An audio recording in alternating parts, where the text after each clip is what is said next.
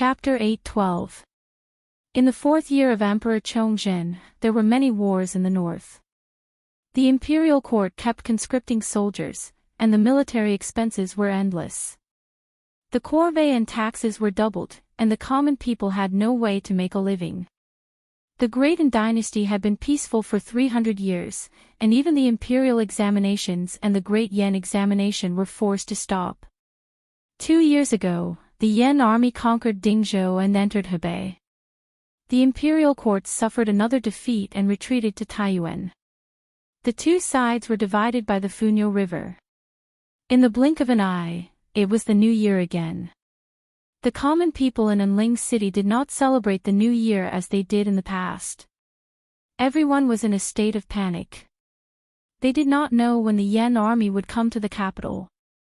Many well-informed people secretly packed their belongings and prepared to go to the south to seek refuge with their relatives after the new year. If the common people were so frightened, then the imperial court officials who knew the Yan army better. Before the new year, there were many family members of officials who left the capital to seek refuge. They did not dare to leave openly, so they used the excuse of visiting relatives and friends. Some even resigned and fled in the night. When Emperor Chongzhen heard this, he was furious. On the same day, he ordered the arrest of those good-for-nothings who resigned and fled and put them in prison. He also ordered the Yulin royal guards to investigate the situation. Any family member of an official who left the capital without a reason was severely punished. Because of this, a lot of people were implicated and imprisoned. There was no celebration during the new year. Everyone lived with their tails between their legs, afraid that the emperor's anger would burn on them. Yu Shu was one of the few ministers who were not affected by the war. Over the past few years, the emperor had put a lot of trust in her. Although the armies sent by the imperial court to suppress the rebels had suffered losses on the battlefield, with her advice and strategies, they had won a few battles and slowed down the advance of 100,000 Great Yan soldiers. Otherwise, the Great Yan army would have conquered Taiyuan by now. Emperor Chongzhen was a proud and arrogant man. He was full of ambition, but he was born at the wrong time. If it were a peaceful era, he might be able to grow into a wise emperor. But it was a time of chaos. The imperial court under his rule had long decayed. How could it resist the emperor of Great Yan, who had a group of followers who risked their lives for him? On the 15th of the first month, there was a lantern festival in the city. In the evening, the streets were bustling with noise and excitement. There was a sea of people everywhere, and it was completely different from the desolation of the past few days. It was as if the common people in the capital had waited until today to go out. Yu Shu originally wanted to stay at home and enjoy a leisurely life, but she couldn't stand Xiaoxiu's coaxing and pestering. In the end, she still went out and took a look at Ma Street. In 3 years' time, the Forgotten Opportunity Tower's reputation rose sharply. It was not an exaggeration to say that in the capital city, there was nobody who did not know of it.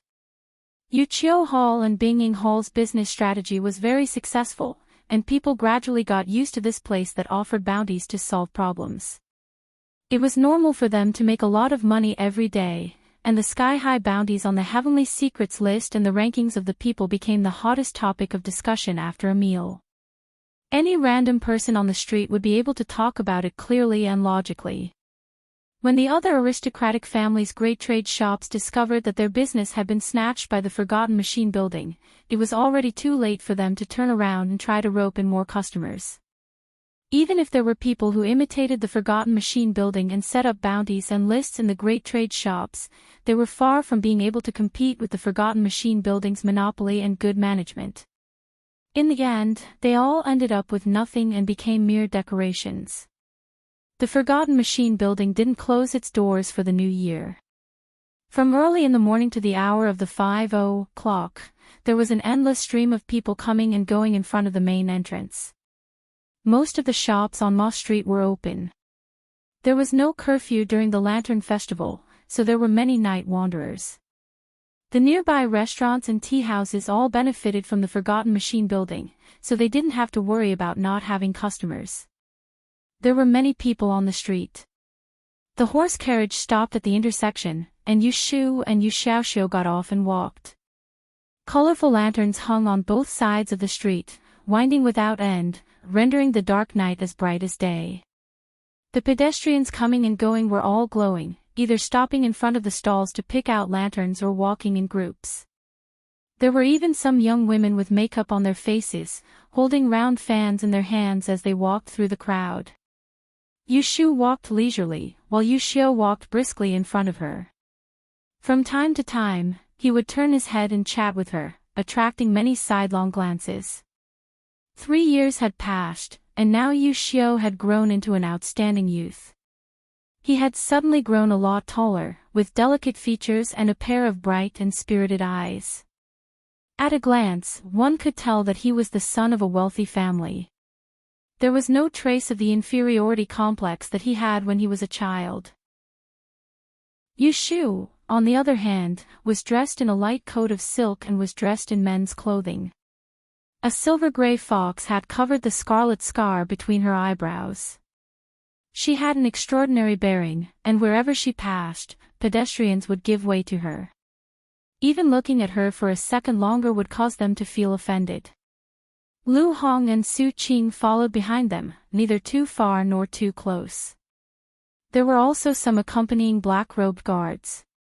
They were all disguised as ordinary people, mingling in the crowd to protect Yu Shu's safety at all times and places. Entering Wang Jilu, Lin Fu, who was strolling around the main hall, came up to greet them with his sharp eyes. Yu Shu waved her hand to indicate that he did not need to follow. She led the others through the hall to the backyard. Xan Li Shan was calculating the accounts that had been collected over the past few days. On the long table, there were several small mountains of silver that were piled up, sparkling under the light. There were also 2 large chests of copper coins on the ground to the side. As soon as one entered the door, one could smell the stench of copper, but he was beaming with pride and was very happy. "Fifth uncle, you're counting silver again," Yu Xiu teased as soon as he saw him. In the past few years, he had often come to Wang Jilu to play, so he was quite familiar with the group of people here. Xan Li Shan put down the shiny ingot in his hand and deliberately put on a stern face. "You little brat, I only have this little happy thing, and you always make fun of it. To think that I stayed up for 2 nights to make a general's lantern for you." Yu Xiu giggled and moved closer to say good words. "I was wrong, please don't lower yourself to my level. Fifth uncle is the best to me. Where's my general's lantern?" This general's lantern was the same as the Kongming lantern, both could be released into the air. The difference was that the former was more elaborate and could be held in one's hand with a string, so there was no need to worry that it would fly away. The pattern on the wall of the lantern would change back and forth as it rose and fell, making it infinitely interesting. Last year, Xan Li Shan had made one for him. It was unique in Jing City, no one could copy it, and it could not be sold outside. Xan Li Shan was also very obedient. Yu Shu had asked him several times to come out of retirement, but he was not willing to become a celestial commissioner. Instead, he was willing to hide in Wang Jilu and be a miser, researching his strange little inventions. "Here, it's inside, take it and play with it." Yu Xiu found a very large general's lantern and happily went to the courtyard to release the lantern. Only Yu Shu and Xan Li Shan were left in the room, the 2 of them chatting about serious matters. "I heard that the emperor lost his temper because some officials left the capital to seek refuge. You weren't affected, right?" While Xan Li Shan did not go out, he was very well informed. "It doesn't matter to me. My whole family is staying in Jing and hasn't gone anywhere," Wang Yao said. Yu Shu shook her head and said with a smile, "The left Judge Xan secretly sent his 2 sons and daughters out of the capital. When the emperor investigated, he was so frightened that he said he was sick and did not dare to go out." Right now, Anling looked calm on the surface, but inside it was a mess. Xian Li Shan looked worriedly at her and said, "The Yan army is about to break through Taiyuan and attack the capital. Why are you not anxious at all? What is there to be anxious about?" Yu Shu said calmly, "Even if they take the capital, can they kill all the officials in court?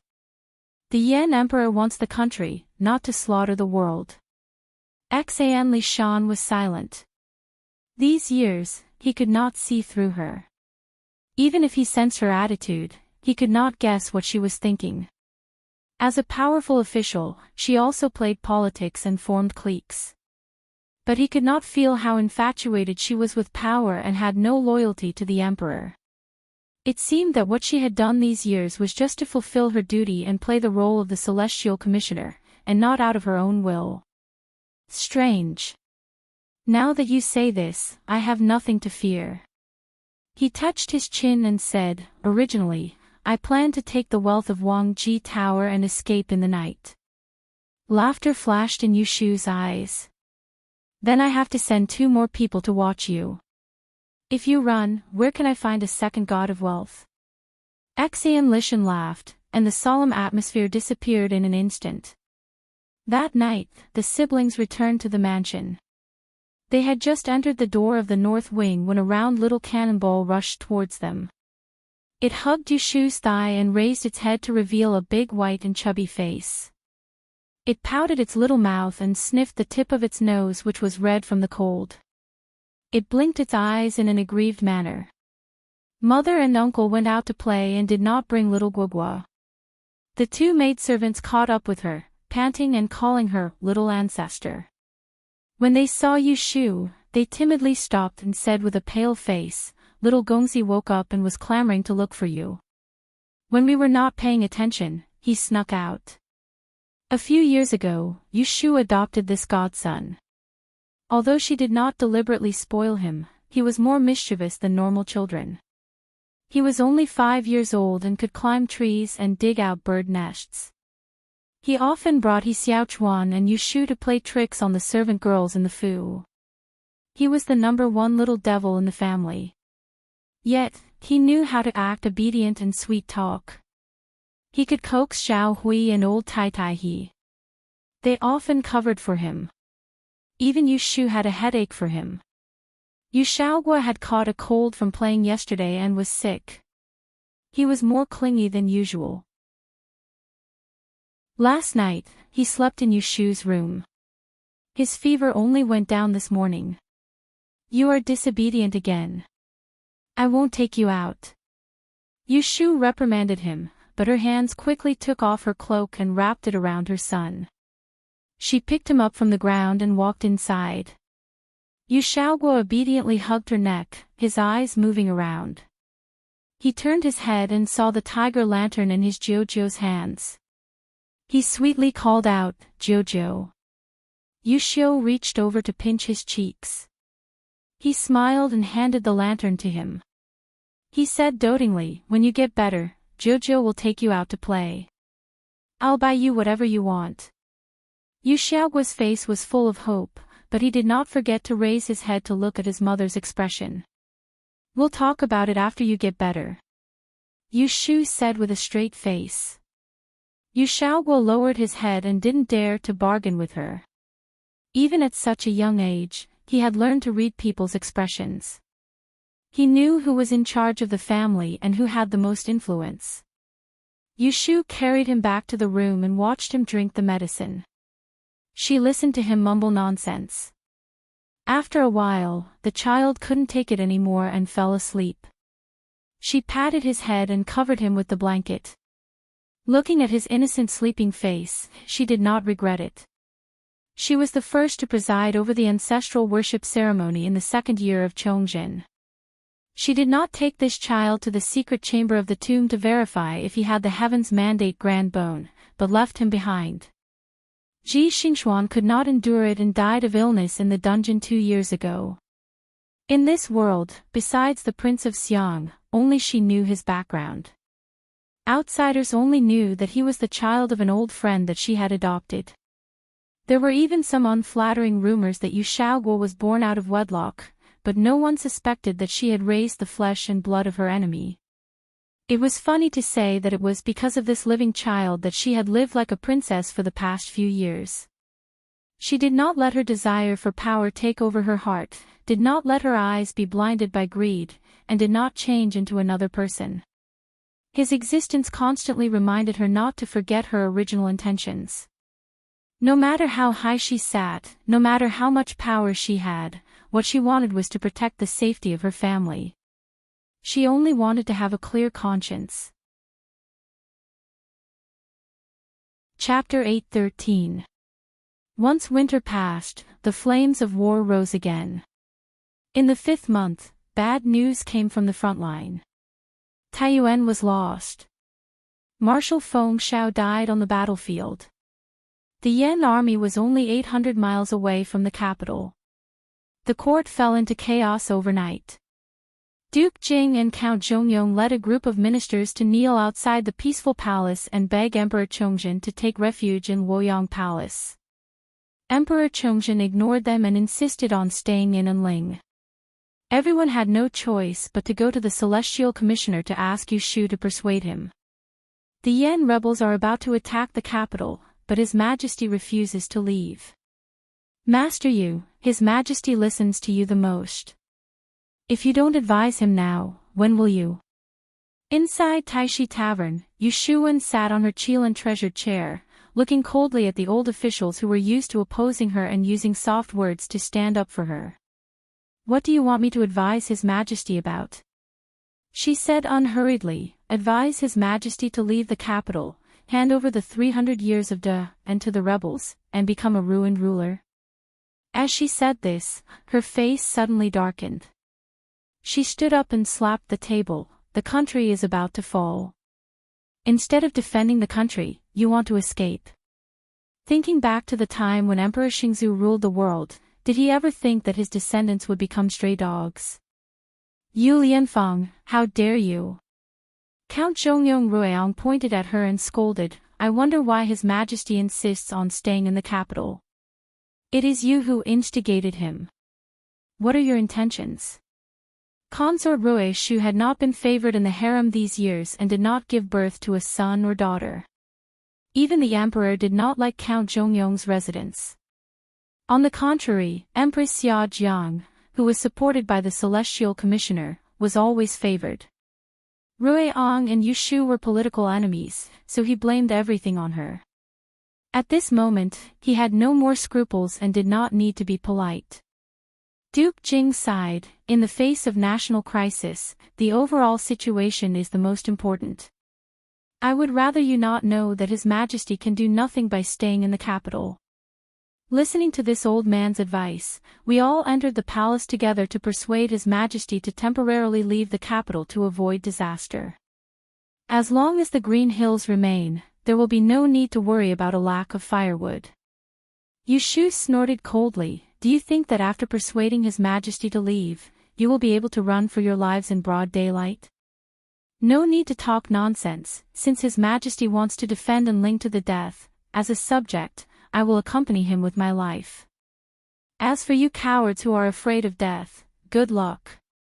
With that, she waved her sleeves and turned around to send the guests off.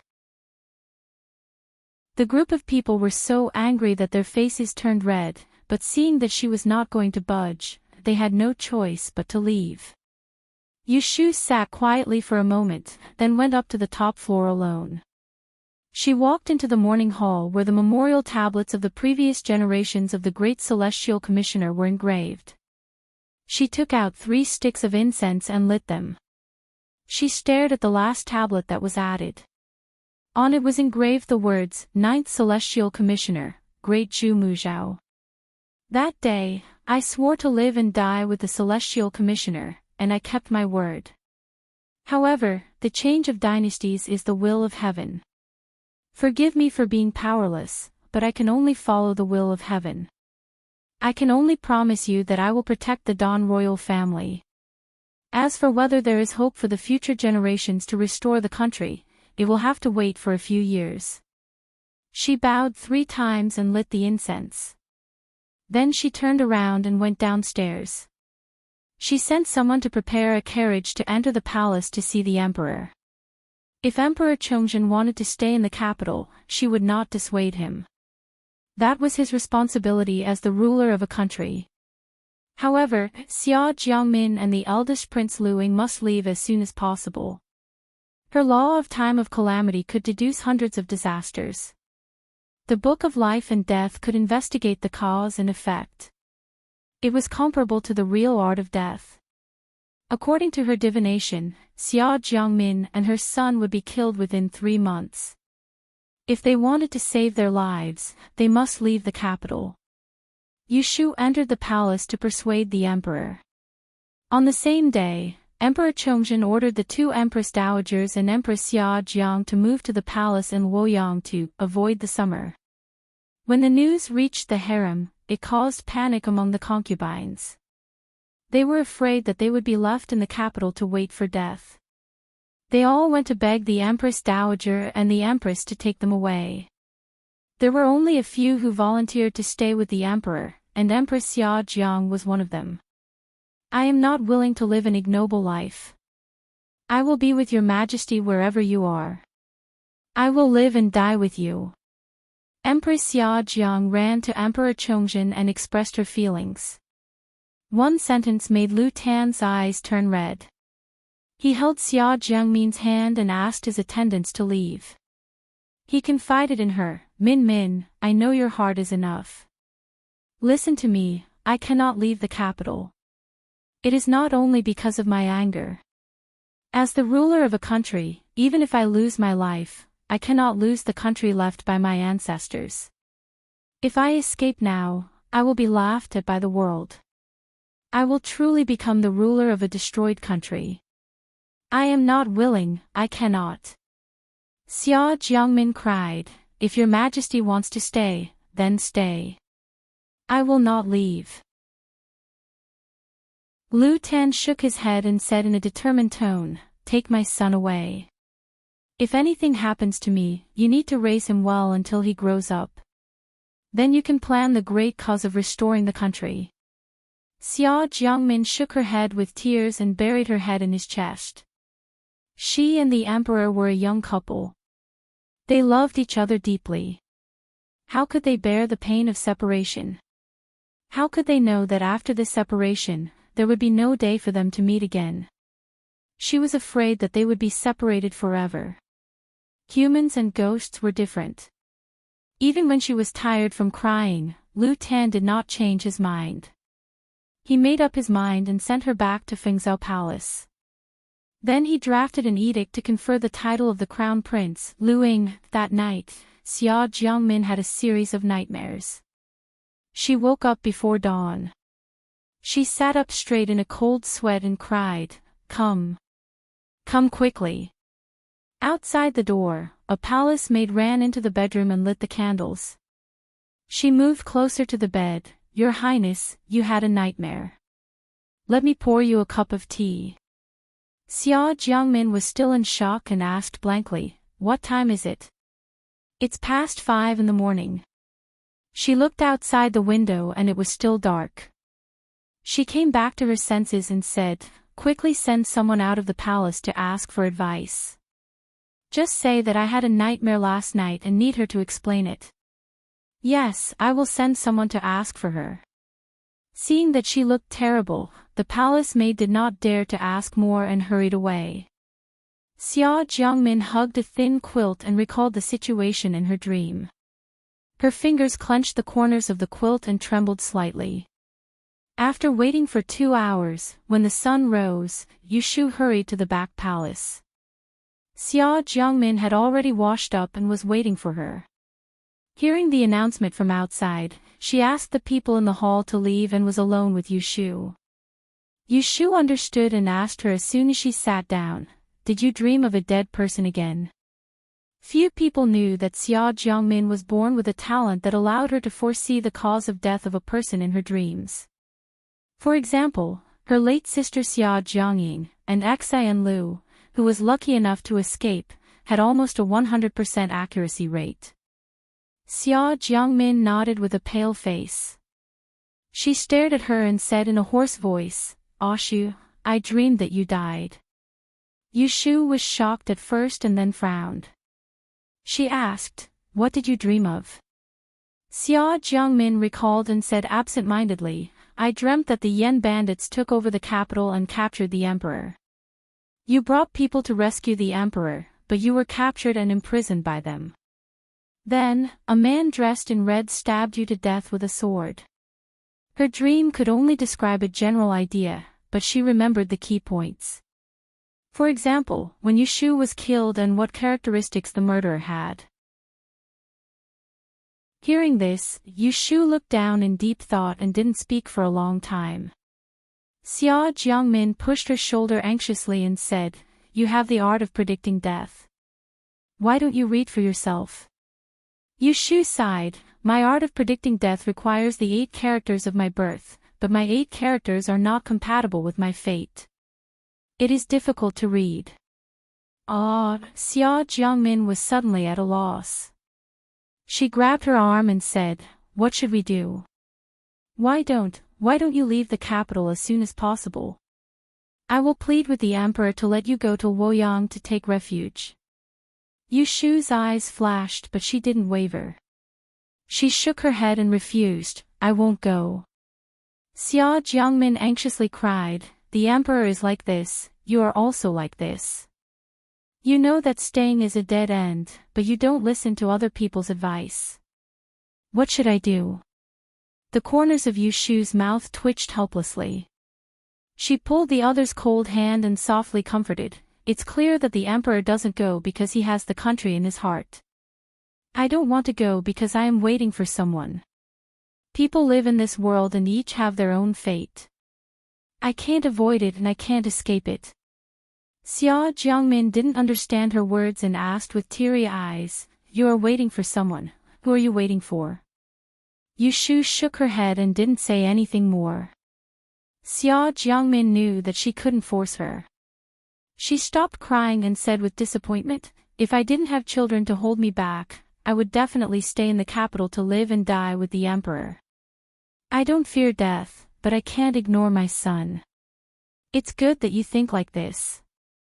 Yushu looked at her sad and sorrowful appearance and couldn't bear to see her like this. She promised, "Don't worry and go. As long as I am alive, I will think of a way to let you and His Majesty reunite." In the 6th month, the huge capital was half empty. The whole city was desolate. Most of the common people had fled. Half of the civil and military officials had resigned. The rest either didn't want to leave or couldn't. The Great Yan's cavalry trampled over Hebei and headed straight for the capital. They advanced triumphantly and finally arrived at the city in the middle of summer. Emperor Chongzhen put on his armor and led 3,000 imperial guards to the city gate to meet the enemy. But he was surrounded. When Yushu heard the news, she immediately summoned the Celestial Commissioner and 500 elite black-robed guards to rescue the emperor. Unfortunately, they were one step too late.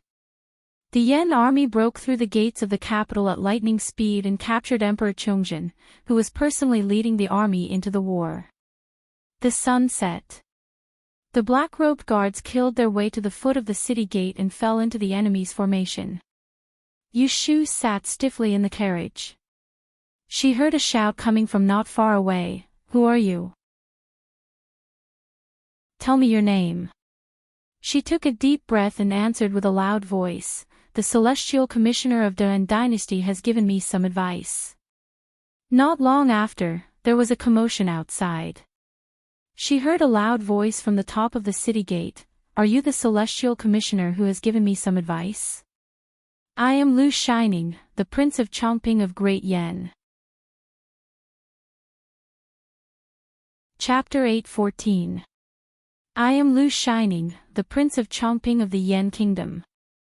After being separated for 5 years, Yushu had once imagined what sort of situation it would be when she reunited with Shui Rui, and meeting him in battle under the gazes of everyone was the situation she was most unwilling to see.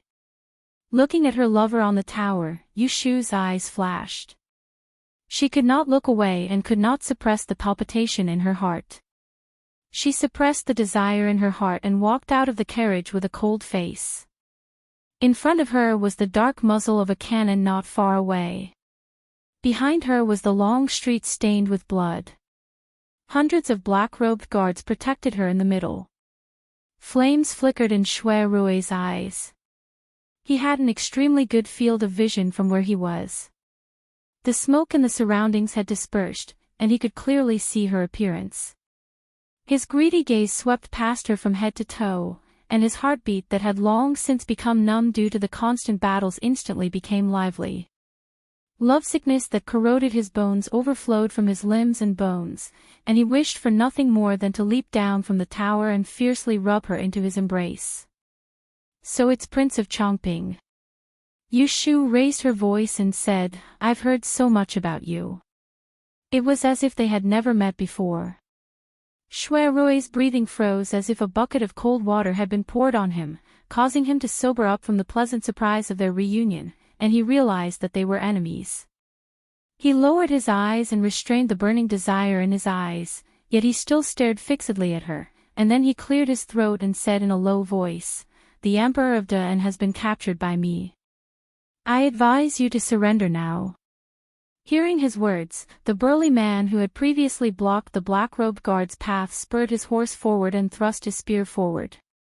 With a ferocious expression, he said to Yu Shu, "I don't care what you're talking about. In front of our Grand Marshal, you're not even worth mentioning. If you know what's good for you, surrender obediently. Otherwise, you'll die." As soon as he finished speaking, the well-trained elites of the Yen Kingdom pointed their sharp blades at Yu Shu's carriage in unison.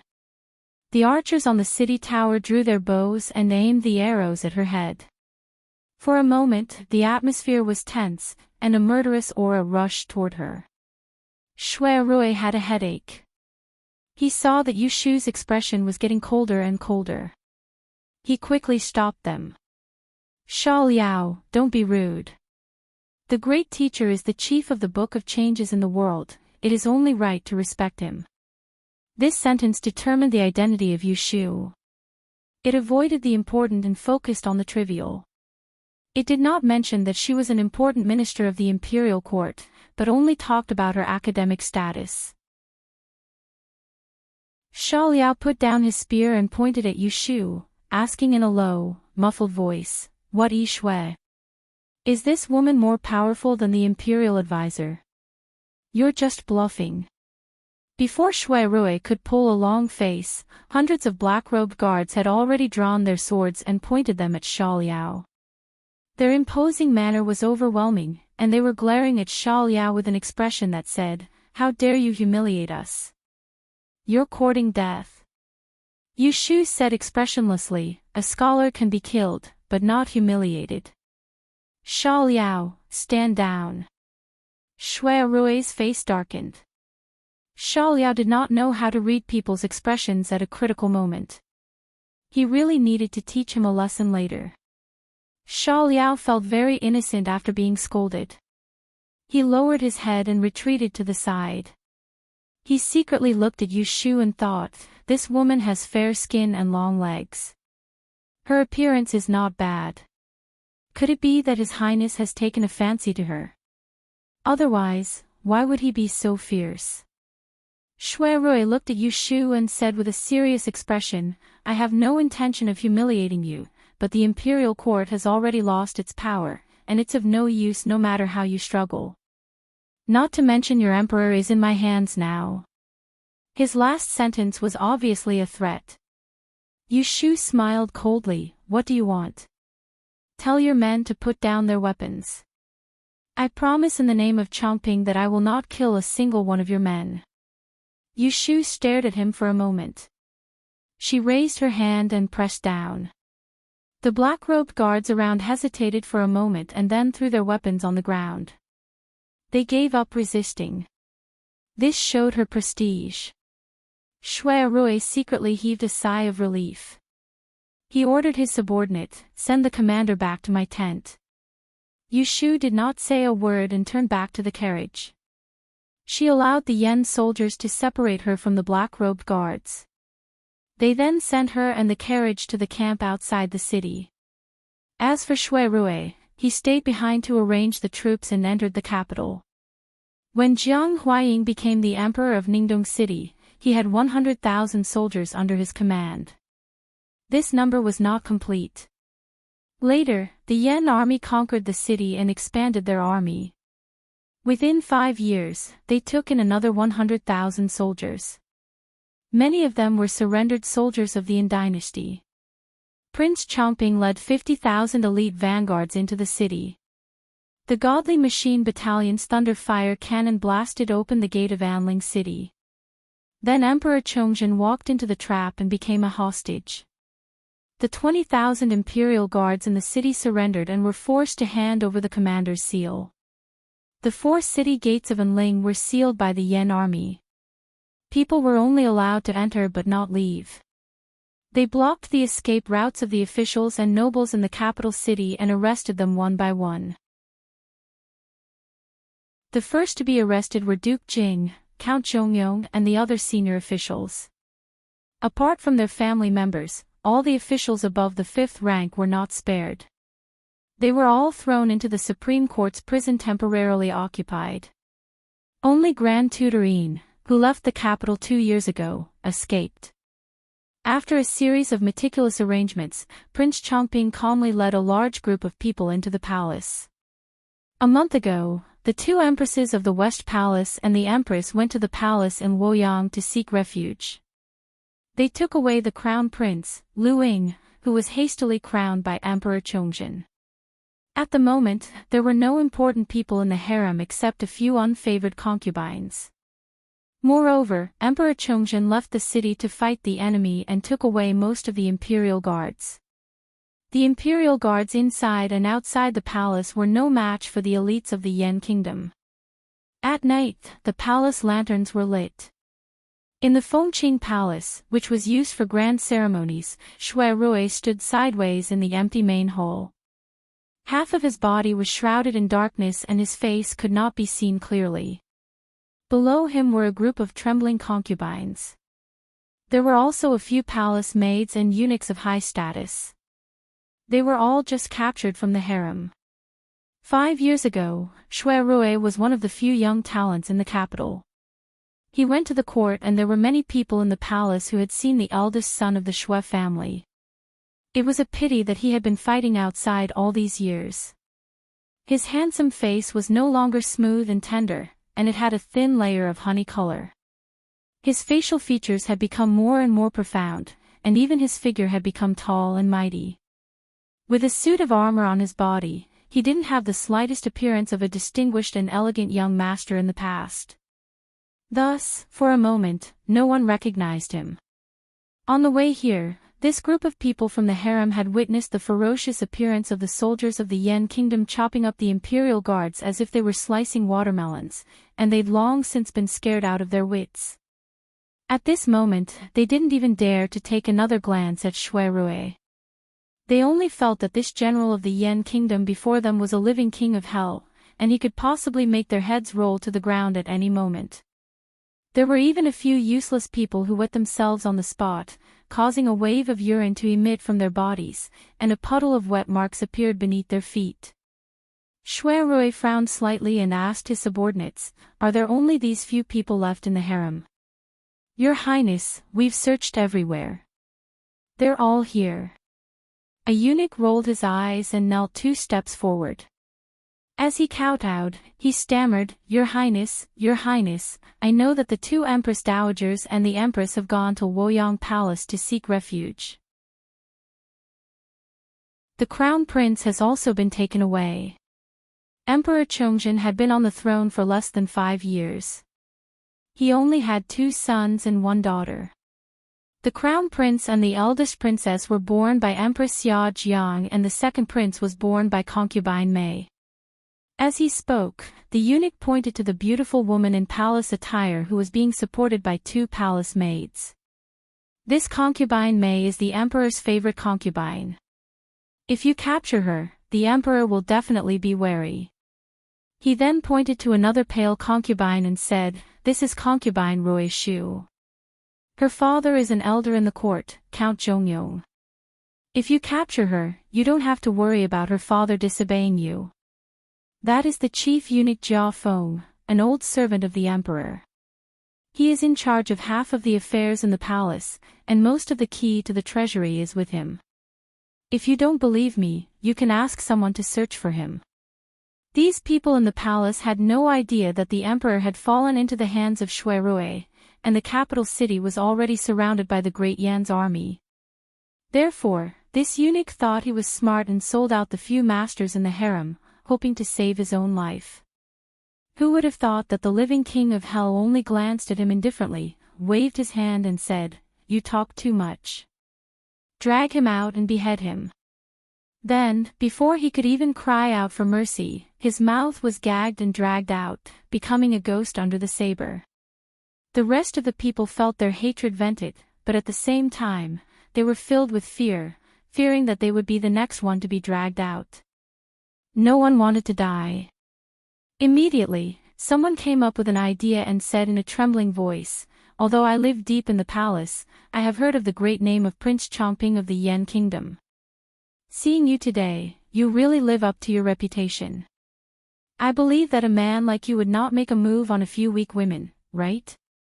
The one who spoke was concubine Rui Shu, the head of the 4 concubines in the harem. She plucked up her courage and looked at the prince of the kingdom of Yan, trying to make herself more confident. But when she saw his face, she couldn't help but exclaim, "What? How could this prince of Chomping have such a face? He looked so much like someone she knew."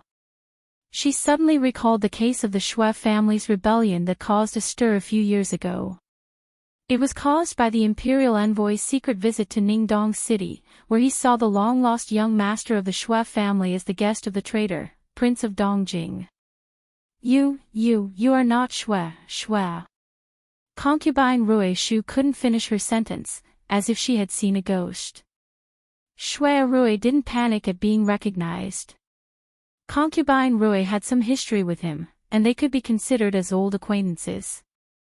But it wasn't worth it for him to be soft-hearted.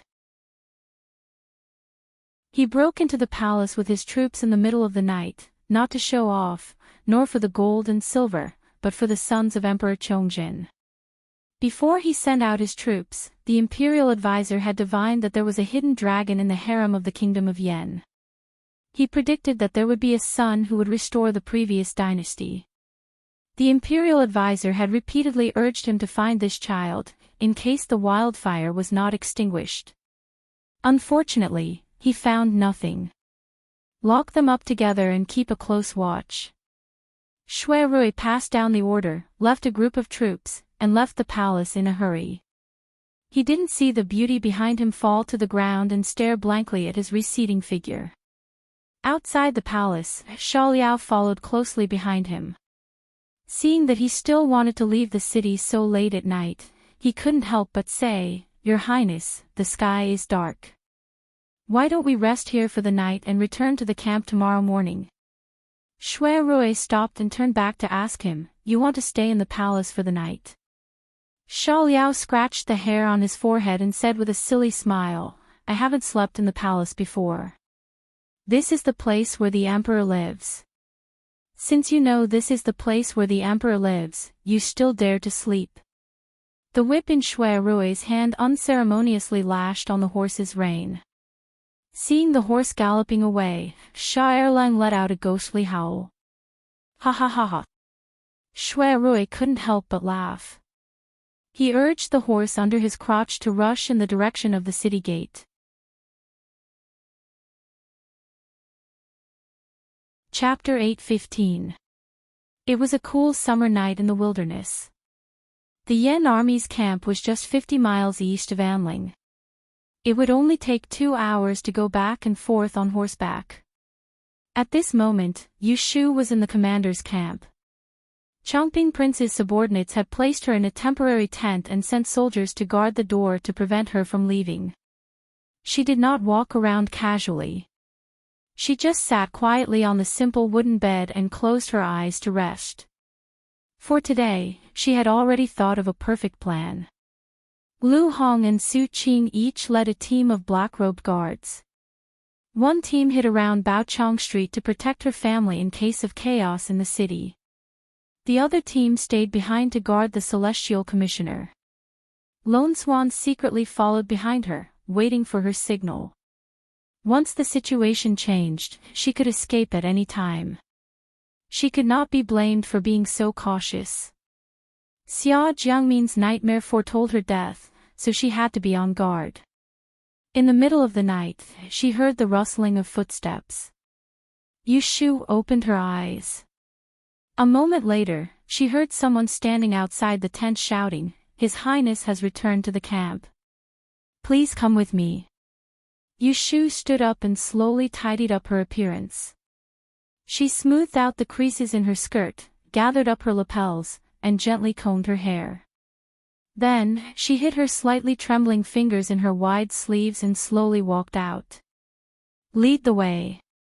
The guard had been instructed in advance, so he did not dare to neglect her. He secretly glanced at her and took a torch to light the way. He reminded her kindly, "There are potholes on the ground. Please be careful of your steps."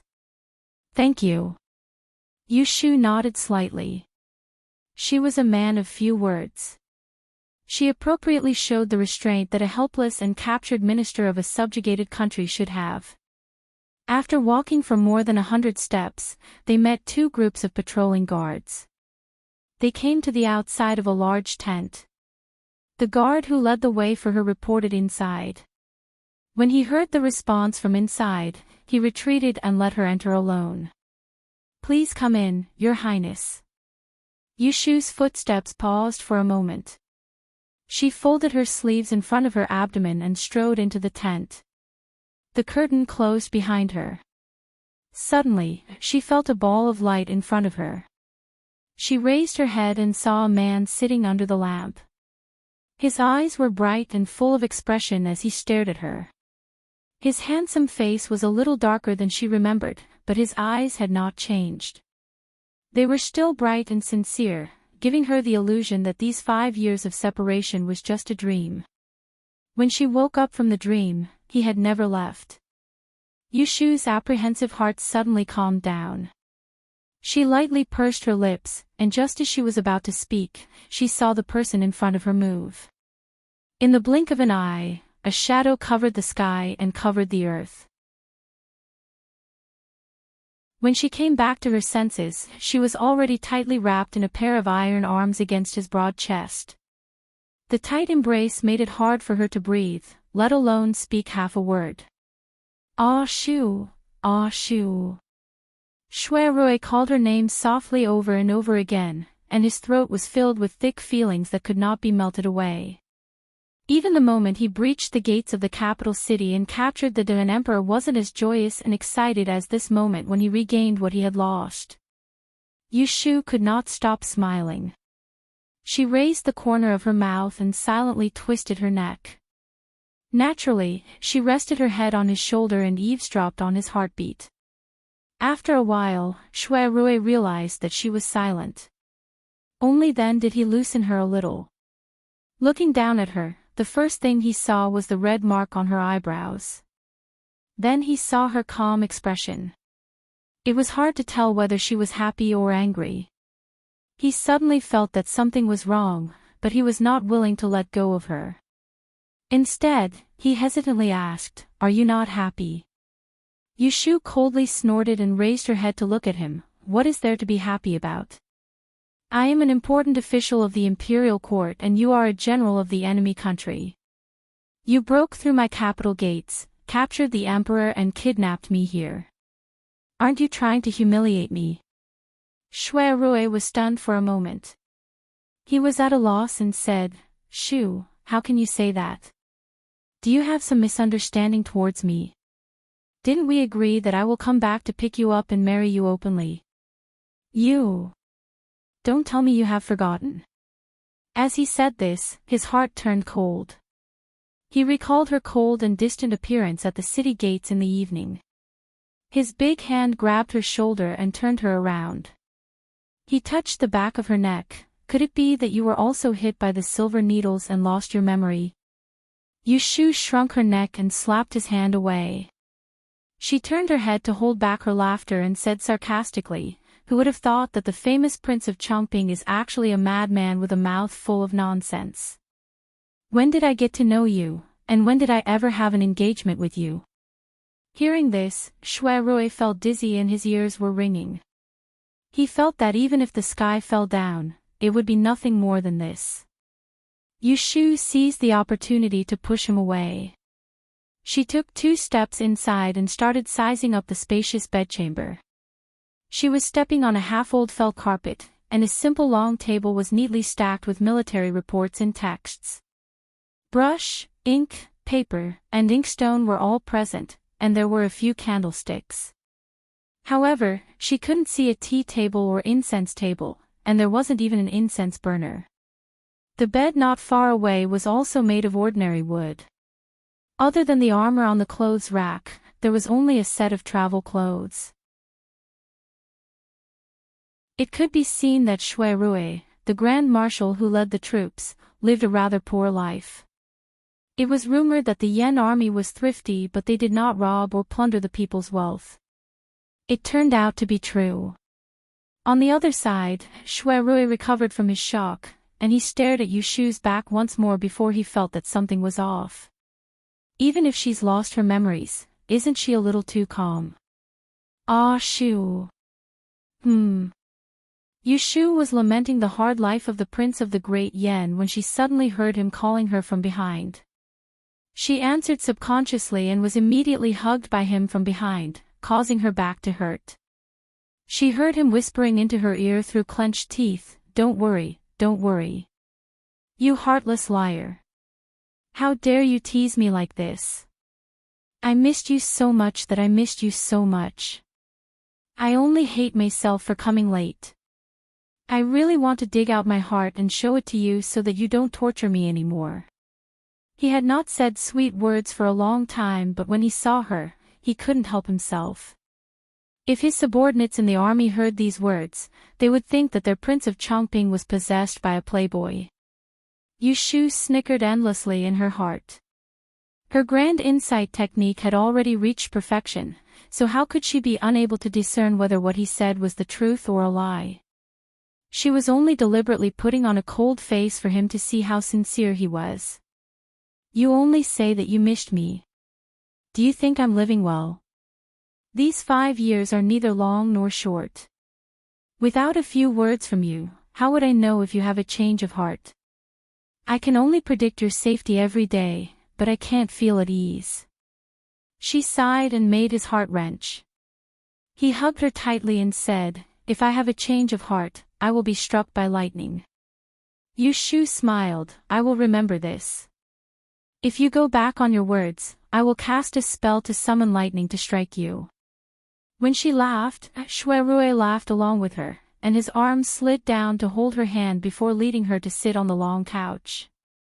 After that, he turned around to retrieve the candlestick and placed it at the head of the bed before bending his knees and half kneeling before her.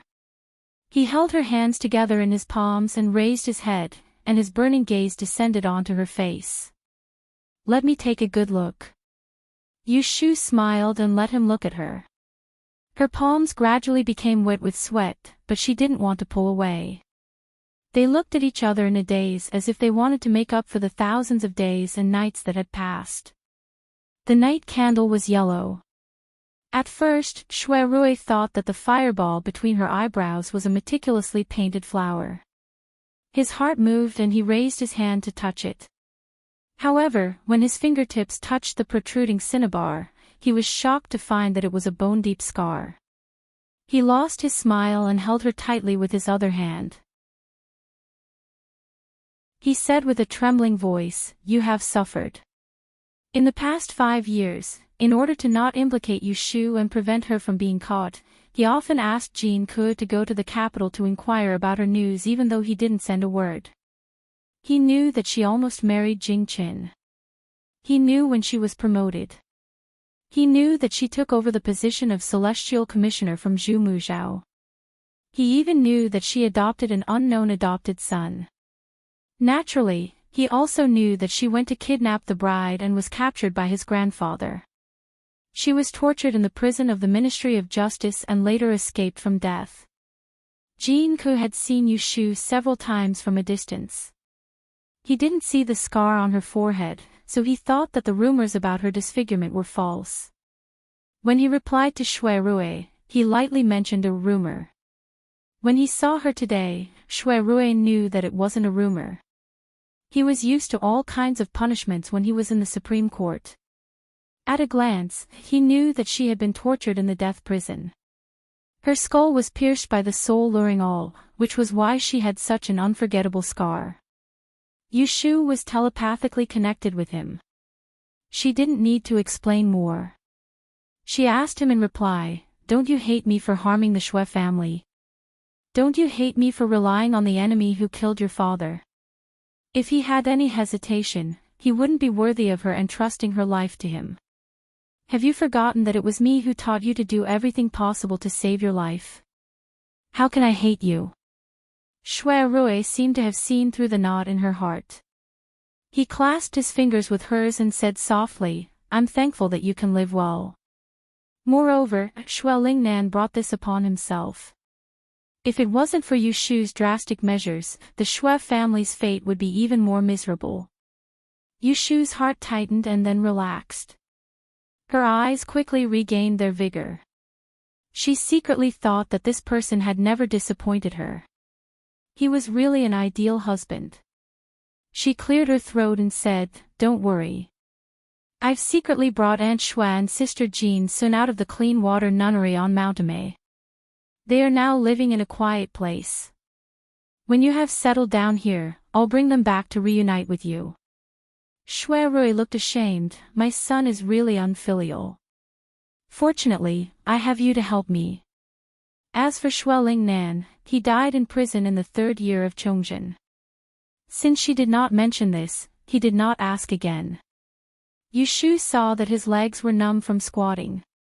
She pulled his hand and made him sit on the bed. She sat down with him and had a long talk. The two of them talked for half the night. They talked about the past and poured out their hearts. At dawn, Yu Shu unknowingly fell asleep in Shui Rui's arms. All these years, she had always been a light sleeper, so even the slightest movement of grass in the wind would wake her up. At this time, the officers and soldiers in the camp had woken up early to train. Shouts of orders came from afar, accompanied by the sound of clashing weapons and the sound of drums. In such a chaotic environment, she actually slept exceptionally well. Shui Rui saw that she did not show any signs of waking up. He carefully withdrew his arm. He was not greedy for this moment of warmth. There were indeed many things waiting for him to personally arrange. While she was sleeping, he could do it. When she woke up, he could accompany her. Shui Rui did not summon any guards. He quietly dressed himself and walked out of the tent. He put on a stern face and ordered his guards to not allow anyone to trespass. Regarding last night's incident, if there is any criticism, he will be severely punished.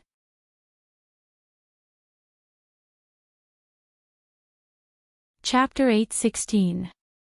For the first few days, the city of Enling was in a state of panic. The people did not leave their houses, and the gates were tightly shut, fearing that the invading Yan army would loot and burn the people. The families of the officials were in an even worse situation. The heads of the families were captured in the middle of the night, and no one knew if they were dead or alive. Then, they heard that the emperor had been captured by the Yan army. The country was about to fall, and there was nothing they could do. Many people were unwilling to die just like that. They packed their belongings overnight and wanted to sneak out of the city with a group of guards. However, before they could even touch the city gate, they were captured by the patrolling soldiers of the Yan kingdom and sent back home. In short, they could not escape even if they had wings.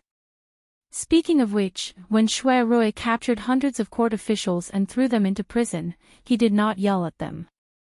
Instead, he waited for the Emperor of Great Yan to enter the city, and then he would ask for the Emperor's judgment. These days, he had been running between the city and the outside, and he was so busy that his feet did not touch the ground. He was busy during the day, but every evening, he would return to the camp to spend the night, just for a moment of reunion. Seeing that he was tired from running back and forth, Yushu suggested, "Why don't I go back to the city first, so you don't have to do this?" Shuai shook his head and said, "No. That day, I captured you in front of everyone, so that you can earn a good reputation for risking your life to save the emperor. If you go back now, all your efforts will be in vain." He imprisoned Yushu here, not entirely out of selfishness, but more for her future. Although Great Yen came with great momentum and conquered half of the country in one go, it was not easy to conquer, and even harder to defend. It was child's play to rule the country with a group of military officers. When Great Yen moved the capital to Enling in the future, they would need to make use of those civil officials. Coercion and temptation were one of the reasons, but the key was to set a standard, a leader, so that those officials could serve Great Yen honestly. And Yushu could do just that. Shuai did not want her to bear the infamy of a slave with two surnames, so he had to strike first, firmly stamping the word loyalty on her. Even if she were to submit to Great Yen in the future, no one would be able to point fingers at her. "I have already arranged everything." He took her hand, his rough fingers caressing her soft fingertips. He lightly said, "I will ask Jun Shang to spare Emperor Chongzhen's life and imprison him in Jing City as a hostage. You, on the other hand, were forced to serve the imperial court." He had even thought of an escape route for her. Yushu did not have to worry at all. She smiled and asked him, "Have you ever thought that I might not be willing to enter the court as an official?" Shuai looked up at her, trying to figure out if she was joking or if she was speaking from the bottom of her heart. "If you don't want to, then just pretend that I didn't say anything." Behind his conniving tone was incomparable confidence. Today, he could finally protect her. Yushu looked into his gentle eyes and her heart was moved. She stretched out her slender fingers and intertwined them together. She gripped them tightly and said with a determined expression, "The power that I have worked so hard to obtain, how can I just give it to someone else?" She was tired of the deceit in the imperial court, tired of the endless scheming. But if she could advance hand in hand with him, wouldn't it be a happy thing? It was time for a new beginning for this decaying country. In the 7th month, the Great Yen Emperor entered the pass. On the 12th day, he arrived at the east of Enling. Chongping Wang ordered his subordinates to open the city gates, sent more soldiers, and personally went out of the city to receive the emperor. Banners fluttered in the wind, welcoming the imperial entourage. The Yen Emperor was clad in iron armor, riding on the back of a horse with a glowing face. He brought a group of personal attendants with him, not showing any signs of hardship from the journey. Subject Brother kowtows in salute to Jun Shang. "Fortunately, I did not disappoint you and have taken the capital. Long live the emperor." Shuai flipped off the horse, cupped his fists and half-kneeled. Behind him, countless soldiers knelt down in unison. The noise was overwhelming. "Long live the emperor." "Ha ha ha." The Yen Emperor laughed loudly and immediately jumped off the horse. He walked forward and helped Shuai up with one hand. He patted his shoulder hard and said in a loud voice, "Well done. I will remember your great merit." There was a smile in Shuai's eyes. He was not arrogant, but he did not decline either. No matter how many people felt uncomfortable when the emperor said this, he was definitely going to take the position of the greatest contributor to the founding of the country. Then, the imperial entourage entered the capital and went straight to the palace. Along the way, the extravagant and magnificent scenery dazzled the group of generals who were born in a bitter and cold place. They had never seen glazed roofs and gold-painted walls. They had never seen white jade steps and jeweled corridors. Walking and stopping, they came to the dazzling palace. Everyone looked at the high dragon throne, and even the Yen Emperor could not hide the excitement on his face. He took a deep breath, crossed several steps, and could not wait to sit on the dragon throne. Seeing this, everyone knelt down and shouted, "Long live the emperor!" The Yen emperor was greatly delighted. He waved his hand grandly to dismiss the crowd of officials from the formalities. Suppressing his agitated feelings, he called Shui Rui forward and asked, "Where is the Devon emperor now?" There was not a single emperor who was not worried about his predecessor when the dynasty was about to change. "He is imprisoned in the camp," someone said in a rough voice. "Why not kill him quickly?" Shui Rui glanced at the boorish man and turned to report to the emperor, "I have something to say." The Yen emperor was amiable to him. "Speak your mind." Shui Rui first brought up the matter of moving the capital before discussing the governance of the country. He proposed to use Emperor Chongjin as a hostage to subdue the officials of the previous dynasty. Once this was said, there were many voices of opposition. They felt that he was nurturing a tiger and inviting trouble. Shui Rui did not argue with these simple-minded warriors. He said to the emperor, "Founding a country is based on manpower. Governing a country is based on the hearts of the people. The emperor has already obtained the world.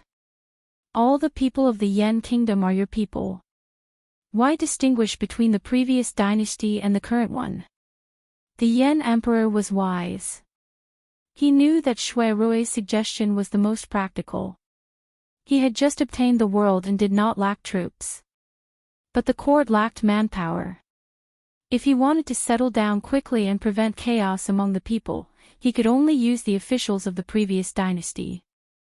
Royal brother's words are reasonable. I will leave this matter to you. The Yen emperor was born in a military family. He had a decisive personality and did not go back on his word. Disregarding the grumbling of those below him, he immediately ordered Shui Rui to pick some useful people. There was only one additional sentence: "Those who are willing to be used by me, stay. Those who are not, kill them."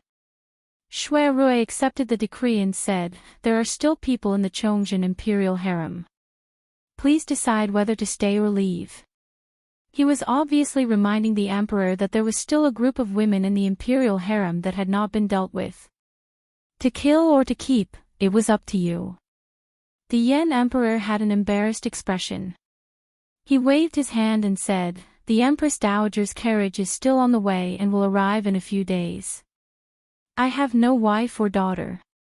Let's wait for mother and the princess to enter the capital first." Lady Wei had been promoted to Empress Dowager. There was also Jiang Mia, the eldest princess. To the Yen emperor, the matters of the imperial harem should be managed by women. He was too lazy to worry about it. After days of traveling, he was tired after the excitement. After discussing a few more matters, the Yen emperor dismissed everyone to rest for a while before making plans. After he left the palace, Shui Rui was surrounded by a group of people, and they congratulated him and inquired about him in succession. All of their words were filled with the same concern: where would their group stay in the future? Luckily, Shui Rui was prepared.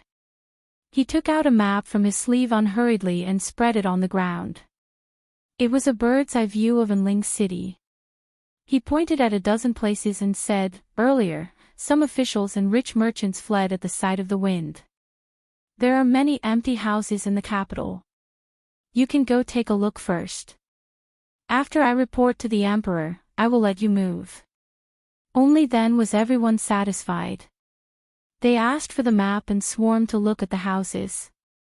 They were afraid that if they were late, the good places would be taken away by others.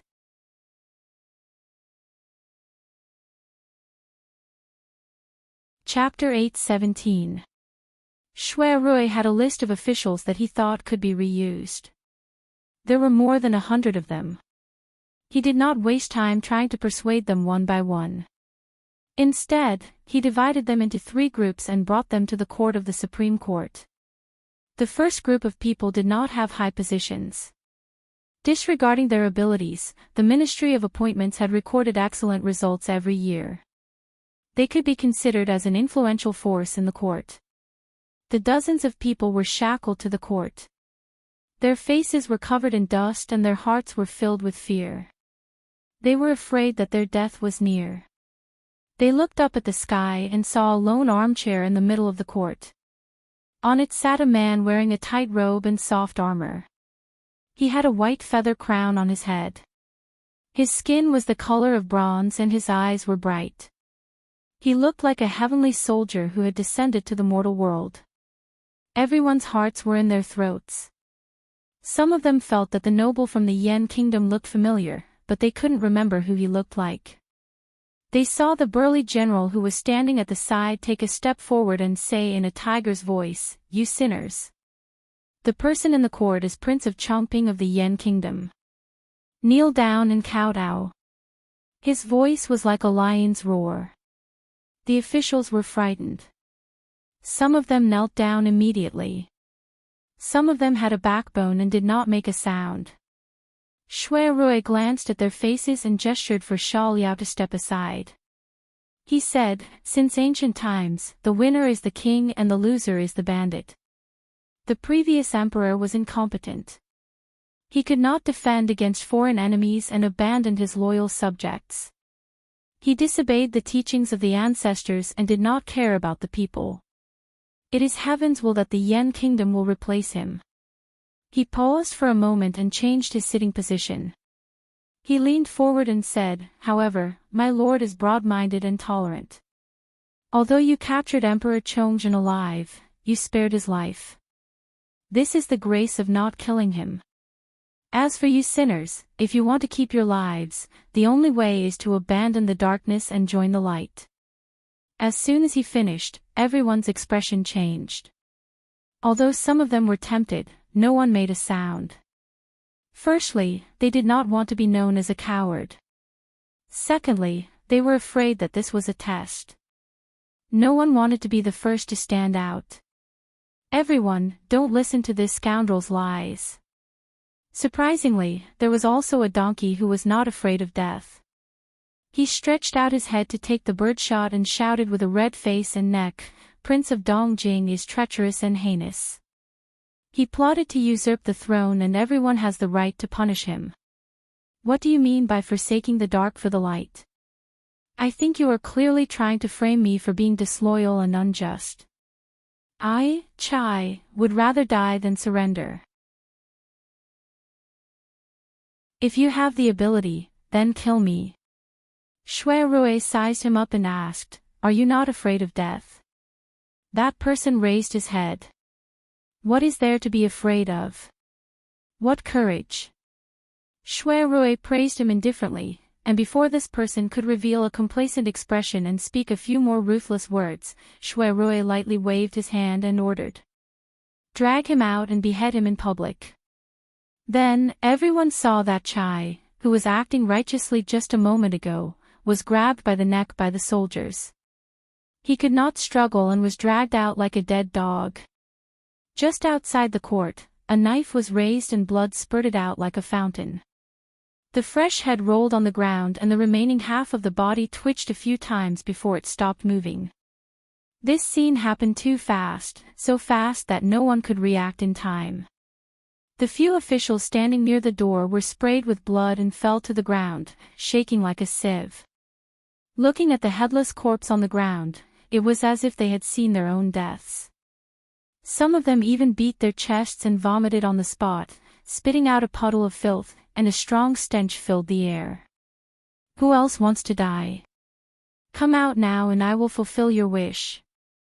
Shui Rui did not even frown as he coldly looked at everyone in the court. There was dead silence and no one made a sound. If there were people who thought that this Prince of Yen would not kill them all and wanted to be a hero, then after seeing their colleague being beheaded, the courage in their hearts instantly disappeared and only fear was left. Who would want to die when there was a way to live? Is there no one else? Shui Rui asked once more, and when he saw they were sensible, he nodded in satisfaction and said, "That's right. Don't think too highly of yourself. It doesn't matter if you're here or not in this world. Even if you die just like this, the history books won't record you. What is loyalty and what is disloyalty? Learn from your celestial commissioner. You can risk your life to save the emperor and also endure humiliation. I admire you. Saying a few words here isn't loyalty, it's stupidity. They were scared and said what needed to be said. Shui Rui did not waste any more words and gave the final ultimatum. I will let you go home today. Go back and think about it. 3 days later, whoever thinks it through can write a letter of recommendation and present it to me. One moment it was hell and the next moment it was heaven. The dynasty officials were scared out of their wits, but when they heard that the Prince of Yen was going to let them go home, they were all stunned. Only when the soldiers came to unshackle them did they realize that he was really going to let them go home. Thank the heavens, they were saved. May I ask your highness to tell me where you will be staying? Someone asked.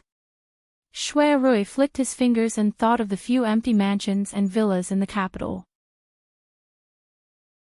He said, I will be staying at Dingbo Mansion. The Dingbo Mansion was built in a unique style and had the reputation of being the #1 mansion in Anling. It was originally a mansion given to the Xiong prince by Emperor Zhao Qing. Later on, when Emperor Chongzhen succeeded to the throne, the Xiong prince was caught plotting a rebellion and ended up committing suicide in prison. Since he was already dead, the family property was naturally confiscated. Emperor Chongzhen was stingy with this mansion and could not bear to give it to anyone else. Therefore, the Dingbo mansion was left empty until now. Shui Rui vaguely remembered Yu Shu praising the beauty of the mansion. After letting the first group of people go, Shui Rui met the other 2 groups of officials. His second group of people were mostly his old acquaintances. For example, the Chancellor of the Supreme Court, Guo Huaiyan, used to be his superior, and he also had a good relationship with the Shui family. He had to give him a way out, he couldn't force him to die in one go. Since they were old friends, how could they not recognize him? Even though his appearance has changed, there were still people who called out Shui Rui's name with a look of disbelief. Yet Shui Rui had made up his mind not to acknowledge him, and his expression didn't change in the slightest. My name is Lu Shining, and I'll never change my name or my surname. I don't know who this Shui Rui you're talking about is, but I presume his face is extremely similar to mine. Guo Huaiyan was standing right below, and he was less than 3 m away from Shui Rui. He clearly recognized that it was Shui Rui, and a tempestuous storm instantly arose in his heart. When he heard Shui Rui deny it yet didn't believe him, he couldn't help but say, the Shui family is a relative of the emperor. A few years ago, the imperial court sent an imperial envoy to Ningdong City to denounce them. They found that the eldest son of the Shui family, who had been missing for a long time, had become a guest of the Prince of Dongjing. Therefore, the whole family was implicated. Have you not heard of it? Guo Huaiyan's words had a hidden meaning. He was obviously blaming Shui Rui. The main culprit of the Shui family's disaster was him. Shui Rui said calmly, I'm not acquainted with that Shui clan young master at all, and there were indeed many people that mistook me for him. I presume that imperial envoy was mistaken all those years ago and mistook Li Kuei for Li Gui. His heart was as clear as a mirror. How could he be swayed by 1 or 2 words from others? When the celestial commissioner chose Lu Tan to succeed the throne, he would definitely not allow the Shui family to grow. Moreover, Shui Lingnan was secretly colluding with the Prince of Xiong. Even if he did not do this, the Shui family was destined to fall. Fortunately, Yu Shu helped him and saved the lives of his mother and younger sister. This is the best outcome. Guo Huaiyan sighed to himself. He knew that Shui Rui would not admit his identity. Therefore, he did not continue to pester him. Shui Lingnan is already dead. There is no point in arguing about this. So I was mistaken. Upon closer inspection, there is some difference between His Highness and the eldest son of the Shui family. Guo Huaiyan was Shui Rui's former superior. Even he said that he was mistaken. Even if the others had doubts, they swallowed it back into their stomachs. Shui Rui cleared his throat and returned to the main topic, talking about the amnesty. This time, no one jumped out to be a hero and scolded the yen traders. But this group of people are obviously tougher than the previous group. Even if they are afraid of death, it is not written on their faces. Among them, Guo Huaiyan is the most respected. He was the first to express his opinion. I am old and have the intention to retire. I am afraid I will not be able to serve your country. I hope that His Highness will be merciful and allow me to retire. This time, Shui Rui did not threaten to kill them. Instead, he tried to persuade them to stay. Guo Huaiyan was adamant. He did not force him and said, "How about this? Everyone can go home first and think about it. This prince will wait for the good news." Finishing his words, he let them go. The last group of people are not many. They are either relatives of the emperor or nobles. Duke Jing and Count Zhongyong are among them. There are also a few new nobles who were promoted during the Chongzhen era. They did not even enjoy 2 years of wealth before they became prisoners. They were left at the end because Shui Rui has no intention to recruit them. Duke Jing and Count Zhongyong looked as if they have seen a ghost. But no one dared to ask. Shui Rui's opening words are the same: winner takes all. Fate is in the hands of the heavens. Next, he said what he has to say directly. Originally, all of you will die. But this dynasty has just been established and it is not advisable to kill too many people. I will give you a chance now. Go back to the prison and write a statement of your crimes. Also, list the mistakes of the previous dynasty. After His Majesty has reviewed it, you will be released. Shui Rui does not want to kill them all. But he will not leave a way out for them. A statement of their crimes will cut off all their hopes. Whether they live or die, it is up to them. The first 2 groups of people are released. The remaining people are once again locked up in the prison. This is also to make a comparison for those who were lucky enough to return home, to let them know their situation. After dealing with this important matter, Shui Rui entered the palace to report on his completion of the mission, and he mentioned the courtyard in passing to the Emperor of Yen. The Emperor of Yen was completely at ease with him, and he didn't ask about the details of the enlistment, and with a wave of his hand, he bestowed the Steadwave mansion to Shui Rui. In the end, he asked Shui Rui, "How come I heard that you captured the previous dynasty's Grand Tidian and brought her to your camp? I even heard that the Grand Tidian is a beautiful woman." Second younger brother, tell me honestly, what actually happened? Hearing this, Shui Rui immediately lifted his robe and knelt on the ground. His expression was solemn. Allow this subject to report. The Yen Emperor was frightened by him. He hurriedly said, "Stand up and speak. Jin did not blame you." Shui Rui refused to stand up and insisted on kneeling to speak. The Yen Emperor could not do anything to him. He could only let him speak quickly. "Speak, speak. You are innocent. Tell your Majesty, this subject and the Great Tidian, Lady Yu, have already pledged to marry 5 years ago."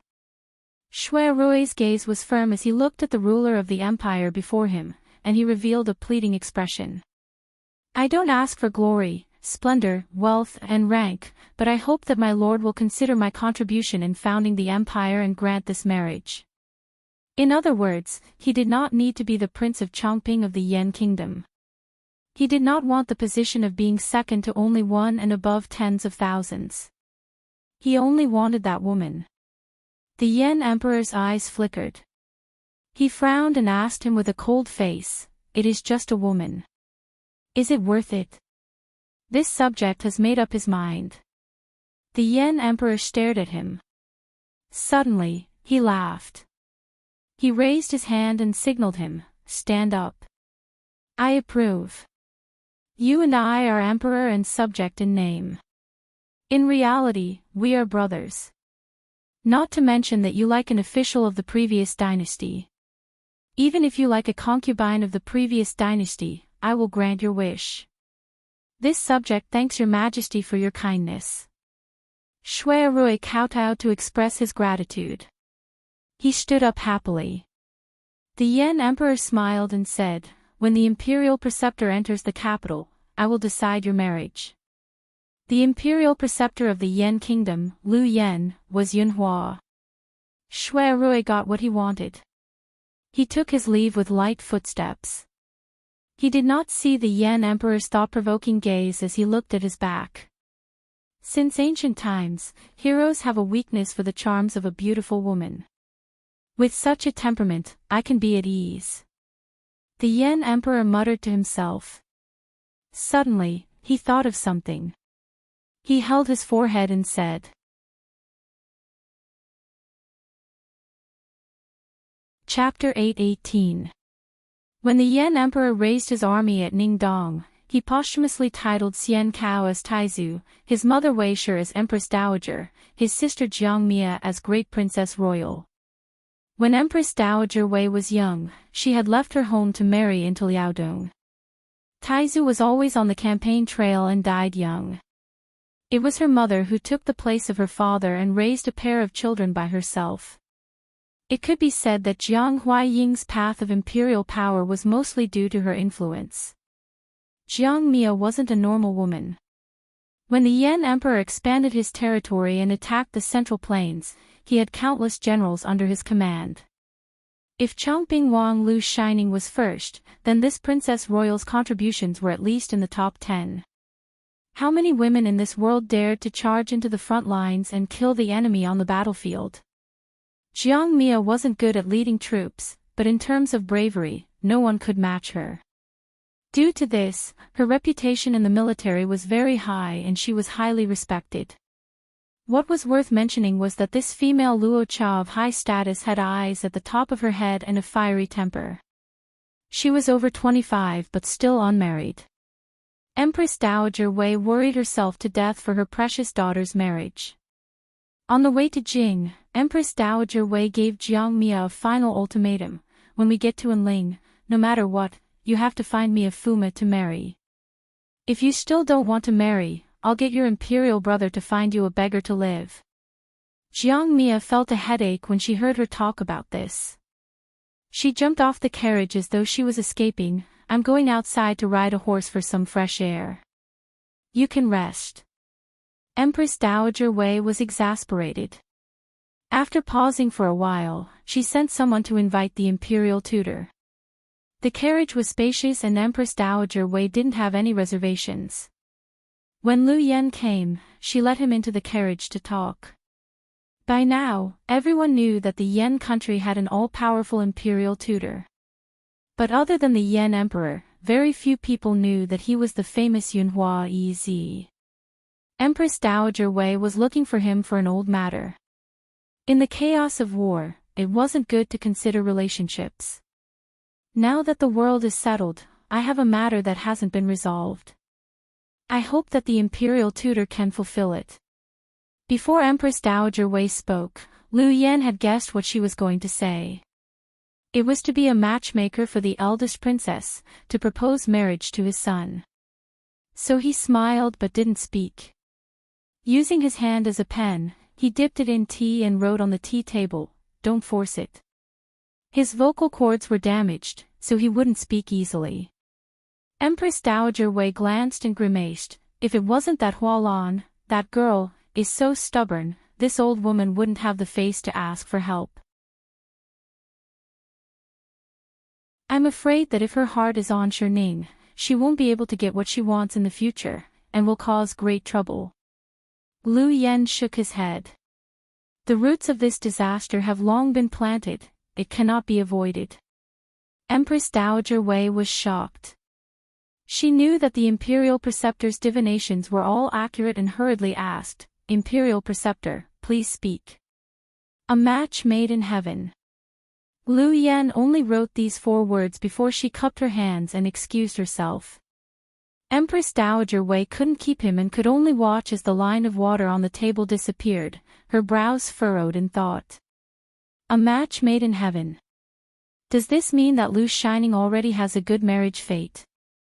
Lu Yan returned to his carriage, shaking his head and sighing. Seeing this, Zhao Xiaozhu couldn't help but ask, Ifu, what did the Empress Dowager say to you? Look at how worried you are. Lu Yan thought to herself, how could he not be worried? That clever son of his had an infatuated heart. He had long been deeply in love with that ill-fated little shimmy of his. But he had provoked the Princess Royal, this peach blossom, and buried the root of his disaster. A few days ago, he had divined for Shui Rui.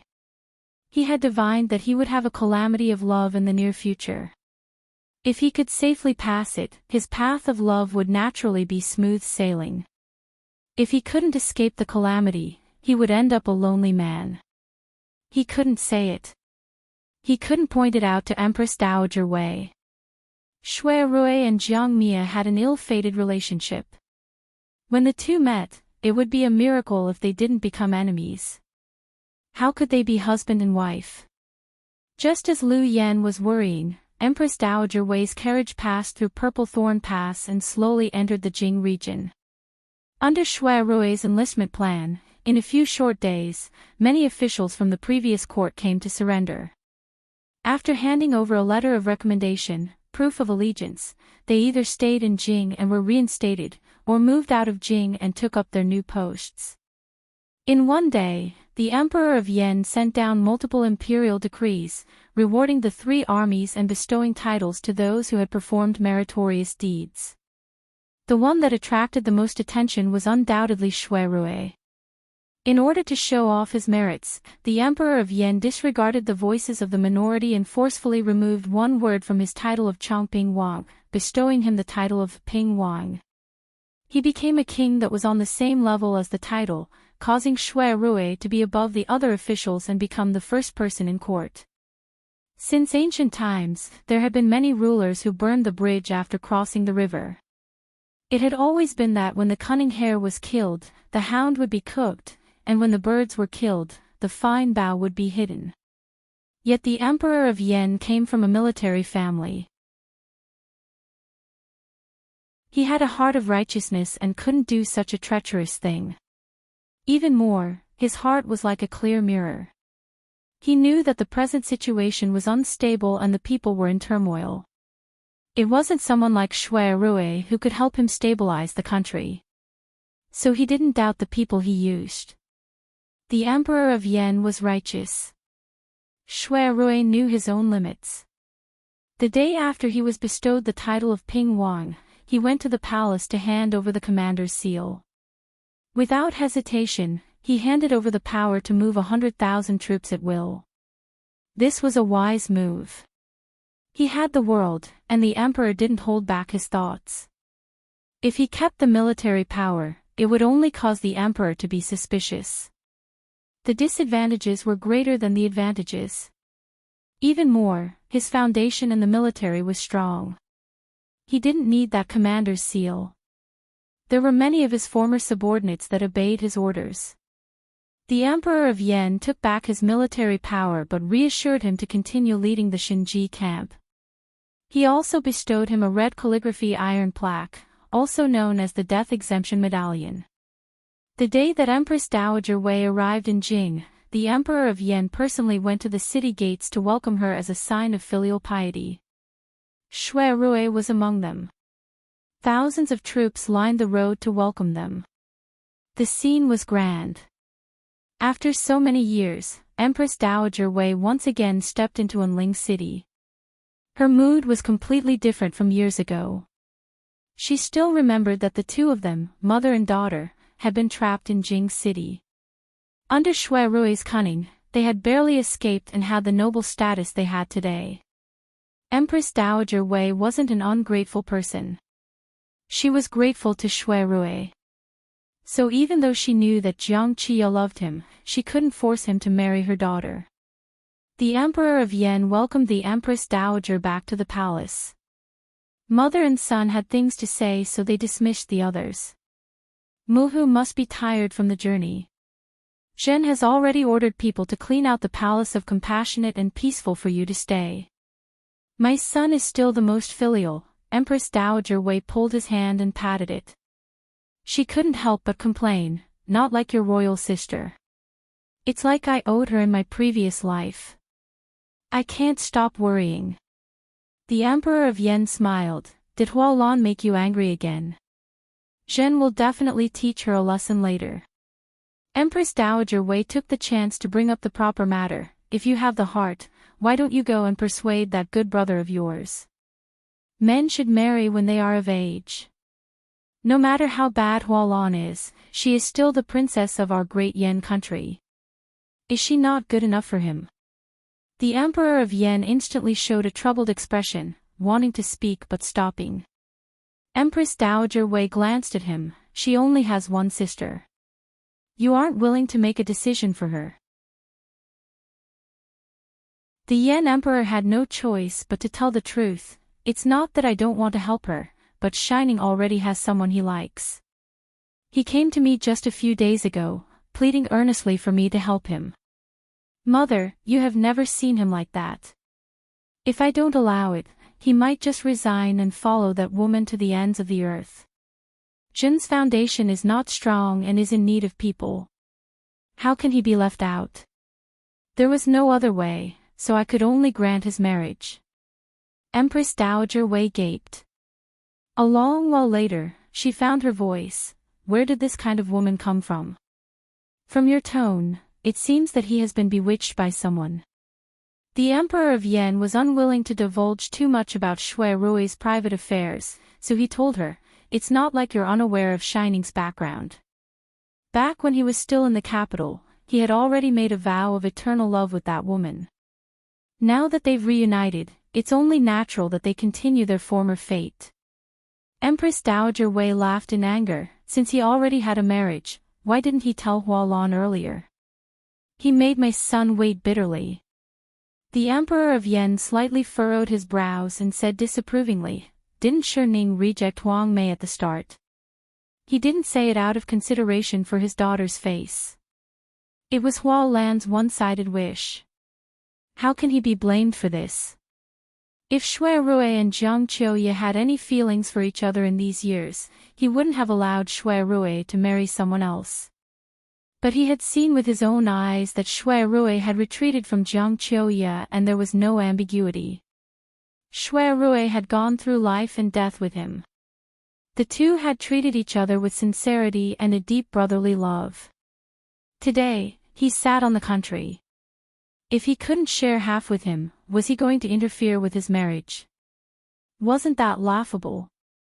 Empress Dowager Wei saw his expression wasn't right and knew that her son, the emperor, placed great importance on Shui Rui. She couldn't force it. After some thought, she softened her tone and discussed with him, how about this? If he has someone he likes, let him take her as a concubine. Also marry Hualan to him. It's the best of both worlds, and no one will be affected. But when the Emperor of Yen heard her idea, he instantly roared with laughter and asked her in response, does Muhu know who the woman Shining likes is? Empress Dowager Wei shook her head in puzzlement. The Emperor of Yen told her, that woman used to be the celestial commissioner of the previous dynasty, a first-grade official. She was once below one and above tens of thousands, famous in the world and known by everyone. If you want such a peerless and wondrous woman to be a concubine, Shen is afraid that it will attract the curses of the world. As the saying goes, a scholar can be killed, but not humiliated. Empress Dowager Wei was stunned. The Yen Emperor held her arm and advised in a low voice, you don't have to worry too much about this. I will pay attention to Hualan's marriage and choose a good husband for her. Even if he can't compare to Shining, he won't be too far off. Muhu must be tired. Zhen will send you to rest. There will be a banquet in the palace tomorrow to welcome you. You will be able to attend when the time comes. Having convinced Empress Dowager Wei, the Emperor of Yen released a long breath. He thought that he had done a good deed for his sworn deity. He was very proud inside, but it was a pity that he had no way to show it. When Empress Dowager Wei came to the palace of Compassionate and Peaceful, she didn't have the heart to admire the luxurious beauty of the palace. After she calmed down and thought, she quickly came out of her dilemma. It was true that she wanted Shui Rui to be her son-in-law, but as a woman, she was experienced. How could she not know that if a husband and wife wanted to live happily, they first had to have feelings?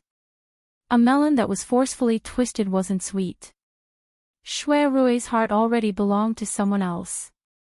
If she forced him to marry Jiang Mia, it would only have the opposite effect. Thinking this through, Empress Dowager Wei didn't have anything else to worry about. She put down the thought and sent someone to find Jiang Mia. She prepared to explain everything to her.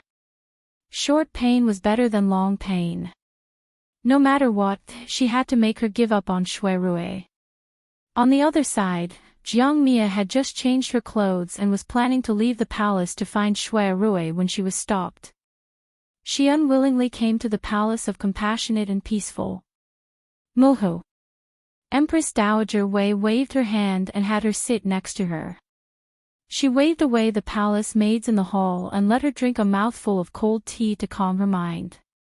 She then said in a roundabout manner, "Anling City isn't as big as Didu. There are many talented youths. You don't like martial artists. Moho will let your imperial brother pick a person to be your Fuma who is skilled in both the pen and the sword. What do you think?" Jiang Mia was tired of hearing all this on the way here. Adding on that she was thinking about Shui Rui, she couldn't help but become irritated. "I don't think so. Most of the men in this world are useless. How many are worthy of me? Do you have to force me to marry?" "Fine, I'll tell you directly. Other than Lu Shining, I don't want anyone else." Empress Dowager Wei's head hurt. She suppressed her anger and sneered, "You like the other, but the other has to like you. If he, Lu Shining, liked you at all, even if Ben Gong had to press down on his head, I would make him marry you. But tell me, where does he seem to like you at all?" Facing her own mother's merciless exposure, Jiang Mia was both embarrassed and angry. Her neck was red as she retorted angrily, "I don't care if he likes me or not, as long as I like him, it's fine. If he doesn't marry for the rest of his life, I won't marry for the rest of my life. The matters between him and me, you don't need to care." Empress Dowager Wei almost fainted. One hand pressed against her chest, the other pointing at her. She said in a trembling voice, "You unfilial daughter, for an outsider, you are shouting at your mother. You really are lawless." Fine, I'll tell you the truth. He already has someone in his heart and doesn't care about you at all. Your imperial brother has already approved his marriage. Don't have any wishful thinking." Jiang Mia jumped up, glaring with a pair of crimson eyes. "Nonsense, I don't believe it." Empress Dowager Wei fiercely slammed her palm on the tea table, shaking the cups and plates on the tray. "If you don't believe it, go ask him yourself. Would I lie to you?" Jiang Mia turned and left. Her steps were fast. Once she left Xianing Palace, she started to run. She wanted to rush in front of Shui Rui in the blink of an eye to ask if it was true. Empress Dowager Wei was very angry with her and didn't have the energy to restrain her. She thought that it was good to let her make a fuss. It would be best if she and Shui Rui became enemies and never interacted again. That would be less worrying. Jiang Mia left the palace gates and found out that Shui Rui was staying at Dingbo Hall. She whipped her horse and hurried over. She went to the door but found nothing. The guard at the door told her that Shui Rui hadn't returned to the Fu. When asked about his whereabouts, he said he didn't know. Today she had just returned to the capital, her eyes were completely black. How could she find him? She stood outside the Dingbo building for a while. The more anxious she became, the more angry she became, the more hateful she became. She was so hateful that her teeth itched. She thought, if Shui Rui really had a sweetheart, she would definitely whip that vixen to death. She dared to snatch her man, she was really courting death. At this time, a fast horse galloped over and stopped at the gates. A familiar person jumped off the horse. It was Shui Rui's vice-general, Sha Liao. Jiang Mia recognized the boy and instantly extended her whip to block his path. "Pu princess. Where is Lu Shining?" Sha Liao blankly replied, "Wang Yi left the city to return to the camp." Jiang Mia frowned, wondering why Shui Rui would run out of the city in broad daylight. So, she dragged him to a corner and interrogated him. Sha Liao had been whipped by her before, so he was a little afraid to confront her. But soon he told the truth. His Majesty asked Wang Yi to recruit some officials from the previous dynasty. There was a female minister among them. It was said that she was very capable, but she would rather die than submit to Great Yen. Wang Yi cherished talents, so he locked her in the camp and went back to persuade her every day. "A woman." Jiang Mia narrowed her eyes and said in an unfriendly tone. She thought to herself, this female minister is most likely the vixen who seduced Shui Rui. Sha Liao nodded his head. He was a fool who could rarely read people's expressions. He could tell that the first princess was in a bad mood. Taking advantage of the moment when she was lost in thought, he quietly moved to the side and was about to run away.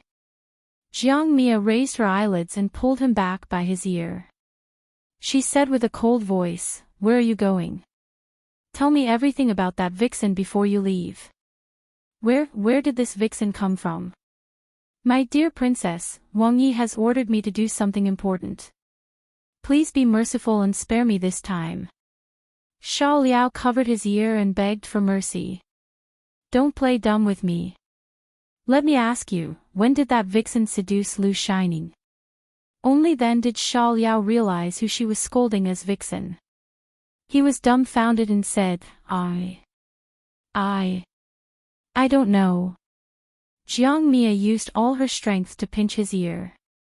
Gnashing her teeth, she said, "Then you should at least know that Fox Spirit's surname and name, and what she looks like." "Ao, I know, she is the previous dynasty's imperial astronomer, Yushu." Jiang Mia suddenly raised her voice, "Yulianfang."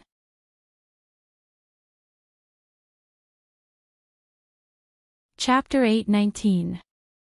Yushu was in the Yen army camp these days. She was far away from the hustle and bustle and had a lot of leisure time. On the second day after she was imprisoned, Shui Rui brought over 2 maidservants from the Forgotten Opportunity building to take care of her daily needs. Not only that, but he also brought over a change of clothes and the kitchen maid that she was used to using. The only flaw was that the morning exercises in the army would start at the sound of the rooster and the noise from afar would disturb her sleep. The countryside was empty and the air was very fresh in the morning. But when the sun came out, the heat rose straight up. Yushu was not afraid of the cold, but she was a little afraid of the heat. Especially in the past few years, she was used to living a pampered life. Everything she ate and used was of the best quality. Her skin was not as rough as it was when she was young. She was as delicate as a princess or an imperial concubine. In the main tent of the camp, Yushu was lying on her side on a Persian carpet in only a strapless dress. Her feet were bare. The colorful carpet under her was made of fine cashmere mixed with ice. It was smooth and soft. It was comfortable and breathable to lie on. The edges of the 4 corners were inlaid with crystal-clear gems, each of which was expensive. Such a Persian carpet that was incompatible with the military camp was certainly not something that should be here. It was a foreign tribute. There were only 2 pieces sent to the palace. One was given to Empress Xia Jiang, and the other was given to her. The day before yesterday, Yushu mentioned it in front of Shui Rui. Yesterday, he sent someone to her mansion to pack it and deliver it to her. So she could have a comfortable afternoon nap today. Most of the iceberg in the corner of the room had melted. The maids were gently waving their fans. There was a cool mint in the incense burner. When Yushu woke up, she smelled a trace of cold sweetness. She stretched and crossed her slender legs. The thin clothes could not hide her charming curves. Her hair was loose, and a few strands fell beside her ears. It made her face so white that it was almost transparent. There was a rare bit of color on her lips, which was even more fragrant than rouge. Shui Rui walked in from outside the tent and saw the scene of naked bodies strewn all over the place. He felt as if his throat was about to spit out smoke. He paused, cleared his throat, and said, "I know you're afraid of heat, but you can't dress like this just because it's cool. What if you catch a cold while lying on the ground?" Even though he said that, his eyes didn't move an inch away from her. Yushu didn't try to hide it and let him look at her. She said lazily, "It's so stuffy. It's more comfortable like this." The guards on duty outside were all Shui Rui's bodyguards. Under his orders, trespassers would be killed without mercy. Otherwise, how could she be so unscrupulous? Shui Rui waved his hand to dismiss the maidservant. He walked over to the clothes rack to remove his soft armor and washed his face with cold water. Then, he returned to Yushu's side and sat down cross-legged. He picked up the fan on the coffee table and waved it in the direction of the two. "The weather is hot, but you have to bear with it for another 2 days.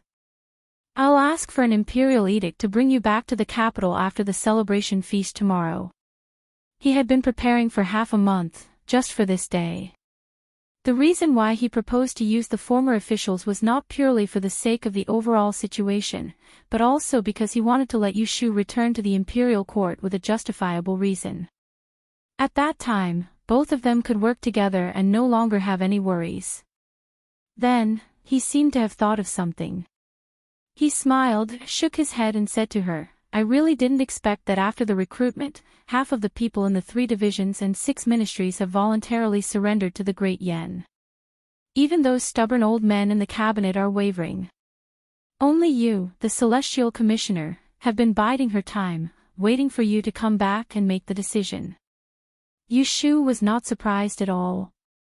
Over the past 5 years, she had been advancing step by step and had firmly grasped the Celestial Commissioner in the palm of her hand. When it came to dealing with the subordinates, she was even tougher than Zhu Muzhao. In the 3 divisions and 2 ministries, she was the only one who followed the lead. Even if there were some who disobeyed, she would suppress them and replace them one by one. And now, the Celestial Commissioner was Yushu's word. Before the incident, she had already made arrangements. Without her, no one would dare to bow down to the Great Yen. Hearing the sentiments in his words, she turned over and laid on the blanket. She crossed her fingers and held her chin, looking up at him and said in a coquettish tone, "We've been apart for 5 years. It's not a long time, but it's not a short time either. You can command the 3 armies and conquer half of the country, but I can't even control the Celestial Commissioner. Am I really so useless in your eyes?" She laid on her stomach, revealing a large area of her fragrant shoulders. A pair of butterfly bones meandered down, outlining her supple waist. Looking further down, there were undulating mountains and a line of valleys. It was faintly discernible, making one's imagination run wild. What a beautiful sight! Shui Rui was restless. He wished he could immediately press her under his body and look at her naked body. But he could only think about it. He still pretended to be serious and said, "I can look down on anyone but you. My Shu is the most capable. Otherwise, how could you make me fall head over heels for you?" It was hard to believe.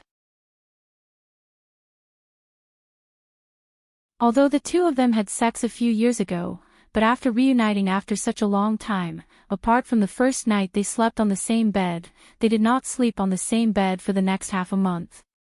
He came back to the camp every day to meet her privately, but the most he did was to pinch her hands and kiss her face.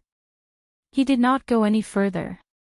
Yushu glanced at him and muttered in her heart. It was not that she wanted to do those shameful things with him, but he was always so indifferent that she could not help but doubt her own charm. After all, she was already over 20 years old. In ancient times, she could be considered an old lady. It was one thing for him to be devoted to her, but it was another thing for him to fall in love with her. Thinking of this, she was displeased and immediately became stubborn. She didn't believe that he could escape from her grasp. "How come I can't tell that you're head over heels for me?" She propped her hands on the blanket, and like a slippery snake, she straightened her upper body and moved closer to his chest. She didn't care that this posture revealed the beautiful view of her chest, and she blew a breath of cold air on his Adam's apple. It was both teasing and seductive. Shui Rui felt as if he had been electrocuted, and he felt numb and limp. When he lowered his eyes and met her smiling eyes, he was instantly captivated by the seductive charm that appeared in her clear eyes. He tossed the fan to the side and reached out his hand to hook the back of her neck. He hugged her and rolled half around on the carpet before pressing her under his body. He had strong arms and a broad chest. When his hot lips touched the cinnabar mark between her eyebrows, the hot breath seemed to melt her. Yushu could not help her body becoming hot. She was waiting for his next move when she heard a bitter laugh from above her head. "Ah, Shu, do you know how hard it was for me to endure?" Yushu curled her lips and wrapped her hands around his neck. She affectionately said, "Who told you to endure?" Shui Rui did not move. He only tightened his arms around her and whispered in her ear, "I couldn't control myself in the past. After the incident, I hated myself. After we parted, I had nightmares for several months. I dreamed that you were pregnant with our child and was humiliated. Ah, Shu, when I wasn't by your side, you could only rely on yourself. Now that I'm back, I won't let you suffer even the slightest bit. I will ask the king to personally preside over the marriage. We will be a celestial couple that the world envies." There was no woman in this world who did not like to hear sweet nothings. But there were some men who only used flowery words to coax an infatuated heart. Once they got it, they would no longer cherish it. However, the man in front of her was full of sweet nothings and sweet nothings. He was holding his infatuated heart in front of her, just to let her see it clearly. It wasn't that he was not moved or that he did not desire it. It was because he cherished it too much that he could endure it. Yushu wanted to laugh and cry at the same time. The evil fire from before had faded. Her hands held his head and she raised her face to quickly peck the tip of his nose. "I've wronged you." She was deliberately seducing him earlier and was not ashamed. Now that she was calm, she felt that their chests were touching and their legs were rubbing against each other. She was wearing light and thin clothing, so it was really shameful. "Get up," she said. With the delicate body in his arms, Shui Rui was a little reluctant to let her go. He was afraid that things would go wrong, so he could only get up and let go of her. Once Yushu was free, she immediately got up and took half of her robe from behind the screen. She sat in front of the bronze mirror, untied her hair, and combed it again. Shui Rui sat on the carpet and calmed down for a while. Then, he followed her. He crossed his arms and leaned against the frame of the screen, watching her comb her hair. Her hair was very well maintained. It was black and smooth, and it reached her waist. Yushu asked him as she combed her hair, "Empress Dowager arrived in the capital today. Didn't your father also arrive?" Shui Rui was not a stubborn person. He could not understand Yunhua's action of risking his life for his teacher's orders, but he would not be blinded by hatred. That was why he could let go of his grudge and recognize Yunhua as father and son. "Yes." Yushu wanted to say something but stopped. She wanted to ask something, but she could not bring herself to ask. Shui Rui peeped at her expression from the mirror. With his ability to observe people's words and expressions, how could he not know what she was thinking at the moment? They had been separated for more than 10 days. She did not ask, so he did not mention it. He knew that she was afraid that he would think too much, and he was the same. If he could, he really did not want to mention that person in front of her. Unfortunately, he could not. Even if he did not mention it, she would not forget. Shui Rui secretly sighed, but in the end, he still took the initiative to speak. It has been all these years. Don't you want to ask where Jingchen has gone? Yushu's hand exerted force and broke a few strands of her hair. She frowned slightly and put down the comb. She let the hair that she had just coiled fall down like a waterfall and fall on her shoulders. She took a light breath, but she could not pretend that she did not care. I only know that you let Jean could take him away that year. On the day of her and Jing Chen's wedding, he chose to leave without saying a word, giving her the freedom that she had longed for a long time. Shui Rui took a few steps forward and came behind her. He picked up the comb and picked up her hair gently. Yes, it was me who persuaded Jing Chen to run away from the wedding. 5 years ago, he came to Ningdong City, met me and my father, and then left. He said that he wanted to go back to the sect to apologize. I once sent people to Shangxi to inquire about his whereabouts. I heard that although he returned to Dragon Tiger Mountain, he did not stay for a long time. I don't know where he is now. I don't know where he went. She murmured.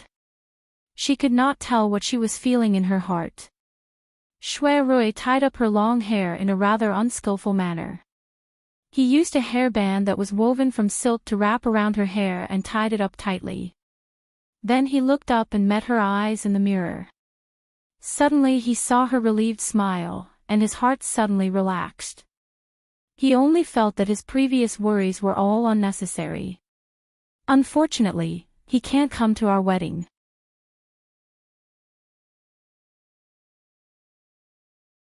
Chapter 820.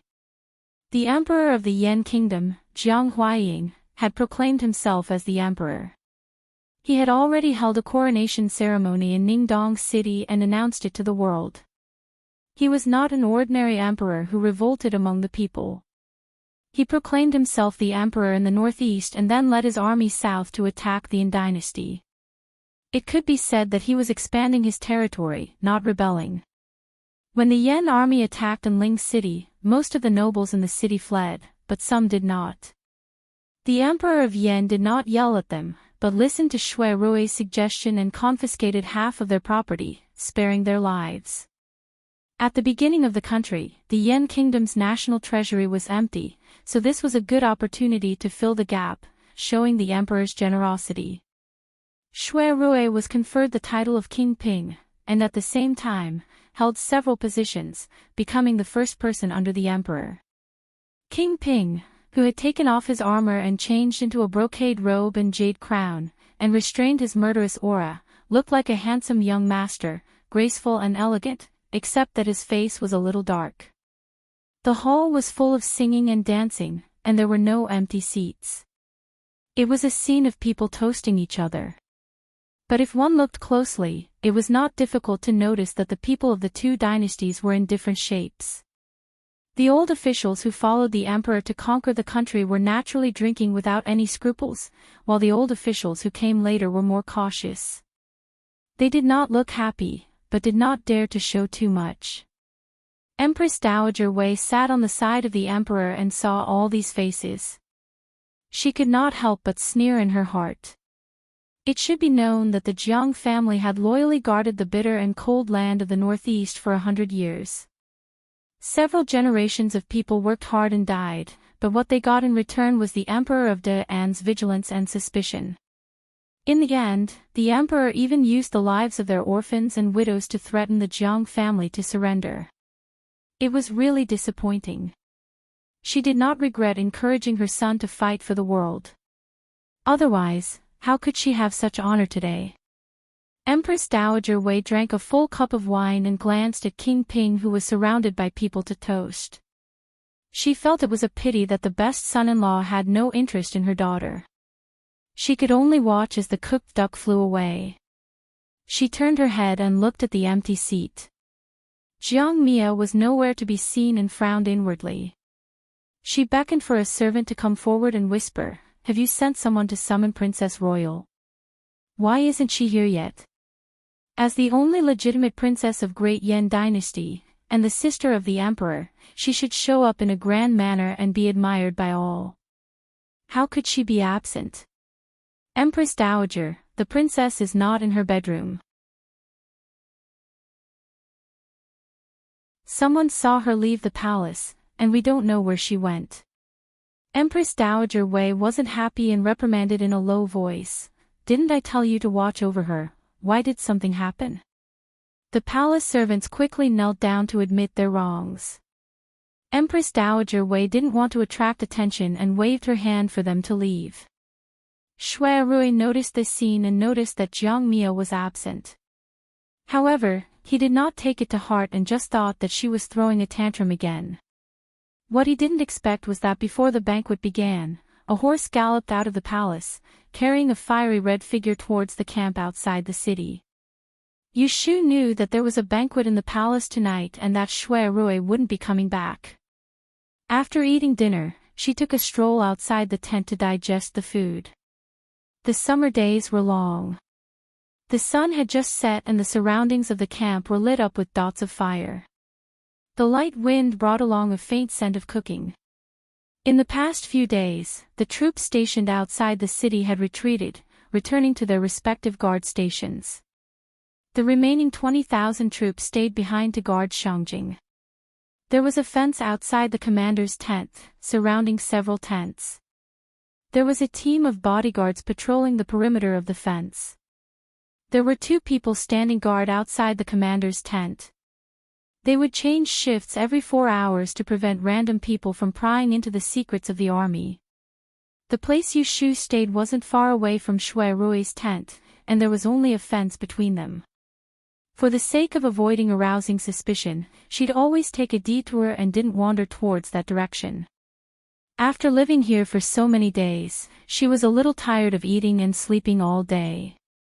Fortunately, she could return to the capital in a few days. Otherwise, if she stayed any longer, her bones would rust. Back in the tent, she asked someone to bring hot water. Yushu simply scrubbed and didn't bother washing her hair. She changed into a silk dress and went to rest. Because she was a light sleeper, the 2 maids pulled up the screen and quietly retreated outside to make a bed on the floor. At night, it was quiet inside and outside the camp, except for 1 or 2 coughs. Yushu didn't sleep well. When she was half asleep, a scream pierced through the night sky. She opened her eyes hazily, rubbed her forehead and sat up. She called the maid, "Where is she? Go out and see what happened." The maid obeyed and ran back in a panic after a while. "Master, there's a fire. There's a lot of smoke outside and the fire is not far away. Please get up first." At this time, the movement outside became louder and louder. Cries for help came one after another. Yushu draped her robe over her shoulders and walked to the door to take a look. She saw not far to the west of the big tent, thick smoke billowed, carrying a gust of east wind and spreading the smoke. The fire was not small, it looked like the whole tent was on fire. The patrolling soldiers nearby all ran to put out the fire. People who were sleeping also ran out. It was a mess outside and for a moment, they didn't have time to care about Yushu. "Master, what should we do? Should we run?" Although the 2 maids were scared, they didn't forget to run for their lives. Yushu observed the direction of the wind. In about half an hour, the thick smoke would blow over. Even if the fire was extinguished, the smoke would still suffocate people to death. Thus, she quickly put on her clothes, turned her head, and ordered, "Bring my blanket out. Don't take anything else." The maid hurriedly went in to roll up her precious blanket and followed behind her. The 3 of them passed through the fence unimpeded, circled around the place where the fire was, and trotted all the way to the windward side to hide. From afar, they watched the soldiers fighting the fire come and go. Yu Lianfang. A voice suddenly sounded behind her. The cold tone was like a sharp blade cutting through the air. Yu Shu suddenly turned around and saw a figure walking out from the darkness a dozen steps away. The burning fire in the distance illuminated her red robe. Yu Shu's eyes flashed. She looked at the person walking towards her calmly. So it really is you. Jiang Yan stopped in front of her and sneered. No wonder he has always been hiding it. Brother and sister incest, only you can do it. Yesterday, when she entered the capital, Muhu told her that Shui Rui already had someone he liked and had asked Imperial Brother to approve the marriage. She just didn't believe it and wanted to find Shui Rui and ask him. When she killed her way to his residence, she was shocked to hear that the woman he hid in the camp was Yu Shu. It was like a bucket of cold water was poured on her head and she sobered up. She recalled that several years ago, when she was in the capital, she saw this pair of brother and sister with different surnames being very close to each other. It was clear that they were secretly having an affair, which made her look like a fool who was kept in the dark. It was only now that she realized it. She had waited in vain for so many years. In the eyes of others, it was just a joke. How could she not be angry? How could she not hate? Yu Shu saw the fierce expression on her face but was not afraid. She asked her, was it you who set fire to the camp in the middle of the night? Humph, he hid you well. If it wasn't for this fire, how could you be forced out? Jiang Yan did not hide anything and openly admitted it. I knew you were stubborn. After so many years, it has only increased. Yu Shu shook her head. If Princess wants to see me, you only need to send a message and I would not dare to not see you. Why go through so much trouble? Jiang Yan lowered her head and laughed. She put one hand on her waist. When her laughter fell, a silver light flashed and a soft sword appeared in her hand. She took a step forward and pointed the sword at Yu Shu's throat. When she raised her head again, her eyes were filled with a fierce light. I want to see you to kill you. It happened so suddenly that the two maids were shocked. They wanted to call for help, but they were afraid that the sword would hurt their master. They were so anxious that their faces turned pale. They bit their lips and held back from shouting. The two turned their eyes and saw that their master was calm, not retreating nor dodging. Do you think that you can get what you want by killing me? For the sake of our past friendship, I will give you a piece of advice. The word marriage cannot be forced. Even without Jiang Yan's explanation, Yu Shu could guess why she wanted her life. It was because her love for Jiang Yan failed and hatred grew from love. Death is at hand, yet you are still so stubborn. For the sake of our past friendship, I will let you die a happy death. Jiang Yan's eyes were burning with flames. She did not waste any more words. With a flick of her wrist, the sword trembled and with a light flick, she was about to slit Yu Shu's throat. Humph! In the time it takes for a spark to fly off a flint, a light snort suddenly entered her ears, filled with disdain. All the hairs on Jiang Mia's body stood up and she felt her wrist go numb. Her 5 fingers involuntarily loosened and the flexible sword in her hand strangely turned half a circle, away from that slender neck. A hand stretched out from behind her and firmly pinched the sharp tip of the sword with 2 fingers. Jiang Yan's eyes widened. Before she could react, another hand stretched out from behind her and locked her throat. A strong sense of danger assaulted her, causing her to be unable to move. Killing intent. There are countless people who want to kill me.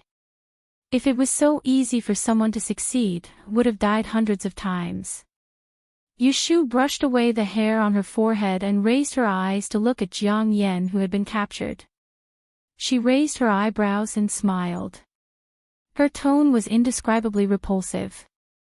Jiang Yan opened her mouth to speak, but the person behind her tightened his grip on her throat. Her neck turned red, but she refused to give in. She forced herself to shout, I am the princess of the great Yan kingdom. If you dare to touch me, believe it or not, I will execute your entire family. Ayaya, so scary. Yushu caressed her chest. Her face didn't have the slightest expression of being threatened. Gu Hong, use less force. If you accidentally kill Her Highness, I won't be able to save you. Behind Jiang Yen stood a black-clothed man who was half a head taller than her. He stopped the sword with one hand and grabbed her with the other, imprisoning her in front of his chest. This person was the mysterious guard sent by Zhu Muzhao's only son, Zhu Qingjue, to stay by Yushu's side after Zhu Muzhao's death. He was a peerless expert and his name was unknown. Gu Hong did not say anything and ignored Yushu. He loosened his grip a little, allowing Jiang Yen to catch her breath and not suffocate to death. It has been a long time since we last met. Let's talk somewhere else. Yushu patted the two maidservants who had survived the calamity and walked in front to lead the way. She asked Lone Swan to invite Jiang Mia to a nearby empty tent, and then she assigned the maidservants. One of them stood guard outside while the other went to report to Shui Rui's personal guard. She told him that she'd captured the criminal who committed arson and murder, and she would immediately send someone to invite Shui Rui back to the camp. After lighting up an oil lamp and placing it on the table, Yushu found a chair and sat down. She raised her head and looked at the furious Jiang Yen. She sighed and muttered, "You made me unable to sleep well for the past half a month. I was waiting for you to come." Xia Jiangmin had dreamt that after the Yen army invaded the capital, there was a person dressed in red holding a sword to kill her. This was a murder disaster. Thus, ever since Yushu entered the military camp, she had not let down her guard.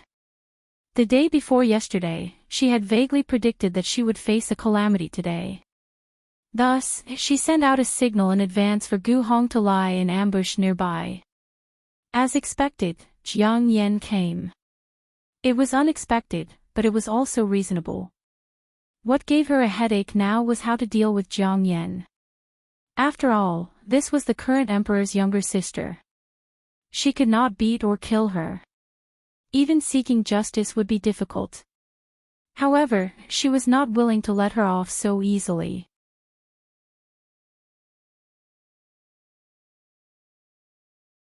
Chapter 821. 3-in-1 Great Chapter, Banquet in the Palace. Shui Rui could hold his liquor very well. Usually, he would not get drunk even if he drank 8 or 10 jars. But tonight, he did not reject anyone and drank too much. Who knew that he did it on purpose, revealing a little of his arrogance after drinking, to tempt those officials who were jealous of his meteoric rise to criticize him. There were always factions fighting in the court. Fighting for fame and profit was the norm in officialdom. The officials who had followed the Yen emperor to conquer the country would inevitably be unequal when it came time to split the spoils. But he was the only one who was bestowed the title of king and prime minister, standing above everyone else. There were many who were dissatisfied. As he had expected, there were people who could not stand his complacency and jumped out in the middle of the banquet. First, they accused him of overthrowing the officials of the previous dynasty, taking the opportunity to amass wealth and buy people's hearts. If the Yen emperor was not a magnanimous ruler, he would be dissatisfied with Shui Rui just because of this.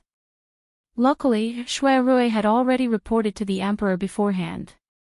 Overthrowing the officials of the previous dynasty was approved by the emperor. As for the accusation of amassing wealth, it was even more groundless and there was no real evidence.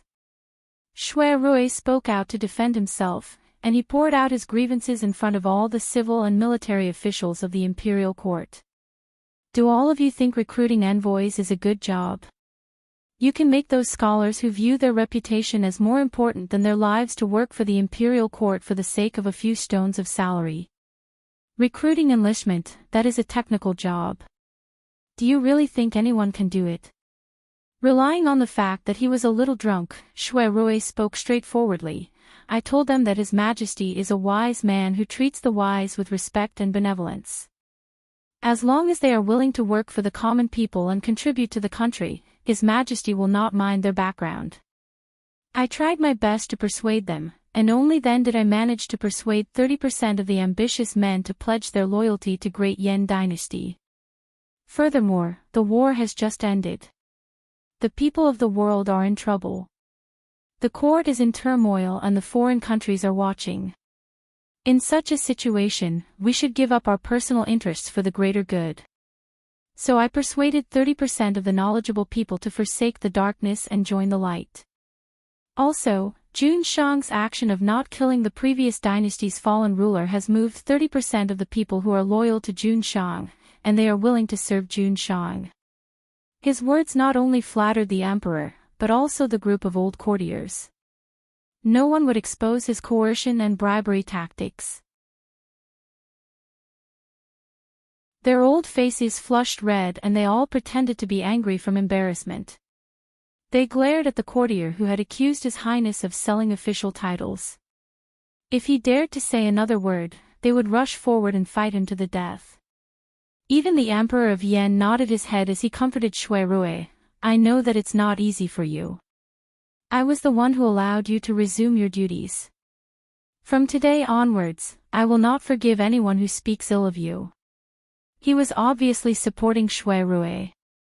The new Minister of Revenue who opposed Shui Rui was unwilling to accept this. He relied on the fact that he had followed the Jiang clan for a few dozen years and refused to let Shui Rui off the hook. He asked in an arrogant manner, "Then how do you explain the matter of King Ping harboring an important minister of the previous dynasty?" Shui Rui frowned and said, "Why do you say so, Minister?" Minister Ning said reasonably, "Your Royal Highness, you don't have to play dumb. I have already investigated. Half a month ago, you were ordered to attack the capital. At that time, not only did you capture the fallen emperor, you also captured the previous dynasty's celestial commissioner, Grand Commissioner Yu Shu. You brought her back to the military camp and detained her privately. This Grand Commissioner is a woman and there are many rumors among the people. It is said that she was taught by immortals and has the ability to cast beams into soldiers to summon wind and rain. Some even said that the previous dynasty was able to enjoy 300 years of peace and prosperity because of the Celestial Commissioner. As the head of the Celestial Commissioner, Grand Commissioner Yu Shu plays an important role. Since you captured this woman, you did not immediately present her to His Majesty. Is it not because you have ulterior motives and are plotting something? Shui Rui pursed his lips and looked troubled. He did not refute immediately. This made Minister Ning even more certain that he was up to no good. He became even more aggressive. Your Royal Highness, you are not speaking. Are you feeling guilty? Shui Rui ignored him and turned to face the Emperor. He looked embarrassed and said, "Allow me to report in private." The Yan Emperor already knew that he had an engagement with the female courtier. He thought that he was doing it out of selfishness and it was not good for him to talk about it in public. He was about to nod and agree when Minister Ning did not spare him and interrupted. Your Royal Highness, why don't you dare to say it in front of others? Could it be that you have some shady business with that woman? He was deliberately provoking Shui Rui and was waiting for him to get angry. He spoke without thinking and his methods were not clever. If it was any other time, Shui Rui would just laugh it off. However, he was drunk tonight and was not as good-tempered as usual. He did not know which sore spot was stepped on. He was so angry that his eyes turned red and he sneered again and again. His 2 fingers formed a sword and pointed angrily at others. You are all filthy. How can you measure the heart of a gentleman with the heart of a villain? I am magnanimous. After being slandered by you, I only treated it as a dog barking and did not want to argue with you. However, that official Yu is like a beautiful orchid. I admire her and will not allow you to insult her like this. Minister Ning was dumbfounded by his blatant words of protection, and the crowd was also in an uproar. But this time, Shui Rui did not wait for the other to grab hold of his words and turn towards the Yan Emperor again. Holding back a bellyful of indignation, he said truthfully, regardless of the previous dynasty or this dynasty, since ancient times until now, as an official, talent and ability are still secondary. The most important thing is loyalty. That day, your younger brother led the troops to attack Anling and captured the ruler of the fallen country. Inside and outside the capital, only Titian came to the rescue. Although he was alone and weak, he was eventually subdued by your younger brother. However, in terms of loyalty and courage, he is worthy of praise and respect. As a woman, she is more responsible than most men in this world. Just now, Minister Ning was right about one thing. Before entering the capital this time, I received a secret report and learned that the 300 years of peace of the previous dynasty is indeed closely related to the Celestial Commissioner. He took a deep breath and brought up the matter of enlistment. I have said before that with the virtuous character of the Emperor and my silver tongue, I have indeed persuaded 90% of the wise men to abandon the dark and join the light.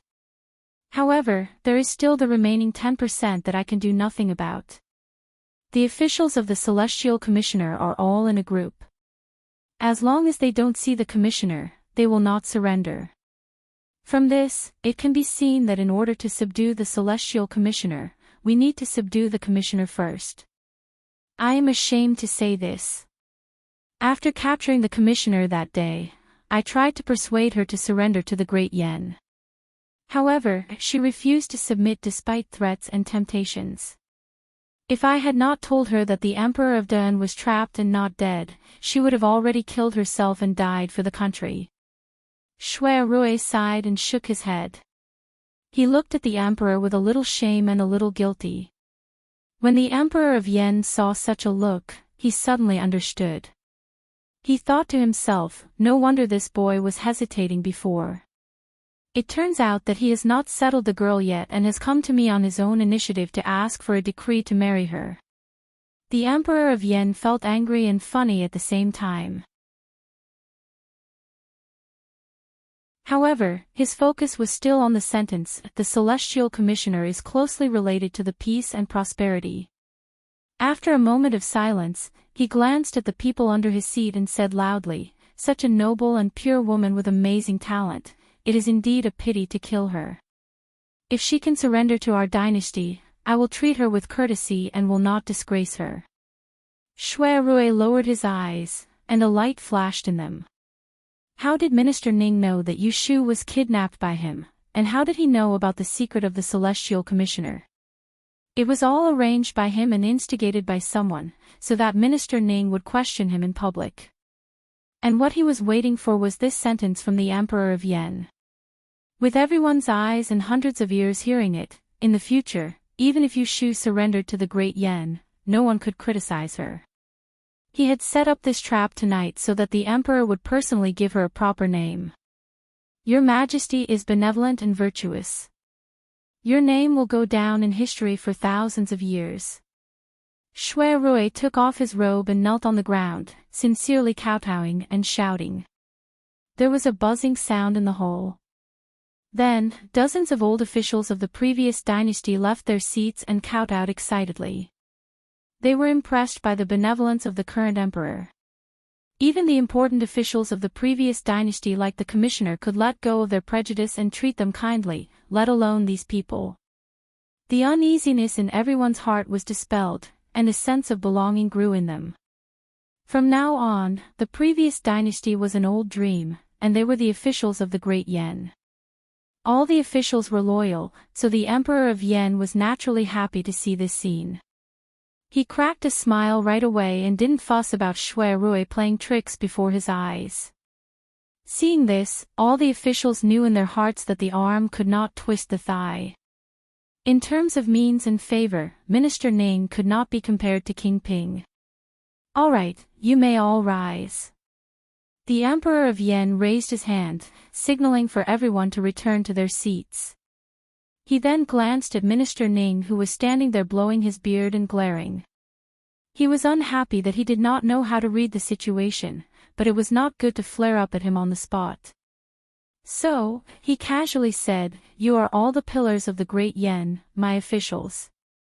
No matter where you come from, I will treat you all equally. In the future, don't mention the previous dynasty or the current dynasty. Another round of cheers rang out from the crowd.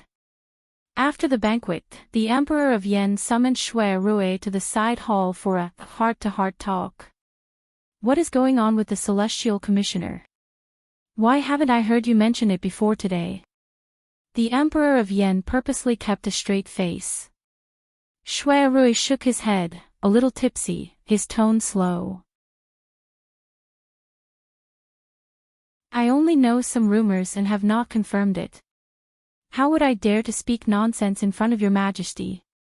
That is a crime of deceiving your Majesty. Speak freely. The Emperor of Yen put down his imperial airs and pointed to a chair for him to sit down.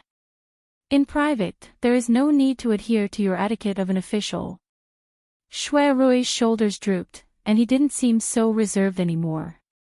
He rubbed his forehead and said slowly, "My lord is clearly aware of this subject's background. The person who raised me is the previous dynasty's right minister, Shui Lingnan. The Shui clan has produced generations of high-ranking officials, so there's bound to be some information that no one knows about. As for the imperial astronomer, there's indeed such a rumor. Emperor An had relied on the might of the 6 tools of founding to unify the country 300 years ago, and it was precisely because of the existence of the 6 tools of founding that the An dynasty was able to continue standing for 300 years. And the purpose of Empress Ningzhen establishing the Celestial Commissioner was to let the successive generations of officials inherit the 6 tools of the founding nation and protect the royal family. 5 years ago, he brought his father and brothers to Ningdong City to seek refuge with Jiang Huaying, who had not yet become independent. At that time, he did not divulge the secret of the book of mystic fairy Lu Ren, but he confessed his background. He lied that more than 20 years ago, his biological father Yunhua was assassinated because he was involved in the fight for the throne. He had no choice but to entrust him to the Shui family, and his adoptive father Shui Zhao was implicated because of this. Later, he reunited with Yunhua and his father, and learned that the murderer who killed his adoptive father Shui Zhao was Zhu Muzhao, the great minister of the Celestial Commissioner at that time. It was also the same person who sent people to kill his biological mother, and the mastermind was Emperor Zhaoqing. Because of the new hatred and old hatred, he could not live under the same sky with the imperial court of Dun. Therefore, he betrayed the Shui family and went to assist Jiang Huaying in conquering the world. I have also heard about the 6 tools of the founding nation. The rumor is just an exaggeration. Otherwise, how can I conquer the world? The Emperor of Yen said disapprovingly. Shui Rui shook his head and leaned forward slightly. His eyes flickered as he said, "Your Majesty, you may not know this, but the 6 tools of the founding nation of Dun were lost many years ago. Since then, the fate of the nation has declined. Otherwise, how could the 300 years of foundation of the Great Yen be overturned so easily in just 5 years?" The Emperor of Yan's expression changed as he looked at him doubtfully. Shui Rui added more firewood, striking while the iron was hot. I dare not say for sure what the truth is, but I know someone who definitely knows the secret of the 6 tools of the founding nation. You mean that Yu family? That's her. Shui Rui had aroused the Emperor's curiosity.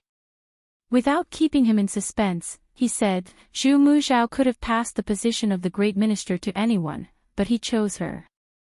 There must be something fishy about it. I've asked her about it. Although she refused to say it, it was inevitable that she would reveal something in her words. Therefore, I speculated that her rapid rise in power must be related to the 6 tools of the founding nation. It is highly possible that she knows the whereabouts of the lost 6 tools. That's why Zhu Muzhao placed the hope of the nation on her. He stood his ground and put her in charge of the Celestial Commissioner." The Emperor of Yen only took Yu Shu seriously after he heard him speak frankly, and he glanced at Shui Rui before asking with a rather deep meaning in his words. "Since you've told me the truth, aren't you afraid that I'll execute the Yu clan for the sake of eliminating the root of the problem?" Shui Rui laughed with some satisfaction, revealing his drunken state. His words became presumptuous. I am afraid. That's why I locked her up and tried to persuade her to submit to the great Yen. In this way, sworn brother, you will not kill her. Not only will you not kill her, you will also put her in an important position. The Emperor of Yen studied him for a moment. Suddenly, he shook his head and laughed. He pointed at him and said, "What an infatuated person." After going around in circles, he was still trying to put in a good word for Yu family in front of him, afraid that she would be wronged. However, regarding the 6 tools of the founding nation, it was better to believe it than not. I will give you a deadline of 3 days. If Yu family is willing to confess the secret of the 6 tools of the founding nation, I promise you that I will also appoint her as the celestial commissioner. Then, I will appoint a marriage between the two of you. Shui Rui's eyes brightened. He immediately stood up and bowed, as if afraid that the emperor would go back on his words. On behalf of Yu family, I thank your majesty for your grace. Late at night, the banquet ended. Outside Donghua Gate, a few drunken officials could be seen with their arms around each other's shoulders, calling each other brothers. They were reluctant to leave in their carriages. Shui Rui's legs were a little weak. He was helped into the sedan by a servant. As the curtain was put down, he let out a long sigh. He supported his burning forehead with one hand and undid the jade buckle on his collar with the other. His chest and back were soaked with sweat. Tonight, he had played tricks in front of the emperor. In reality, he had taken a big risk. He had been careful step by step. He was afraid that if he was not careful, it would backfire and cause the emperor to suspect that he had ulterior motives for protecting Yu Shu. Thus, he had made his feelings clear to the emperor early on. He had confessed that he and Yu Shu had been engaged to each other. First impressions were strong, so that the emperor would think that his every action was due to love affairs and not suspect him. He had paved the way for Yu Shu. As long as she took one step forward, she would be able to rise to the top. Shui Rui set his mind at ease as he had a load off his mind. Sitting in the sedan, he swayed back and forth. After a while, he dozed off. In his daze, he felt that the sedan had stopped. He heard someone talking in a low voice outside. He furrowed his brows and asked with his eyes still closed, "Where are we?" The person who answered outside was not one of his attendants. "Your Highness, something happened outside the city. Someone set fire to the barracks at night and burned a few of the tents." Shui Rui suddenly woke up and pulled open the curtain of the sedan. In a deep voice, he asked, "Are there any casualties?" The person who came hurriedly replied, "Only 2 soldiers who were fighting the fire were slightly injured. Official, you caught the person who set the fire. Please go back and punish him."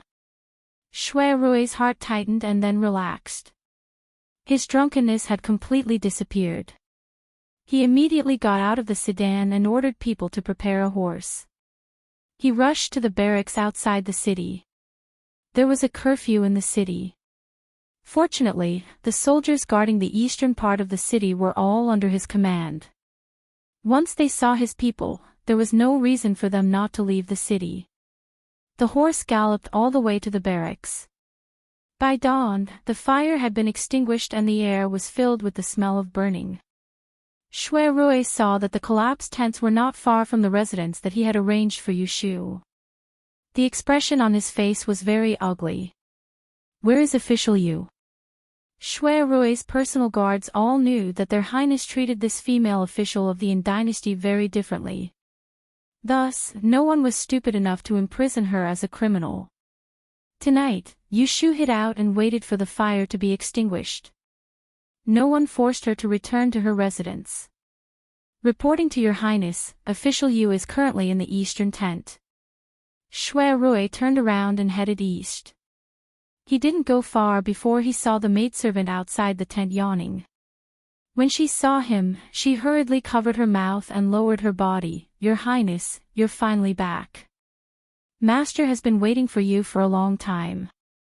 Shui Rui nodded his head and pushed aside the curtain to enter. There were a few candles lit inside the tent, which dimly illuminated 3 people. Yu Shu was sitting in the position that he used to order soldiers. She was supporting her head with her hands and dozing off. Her clothes were thin, so it was obvious that she wasn't injured. He first let out a sigh of relief. Although he had heard that nothing happened to her, he still wanted to see with his own eyes that she was unharmed. Afterwards, he turned his attention to the other 2 people. One was the expressionless man, and the other was clearly under someone else's control, Jiang Mia. In the blink of an eye, he had guessed who the main culprit of tonight's disturbance was. Jiang Mia's phoenix eyes glared fiercely at Shui Rui, who had just entered from outside. She gritted her teeth and said, "Lu Shining, quickly tell them to release this princess. Otherwise, you'll see what happens to you." Yu Shu was awakened by her voice. When she opened her eyes and saw that Shui Rui had arrived, she stretched and rubbed her neck while pointing at Jiang Mia. She said to him, "You're finally back. Here, I caught the thief who set the fire. What do you think we should do with him?" However, she didn't take the initiative to mention that Jiang Mia had tried to assassinate her. It wasn't because she was afraid of Jiang Mia's identity, but because she didn't want to make things difficult for Shui Rui. Shui Rui ignored Jiang Mia's fiery gaze and walked to Yu Shu's side. He took off his cloak and wrapped it around her. He put one hand on her shoulder and said in a gentle manner, "It's my fault for not thinking things through and startling you."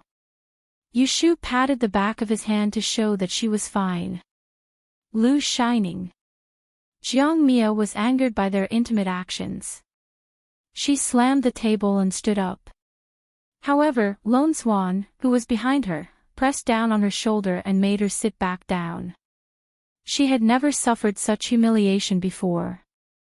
She turned her head and angrily said, "Dog slave, do you dare to fight with me outside? See if I don't chop off your dog claws." Lone Swan looked down at her and said, "You're not my opponent." Even if he let her use one hand, she wouldn't be able to beat him. "Pei, you were the one who sneak attacked me from behind. If you have the ability, then let go of me and fight again." This time, Lone Swan didn't pay any attention to her. However, the way he looked at her was clearly saying, "Defeated opponent." Jiang Mia was furious. She hated the fact that she was under someone else's control and she couldn't beat this bastard. The more she thought about it, the angrier she got. She turned to look at Shui Rui and Yu Shu. She was so angry that she laughed and questioned them. "One of you is a minister of a fallen country, and the other is a general of an enemy country. How dare you have an illicit relationship in private? Aren't you afraid that you'll be cursed by the whole world if this matter is spread out?" Shui Rui and Yu Shu looked at each other. They could see no fear and no regret in each other's eyes. Shui Rui said with a serious expression, "Princess Royal did not attend tonight's celebration banquet. She must be unaware of Her Majesty's golden words. The previous dynasty's celestial commissioner mentioned that Yu Shu has the talent to govern the country. As long as she is willing to submit to the Great Yen, she will be treated with courtesy and let bygones be bygones." Upon hearing this, Yu Shu's eyes flickered. With the same serious expression, she said, "As long as His Majesty the Emperor of the Great Yen promises not to kill Emperor Chongjin, I'm willing to submit to him." Both of them echoed each other, completely disregarding Jiang Mia's threat. Both of them wanted to stand shoulder to shoulder in front of the world. How could they not have a plan for the future? You. Jiang Mia's eyes turned red with anger. She pointed her finger at them and scolded, "Blame me for being blind and not seeing through the relationship between you two." Yu Shu didn't like to hear this. She squinted at her, sneered and said, "You have no right to tell us what the relationship between us is." Princess trespassed into the barracks and set fire in the middle of the night. I caught you red-handed. You don't know how to repent and keep pestering me. do you think you can get away with this? Shui Rui could vaguely guess that the reason why Jiang Mia was absent from the palace banquet tonight and sneaked into the barracks was not just to set fire to the barracks. He asked with a stern voice, "Why did you come here tonight?" Jiang Mia didn't bother to cover up, "It's a dark and windy night." "Why do you think I came here to set fire to the barracks?" Yu Shu didn't complain, but she admitted that she came here to set fire to the barracks. As for who she wanted to kill, it was self-evident. Yu Shu suddenly felt the palm on her shoulder sink, and when she raised her head to look, she saw Shui Rui's expression was gloomy. His handsome features were suffused with a vicious aura, his eyes were faintly suffused with a red light, and his entire body seethed with a baleful aura, causing him to actually seem like a black-faced god that was extremely shocking. She didn't know that a person who had been on the battlefield for a long time, his hands were stained with blood, and he was used to seeing dead people. It was inevitable that he would be infected with killing intent. Once he was angry, he would kill anyone who stood in his way. How many people knew that princess sneaked into the barracks? Who was the accomplice? The angrier Shui Rui got, the calmer he became. No one knew. "I just wanted to kill someone. I don't need any help," Jiang Mia said frankly. She was confident that they could not do anything to her. That's right.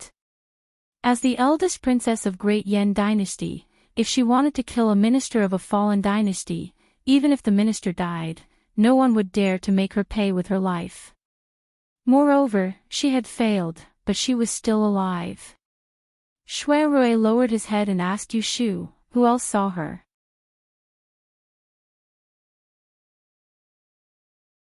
Yu Shu thought for a moment and answered, "At that time, everyone was fighting the fire, so no one noticed that I had captured her.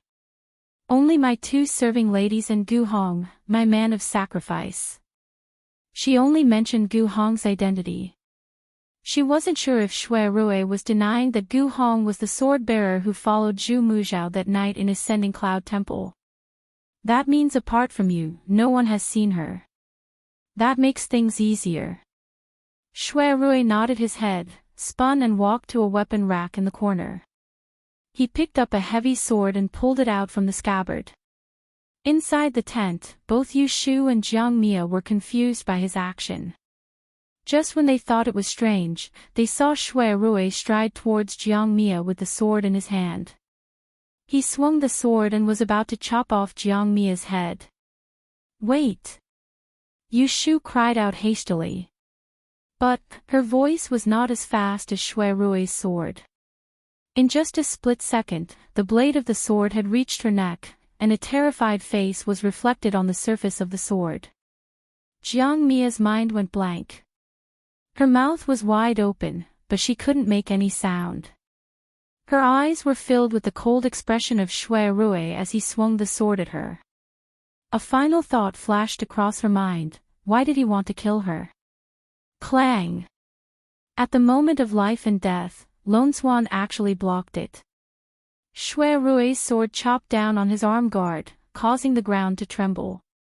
Lone Swan's expression changed slightly. He didn't dare to be careless and immediately retreated. His other hand picked up Jiang Mia, who had narrowly escaped death, and quickly dodged to the corner of the tent. His arm moved, and the steel arm guard broke into 2 halves and fell to the ground. It could be seen that Shui Rui had great strength. If that sword had landed on Jiang Mia's neck, her head would have fallen to the ground on the spot. Seeing this, Yu Shu hurriedly rushed forward and grabbed onto Shui Rui's arm, holding him back. Although she was angry that Jiang Mia tried to assassinate her in the middle of the night, she never thought of killing her. "Big brother, don't. Quickly stop." After their reunion, they had been together for more than half a month. Why didn't she notice that his temper had become so bad? When he was impulsive, it could cause one's liver to tremble. Jiang Mia leaned on Lone Swan's body, and her legs went soft. Her face was ashen, and there was no longer the indifference she had before. Her eyes reddened, and she asked in a daze, "You want to kill me?" She thought that they had known each other for 9 years, going through trials and tribulations together. Even if he didn't have any feelings for her, he would still have some feelings for her. In the end, it was all wishful thinking on her part. Shui Rui failed to kill her, but his expression didn't change as he said, "In my heart, Shu is already my wife. Since you have the intention to kill her, how can I spare you?"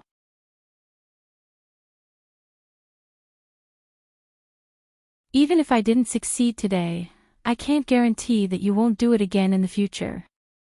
You have nothing to fear just because you are a princess. If I don't get rid of you, there will be endless troubles in the future. Why don't you give me a reason not to kill you?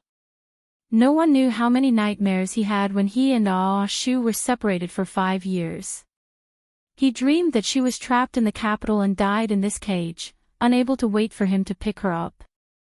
He cut through all the obstacles just to be by her side one day earlier. After going through so many hardships, he finally got what he wanted. Anyone who tried to stop him would be his enemy. Jiang Huaya's face was pale. Looking at Shui Rui's eyes, it was as if she had just recognized him today. "If I die, my royal brother will not let you off. No one will think that I will kill you." Shui Rui was extremely calm. He raised his sword and pointed it at her. "After tonight, the eldest princess will disappear, and the fire in the camp outside the city was done by a spy to steal military secrets. These two matters are unrelated." Hearing this, Jiang Hua's hair stood up. She could no longer lie to herself that Shui Rui had any feelings for her. He wasn't trying to scare her, he really wanted her life. Of course Jiang Hua was afraid of death. Her willfulness was only because she had someone to rely on, not because she didn't have a brain. Now that death was near, she finally knew fear. She didn't want to die here and let this dog and dog couple take advantage of her. She awkwardly retreated and stepped on a foot. When she turned around and saw Lone Swan, she suddenly remembered that he had just saved her. Thinking about how his martial arts were strong and how he could appear and disappear unpredictably, she suddenly had an idea and grabbed his arm. Gritting her teeth, she said, You escort this princess out of this place. When I safely return to the palace, I will reward you with 1,000 taels of gold." However, Lone Swan coldly looked at her and thought, this stupid woman must have misunderstood something. If he hadn't heard his master stop him, he wouldn't have cared if she was dead or alive. "You think 1,000 taels of gold is too little?" Jiang Hua grabbed his arm and refused to let go, like she was grabbing onto a life-saving straw. All right. I'll have my royal brother make you an official and give you a mansion and beauties. If you have any other requests, I'll agree to them all." Lone Swan did not move and looked at Yu Shu with impatience in his eyes. Yu Shu knew that she shouldn't laugh at this moment, but Jiang Hua's silly look amused her. She chuckled and couldn't help but tease, "Princess, instead of begging him, why don't you beg me? As long as you lower your head and admit your mistake, I will consider sparing you." Humph. Jiang Hua hated Yu Shu to the core. How could she lower her head and admit her mistake? She might as well die. Shui Rui was still holding his sword. He turned around and looked at Yu Shu with an indescribable expression. "When did you learn to be soft-hearted? Even if you forgive her today, will she forgive you in the future?" Seeing him stubbornly insisting on killing Jiang Qia, disregarding the consequences, Yu Shu couldn't help but feel very happy in her heart. However, she couldn't really watch him kill Jiang Hua, the emperor's younger sister, in a moment of impulse. She stretched out her hand and pressed it on Shui Rui's wrist that was holding the sword. She gently pressed it down and looked him in the eye, silently stopping him. The anger in his eyes didn't diminish, but he still followed her will and lowered his sword, wanting to see what she would do. "I haven't died yet, but you're already so angry. What if I really die in her hands? What will you do then?" Shui Rui replied without hesitation, "I will first kill her to avenge you, then meet you in the underworld. Without her in this world, what meaning was there in living? Yushu unconsciously used the great insight technique and stared at him for a moment. Suddenly, she smiled brightly and turned her head to say to Jianghua, "You saw and heard everything. You want to kill me, so he will definitely avenge me. Unless you kill both of us, you won't be able to escape death. Let me ask you, what kind of deep hatred do we have for each other to fight to the death?" Jianghua was originally bold and confident. From her point of view, she had already determined that Shui Rui would be her future son-in-law. Who would have thought that Yushu would appear out of nowhere and ruin her plans? Of course, it was Yushu's fault. She was angry and wanted to kill Yushu to vent her hatred. However, when Yushu seriously asked about it, she couldn't bring herself to say it. What kind of deep hatred was it to steal someone's love? If she said it out loud, it would make her seem petty. When she saw Jiang Mia's conflicted expression, Yushu put away her smile and went to ask Shui Rui for the sword in his hand. Under his deep gaze, she carried the heavy sword with both hands and walked over to Jiang Mia before she passed the hilt of the sword forward and said, "I know you like him, but I like him even more than you do. If I can't be with him for the rest of my life, glory, splendor, wealth, and fame are useless to me. So, I'll give you a chance. You can kill the two of us now to prevent him from seeking revenge in the future. Otherwise, please be magnanimous and let us go, so that our lovers can finally be together." She didn't see Shui Rui's suddenly burning gaze behind her, nor did she see the gentleness on his lips. However, Jianghua, who was in front of her, could see that dazzling smile. "Do you think I don't dare?" Jianghua gripped the hilt of the sword with a gloomy expression. As long as she used a little more strength to stab forward, Yushu would be unable to escape death. However, Shui Rui, who was standing not far away, didn't move at all. He didn't stop her, as if he was prepared to die together with her. Yushu let go of her hand, allowing Jianghua to point the sword at her heart. She didn't care whether she would live or die in the next moment. She turned around and locked eyes with Shui Rui. The two of them only had eyes for each other and nothing else. Damn it! Clang! Jianghua forcefully threw the sword on the ground and scolded in a low voice, "Isn't he just a stinky man? Do you think I can't live without him? If you want to die together, then go jump into the lake, go drown yourself, or go take poison." Gu Hong was startled by her sudden craziness, so he took a few more glances at her. He inadvertently discovered a trace of moisture at the corner of her red eyes, making him feel a little awkward. Yushu didn't get angry after being scolded by her. She asked with a smile, "Does Princess still want to kill me?" "I won't kill her, I won't kill her." Jiang Qia glared at her angrily before glaring at Shui Rui. She said sarcastically, "This princess's words carry enormous weight. If someone were to kill her one day, you better not wrongly accuse me." Although her words were unpleasant to hear, they were the truth. Yushu finally relaxed. She walked to Shui Rui's side and persuaded him in a low voice. He hesitated for a moment, but in the end, he listened to her and said to Jianghua, "I will let you off this time. If there is a next time, I will definitely not be lenient." After saying that, he hugged Yushu and left, leaving Jianghua and Gu Hong staring at each other. "Since there's nothing else, I will be leaving." Jianghua was putting on a brave front, but in reality, she was secretly relieved. There was a wave of lingering fear in her heart, and her head was spinning.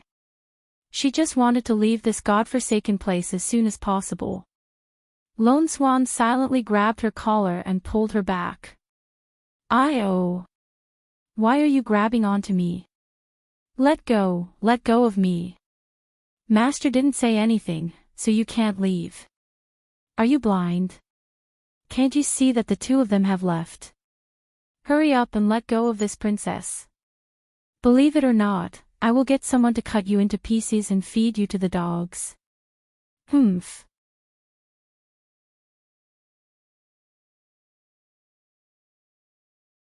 Chapter 822. Shui Rui had thought of a way to cover up the fire at night in the camp outside the city. It did not cause much of a stir, and no one knew that the eldest princess had visited the camp at night. Jiang Shaoxing felt that he had lost face this time. He had almost lost his life instead of killing someone, so he kept his mouth shut. She was rude and unreasonable, but her words still counted. When Yushu had handed the sword to her, she had not attacked. After this, she would not yell at Yushu to kill her. Even if she still had resentment in her heart, she would only vent it elsewhere. The next morning, Shui Rui arranged for a grand carriage to personally escort Yushu back to the capital. He first rested for a while in the Dingbo Hall, then accompanied her to the palace to meet the emperor. The Yan Emperor summoned them alone in the Hall of Calm Peace. Your Majesty, I have not failed in my mission and have persuaded Lady Yu to submit to the court. I have come to pay my respects. The Yan Emperor nodded, and he silently sized up the tall woman that followed behind Shui Rui. He noticed that she wore a plain green robe, her jet black hair was tied up neatly behind her head, and she didn't wear any makeup or hairpins. Her complexion was too white, and she seemed sickly and weak, causing it to be difficult to discern her age. The most special thing wasn't the line of cinnabar between her brows, but the gaze she looked at him with. It was so calm and composed that it exceeded his expectations. Lady Yu, do you know that by submitting to the Yan, you will have to be loyal to me? As my subject, you will have to abandon the previous court. Are you willing? He had heard of this girl's name when he was far away in Liaodong. Seeing her today, just based on her bearing, she lived up to her reputation. Yushu had not knelt since she entered. Hearing this, she raised her head, straightened her back, and looked at the Yan Emperor without fear. She said in a tone that was neither servile nor overbearing, I have a condition. I hope your Majesty will personally agree to it. Shoo, don't be presumptuous, Shui Rui shouted. No problem. The Yan Emperor waved his hand at him and looked with interest at Yushu. What conditions do you want me to agree to? Speak. She called herself a sinful official and addressed him as His Majesty. It was clear that she was speaking to him with the status of an official of the previous imperial court. She was really bold. Your Majesty, please promise not to harm my Dan Emperor's life at any time. I will ensure that he dies of old age and lives in peace for the rest of his life. Yushu's actions were not superfluous. The Yan Emperor had ordered Emperor Chongzhen to be imprisoned and had not killed him. But the reason he had not killed him now was mostly to appease the people and show his benevolence. It did not mean that he would not kill him in secret in the future. Leaving the previous emperor alive would always be a disaster.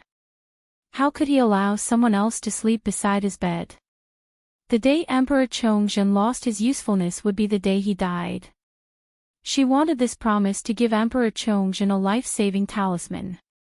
As long as she was alive, he would never have to worry about his life. After all, they were a monarch and an official. This was the last thing she could do for Dan as the celestial commissioner of the Yin dynasty. Otherwise, she would have a guilty conscience. Moreover, she had promised Empress Xia Jiang that she would give them a chance to reunite in her lifetime. This condition of yours really puts me in a difficult position, the Yan Emperor shook his head and laughed. He was not angry because Yushu's request showed her loyalty and proved that she was not a greedy person. But he did not promise her immediately because he knew very well what her condition represented. He was considering whether she was worthy of his promise. Yushu saw his hesitation and decisively threw out a temptation. If your Majesty agrees, I will not only swear loyalty to the Yan kingdom, but I am also willing to offer a rare treasure. The Yan Emperor raised his eyebrows and was interested in the second half of her sentence. He asked, what is a rare treasure? One of the 6 founding weapons of Duan, the Chun Jun sword. The Yan Emperor was stunned and then widened his eyes. He turned to look at Shui Rui and asked with his eyes, isn't it said that the 6 founding weapons of Duan were lost long ago? Shui Rui's eyes were very innocent. I don't know. Ahem, the Yan Emperor cleared his throat and put on a dignified face. As far as I know, the 6 founding weapons of the previous dynasty disappeared many years ago. How could they appear in your hands? Tell me the truth. Don't hide anything. Yushu lowered her head and answered. She told a story. This is what happened. About 300 years ago, Empress Ningzhen passed away. Emperor Anwu had a secret decree to bury the 6 founding weapons with her and bury them in the depths of the imperial mausoleum. Who would have thought that after 200 years, a rebellious prince would appear in the court? He eloped with a female general and broke into the imperial mausoleum. They mistakenly entered Empress Ningzhen's tomb and destroyed half of the 6 founding weapons and stole the other half. Among them was the noble and unparalleled Chun Jun sword. Later, after several changes, the Chun Jun sword ended up in the Dragon Tiger Mountain sect. After many twists and turns, it finally returned to the Celestial Commissioner a few years ago. When I took over the Celestial Commissioner, the former Great Supervisor handed this unparalleled sword to me for safekeeping. The Emperor of Yen and Shui Rui glanced at each other. They were doubtful of her words. The only thing that was worth affirming was that she dared to take out the Chun Jun sword as a bargaining chip to convince him. It was enough to show that she definitely knew the secret of the 6 founding weapons. The Yen Emperor was quite moved. He couldn't hide his curiosity and asked her, "What is the use of this Chun Jun sword? It can be called a national weapon?" Yushu smiled indifferently and said in a proud tone, "Among the people of Duren, there are few people who have not heard of the epic legend of Emperor Xingzu opening up the mountains and rivers. But there is also a secret rumor that Emperor Xingzu could seize the world in one fell swoop because of the power of the 6 founding weapons. Of these 6 weapons, one is a book, one is a sword, one is a ruler, one is a tripod, one is a rui, and one is a compass. All of them are powerful and omnipotent." With the death of Empress Ningzhen, the 6 founding weapons became a cloud of fog. After 300 years, there were not many people left in this world who could even call out their full names. The descendants of Emperor Anwu disobeyed the ancestral teachings and took out the Book of Mystery Fairy Lu Ren from the Imperial Mausoleum. They tampered with its content and added an article on the back of it called The Essentials of Governing a State and another strange art called The Divine Lesson of Tai Gu. The Book of Mystery Fairy Lu Ren was the one that could destroy everything. The 7-star ruler was the one that moved the stars. The Tai Ching cauldron was the one that integrated wisdom. The stone rui was the one that turned calamities into blessings. The Fushi compass was the one that guarded the mountains and rivers. This was the content of the Book of Mystery Fairy Lu Ren that Yushu had seen with her own eyes. There were only a few sentences, but they covered the power of the 6 founding weapons. It was shocking. The reason why the Chun Jun sword is known as the founding weapon of a nation is that, apart from being a godly weapon itself, it also has an unknown use. Yushu paused and looked up at the Emperor again. The Yen Emperor pricked up his ears and listened attentively. She was at the crucial point, but she refused to continue. He urged, "Go on." Yushu shook her head lightly. There was a smile in her eyes. She reminded him calmly, "Your Majesty, this concerns the secret of the Yin dynasty's 300 years of peace and prosperity. If I divulge it to you, wouldn't I be a traitor for glory?" Hearing her soft words, the Yen Emperor was so angry that he laughed. He stretched out a finger and pointed at her head. He turned around and said to Shui Rui, who was pretending to be deaf and dumb, "Listen, listen.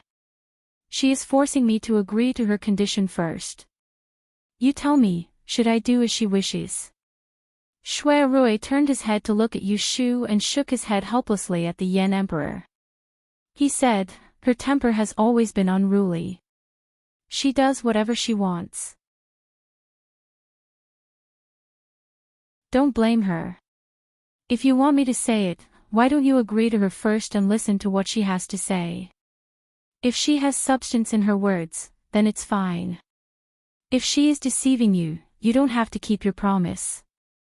At that time, I will share the crime with her.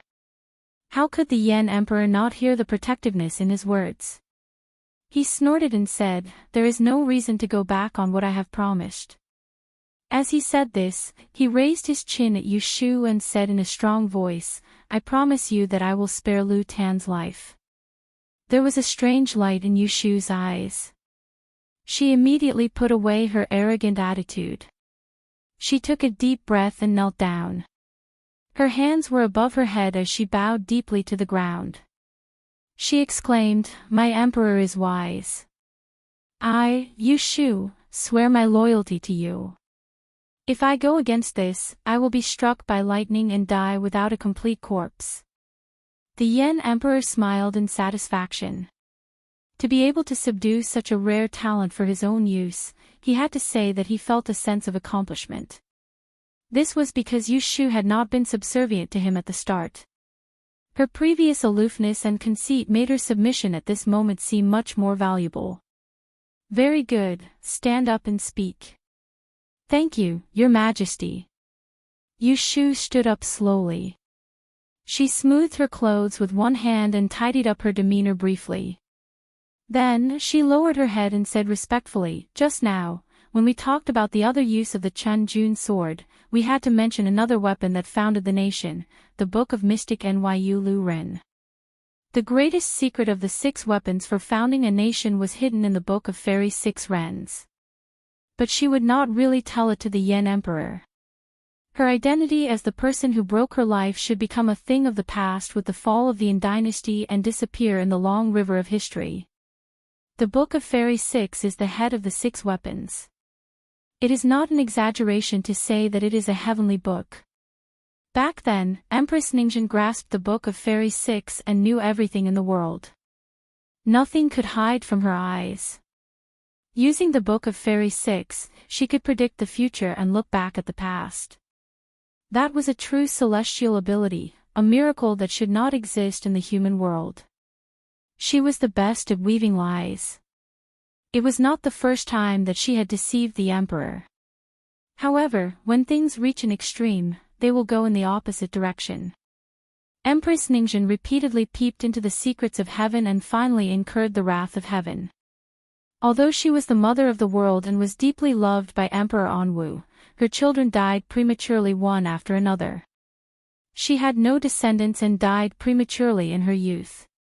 It was indeed recorded in the history books that Empress Ningxuan had given birth to 2 sons and a daughter. But none of the children lived past the age of 5.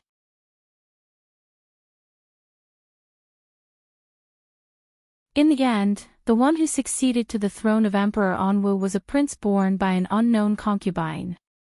So after Empress Ningxuan died, Emperor Anwu was heartbroken and buried the 6 weapons with her.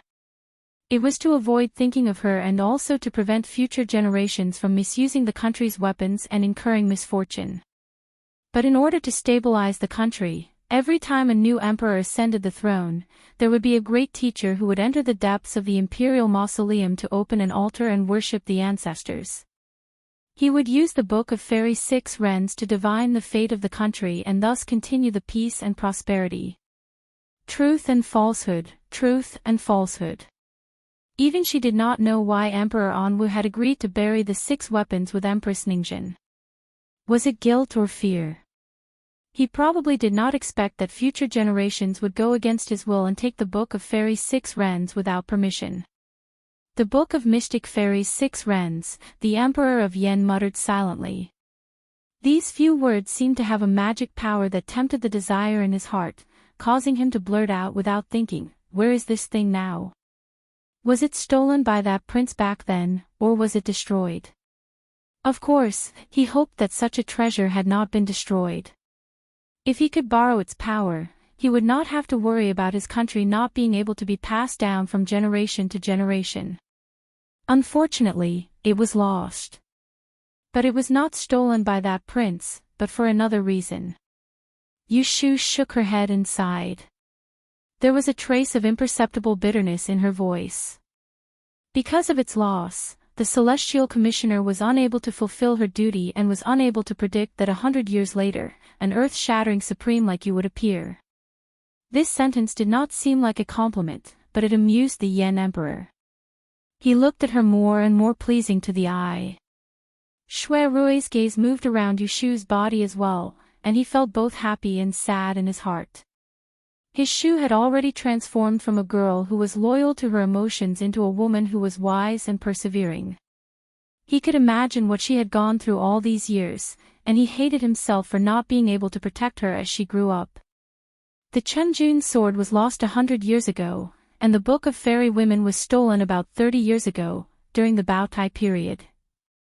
Yushu stated, according to Juda, the thief who stole the Book of Fairy Women must have something to do with the prince who defected 100 years ago. But the other party appeared and disappeared mysteriously. After he succeeded, he seemed to have disappeared from the world, so there was no way to catch him. Over the years, the Celestial Commissioner has been secretly searching for the whereabouts of the Book of Fairy Women. But it was not until 5 years ago that there was a new clue.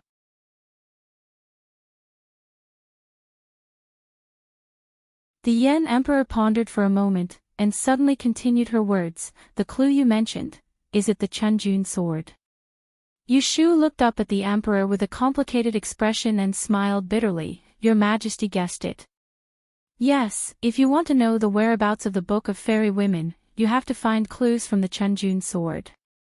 Only then did the Yen Emperor realize what it meant that Yushu was willing to offer the Chunjun sword. Thinking of this, he could not help but breathe a little faster, and his heart beat faster and faster. So, he closed his eyes slightly, leaned back in the chair behind him, relaxed his hands and feet, slowed down his breathing, and calmly considered for a while, so as not to be controlled by his emotions. When he opened his eyes again, he had made up his mind. He looked at Yushu and said, "I want to reappoint you as the Celestial Commissioner and promise you a high position and a generous salary. Are you willing to track down and find the Book of Fairy Women for me?" For the stability of his kingdom, he was determined to get this thing. Without changing her expression, Yushu said, "I am not 100% sure that I can find the Book of Fairy Women." The Yen Emperor heard the intention in her words and laughed loudly. "As long as you try your best, if you can't find it in 3 to 5 years, then you can find it in 8 to 10 years. With this sentence, the deadline was relaxed. It was equivalent to saying that even if she could not find it, she would not be punished. In other words, as long as she did not find the Book of Fairy Women, the Yen Emperor would not abandon her for another day. Yushu had finally achieved her goal, so without further ado, she immediately agreed, "Your Majesty, Your Majesty." The Yen Emperor was in a good mood. After seeing Yushu today, not only did he know the secret of the 6 implements of the Yin dynasty, but he also gained something else.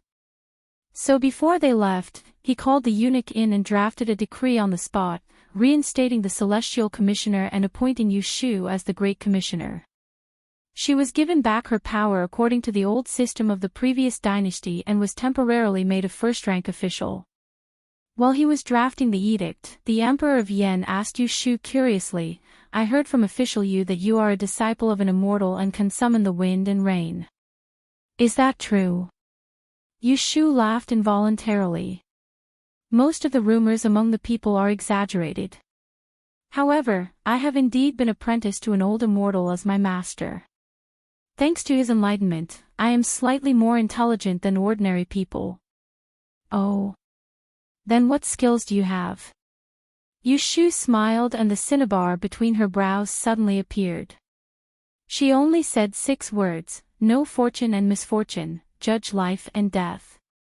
The Yen Emperor was not an expert in the study of Yi, so he did not know the prowess of these 6 words. His expression was still perplexed. Shui Rui took a step forward and explained, "Ever since the founding of the Yin dynasty, the study of Yi has been prevalent. In the past 300 years, it is unknown how many outstanding people have appeared.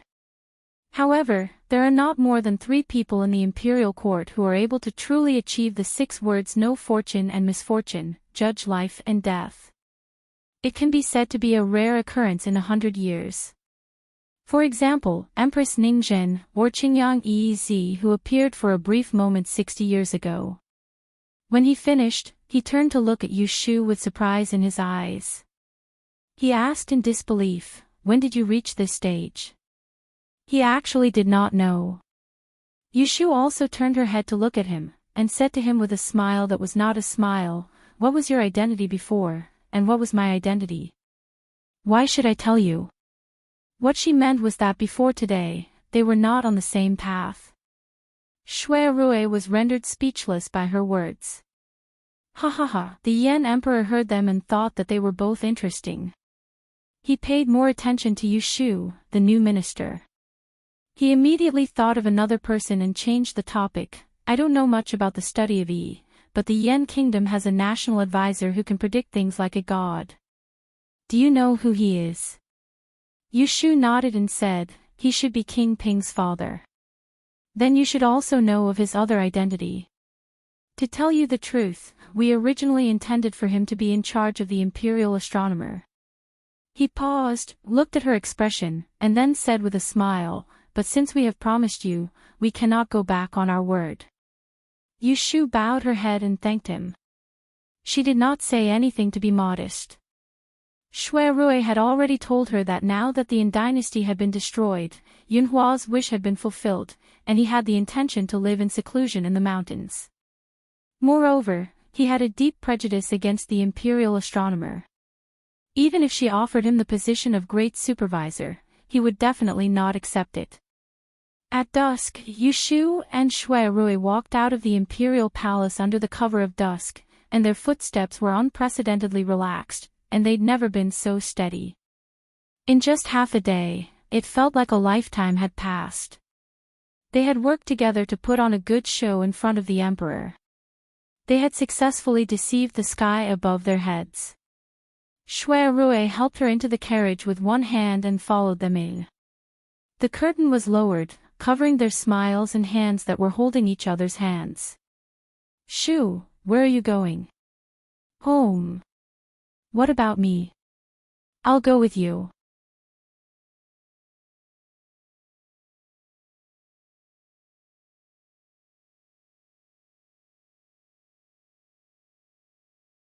Chapter 823.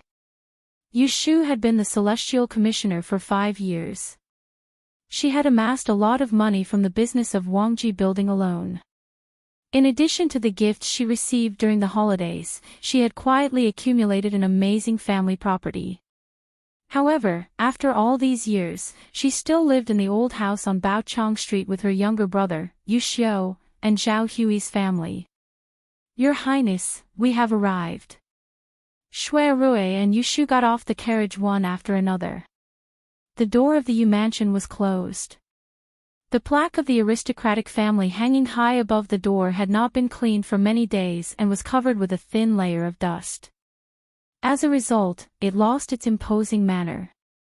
The front door was even more desolate, without the slightest trace of the bustling scene of the past. Shui Rui asked the accompanying bodyguards to open the door. He looked at the plaque above his head and recalled the past. He couldn't help but sigh. "Using your own strength to become an aristocratic family. Ah Shu, you are really amazing." Yu Shu walked to his side and stood with her hands behind her back. "My aristocratic family is indeed the first in the world. Since the founding of the country by Emperor Anwu, many aristocratic families had fought for power, and all of them had laid the foundation for decades or even hundreds of years. She alone supported the name of an aristocratic family. There was no one in the past and no one in the future. Fortune was sought amidst danger. Everything she possessed today was obtained after experiencing numerous life and death situations." While they were talking, the door of the Yu mansion was opened. The gatekeeper, old Lu, poked his head out to take a look. When he saw Yu Shu standing in front of the door, he was stunned for a moment. Then he shouted in surprise and ran inside to report the news. At his age, he ran faster than a rabbit. "He's back. Our master is back." Yu Shu shook her head and laughed. She said to Shui Rui, let's go in first and talk. Old Lu ran so fast that everyone in the garden could hear him. Yushu and Shui Rui walked to the entrance of the cave in the backyard. Behind them, there was already a group of servants who heard the news and came out. All of them had tears in their eyes. Seeing that their master had returned home in one piece and not sacrificed herself for the country like the rumors said, they were so excited that they forgot the rules and crowded around her as they walked inside. Yushu did not chase them away. From afar, she saw a group of people rushing over from the other end of the corridor. The one in the lead was Yushu. Like a gust of wind, he ran towards her and hugged her, knocking her back. Shui Rui supported her from behind. Sister. Yushu hugged her tightly and said in a choked voice, I thought you already. Yushu patted his shoulder and raised her hand to touch his head. Unknowingly, her little brother had actually grown taller than her. She swallowed the lump in her throat and teased him, How old are you already? Why are you still crying? Quickly let go, do you want to strangle me to death? Yushu hurriedly let go of her and quickly rubbed the corner of his eyes. When he looked up, he saw the man standing behind her. The familiar face made him instantly stunned. Shwe, shwe, shwe, he stuttered and could not say a word. At this time, Zhao Hui, Aunt Shui, and the others also caught up and surrounded Yushu, laughing and crying. It's good that you're all right, it's good that you're all right. Amitabha, may the heavens protect you. My daughter, you've really suffered this time. Quickly call your mother to take a look. The maidservants of the North Palace were also looking at her with tears in their eyes. Yushu could not move her feet. She could not bear to see people cry. Their tears made her dizzy, and she could not stop them. So, she had no choice but to pull Shui Rui out to divert everyone's attention. Don't cry. I'm fine, aren't I? There are guests here. Let me introduce, this is His Highness, Prince Ping of the Great Yan Dynasty. It's all because of him that I can come back safely this time. Only then did the whole family turn their eyes to Shui Rui. Ah! Zhao Hui exclaimed and covered her mouth. Those who recognized Shui Rui were shocked. Wasn't he young Master Shui? How did he become a prince of the Great Yan Dynasty? Brother Shui. Yushu finally came to his senses and called out. Shui Rui's expression remained unchanged, as if it was the first time they met. Facing Yushu and a few elders, he said politely, I'm Lu Shining. I met official Yu not long ago, and I heard that she has a sworn brother who looks very similar to me. I think you've mistaken me for someone else. Everyone was skeptical. There were indeed people who looked alike in the world, but there were not so many coincidences under the heaven, and Yushu happened to bump into them. Furthermore, the same thing had happened before. Both Yushu and Zhao Hui clearly remembered that before they came to the capital city, the eldest young master of the Shui family had stayed in Yang City under the alias of Chao Zixin. Perhaps, this real Prince Ping in front of them was actually Shui Rui. Looking at their expressions, Yushu knew that they were still doubtful, so she smiled and said, not to mention them, even I've mistaken you for someone else. She did not explain further after saying that. Yushu, Zhao Hui, and the others could not question her in front of others, so they could only play dumb with her. They first invited His Highness King Ping to move to a small seat in the living room, so that they could reunite and discuss further. As it was not good to let the guests sit around, He Fengji accompanied Shui Rui to the living room in the front yard to drink tea. In the past few years, as Yushu's status rose, the whole family had met many high-ranking officials and nobles. At this time, when a prince of the Yan dynasty suddenly came, He Fengji was surprised, but he was not afraid. When Yushu returned to the backyard, the group of servants behind her were sent away by her chief maid, Yundo, with a straight face, leaving only 2 personal servants to serve her. Due to the summer heat, when she came out from the palace, she felt sticky as if she was sweating. After washing up and changing into a clean dress, she sat on the couch and talked to her family. Without waiting for them to ask, she briefly told them what happened in the past half a month. That day, I led the army out of the city to rescue the emperor, but unfortunately, it was too late. The emperor had already been captured, so I had to surrender. King Ping imprisoned me in the military camp outside the city, but he did not treat me harshly. Instead, he tried to persuade me to surrender to the Yan dynasty. I refused at first, but he did not force me. But later, news kept coming from the capital. After the Yan emperor entered the capital, he reorganized the imperial army, rehired the old officials, and at the same time, he appeased the people and granted amnesty. The dynasty changed, the country changed, and the Yan dynasty has become a vanquished country. I was disheartened, and since I could not be loyal, I had to take a step back to protect my family, so I had no choice but to give in. Thanks to King Ping's help, I can return home. In front of her family, she could not tell the truth, but she did not want to use the same method she used to deal with the emperor to fool them with loyalty and righteousness. Mistress Chui heard half of what he said and covered her heart with her hand, muttering, "Thank the heavens and thank the earth. Fortunately, you're smart this time. Who cares who the emperor is? It's not as important as your life. If you're really muddle-headed and want to be a loyal official, our whole family can forget about living." Zhao Hui let out a long sigh and her face was full of lingering fear. You have no idea how many people tried to escape after the news of the Yan army invading the capital. But they couldn't even get out of the city gates. All the officials were captured and we didn't know where to look for you. The assistant minister's residence next door was in chaos, and that night, Assistant Minister Zhou was captured and locked in the prison. He was gone for 7 or 8 days, and there was no news. Madame Zhou begged, but there was no way out. Her tears washed her face every day, and it could be heard through the wall. Who would have thought that after another 2 days, Assistant Minister Zhou would suddenly return? Godfather and Godmother ran next door to inquire about your whereabouts. Yu Xiu finally found a chance to speak. He gritted out, "I don't know where that Assistant Minister Zhou heard the rumor from. He said that the emperor had been captured by the Yan, and that you were captured instead of rescuing the emperor. He also said that you were tortured in the hands of the Yan, and vaguely said that you died for the country." This caused their family to think that she had encountered a mishap. They passed these last few days in a daze, afraid that one day the government would come to their door and tell them to go and bury the corpse. Yu Shu thought, no wonder she felt that the Fu was so lifeless when she entered, and everyone would cry when they saw her. So someone had faked the grievous news. This Assistant Minister Zhou was an official that Emperor Chongzhen had promoted after he ascended the throne, and had moved to this street afterwards.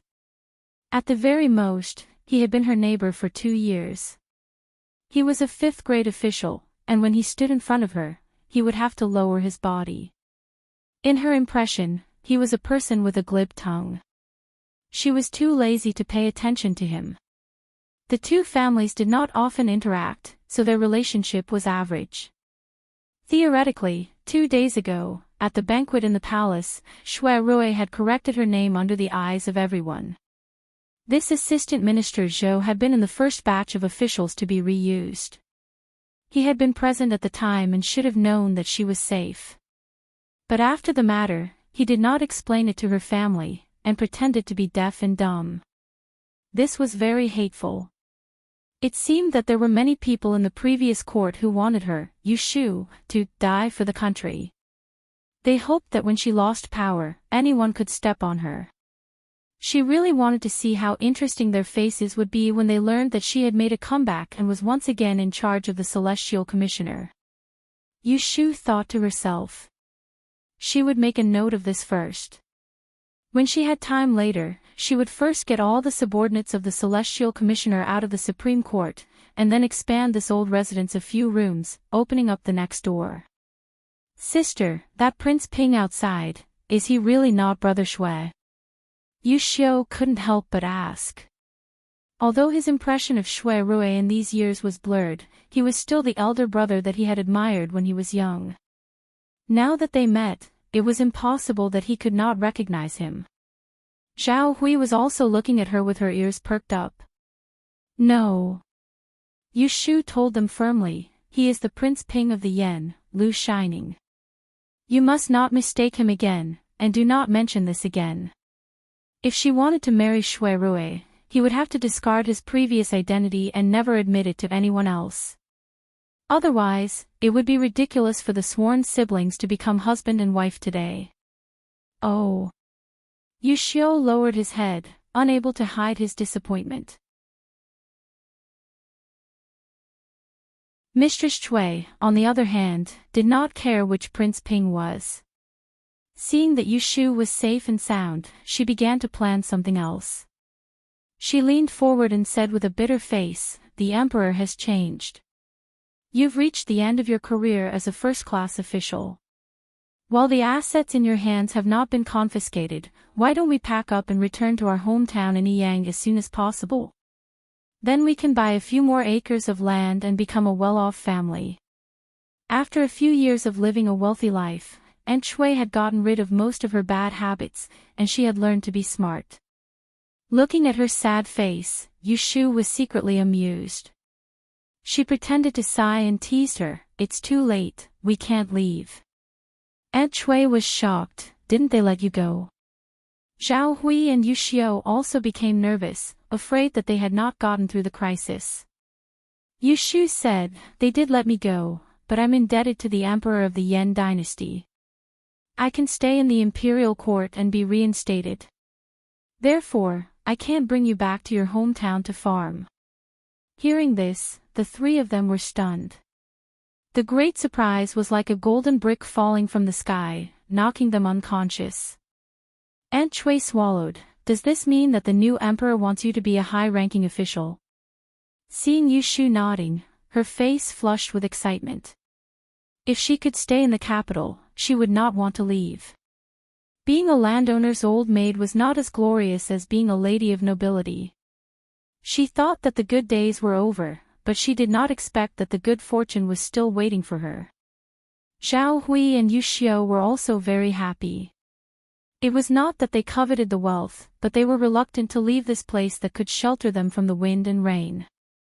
Both Zhao Hui and Yu Xiu had lived a stable life since they moved into this house. Compared to the unbearable memories of Yang City, this place was more like their home. Although they were excited, they felt a little unreal.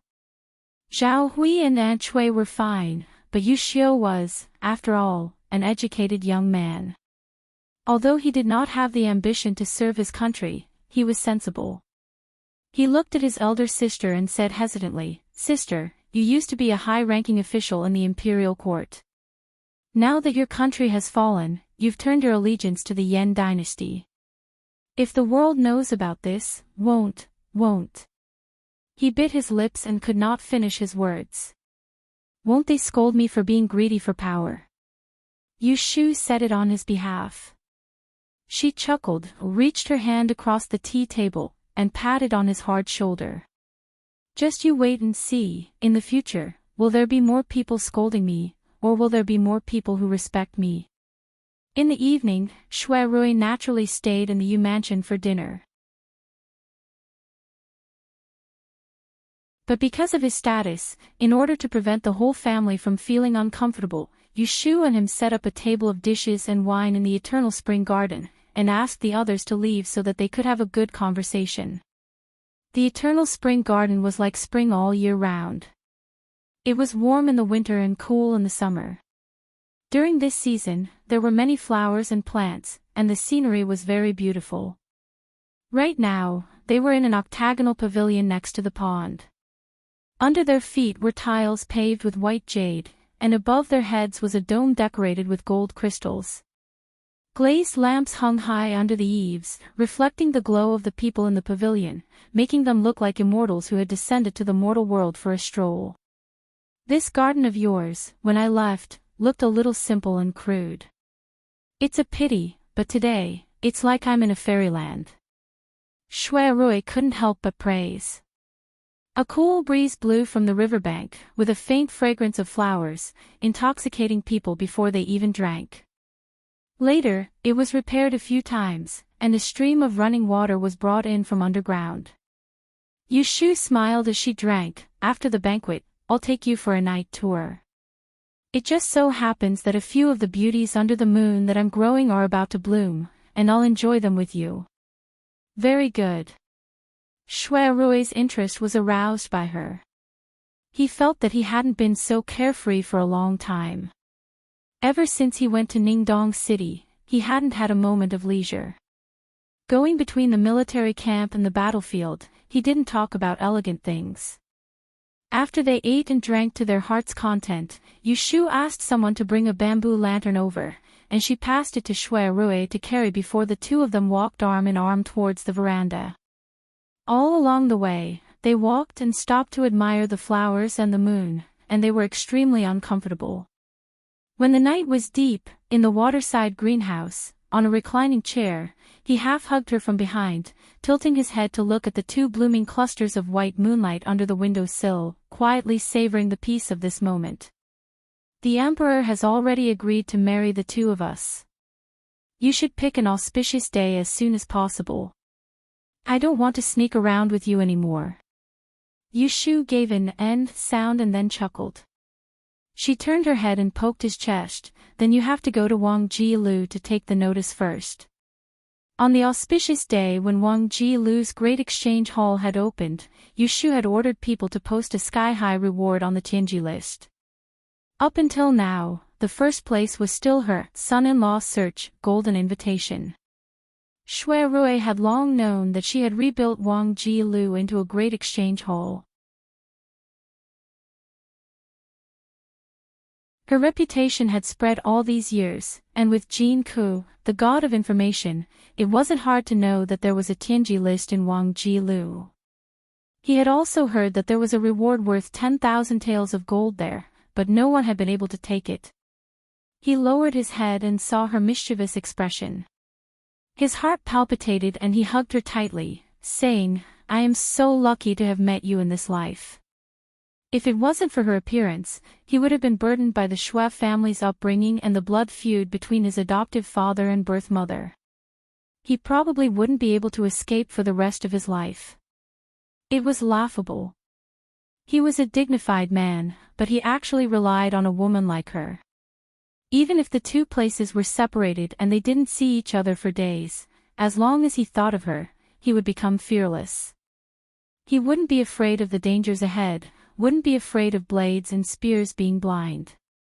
Because he firmly believed that even if he had nothing, even if his name didn't exist, she would still wait for him to return to her side.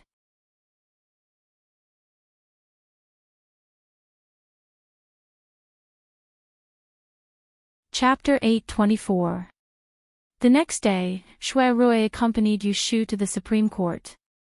Even though he had half-coaxed and half-scared a group of officials to go home, there were still many important officials of the previous dynasty imprisoned here, such as Duke Jing and Count Zhong and Yong. Which one of them wasn't a person of high status and power in the past? Now that they were prisoners, they didn't even have a chance to turn around. Shui Rui could give Guo Huaiyan and the others a way out because of their old relationship, but he would not easily let go of these people who had thrown stones at the Shui family when they were in trouble and Yushu was in trouble. In the prison, the Celestial Commissioner and dozens of officials had been imprisoned for more than 10 days. No one was allowed to visit them and they could not hear any news from the outside. They only knew that a while ago, some people had been released one after another and had submitted to the new dynasty. From the day they came in, they had been holding their breath. Even if their hearts were trembling and they became more anxious every day, but until the last step, no one dared to disobey Yushu's orders.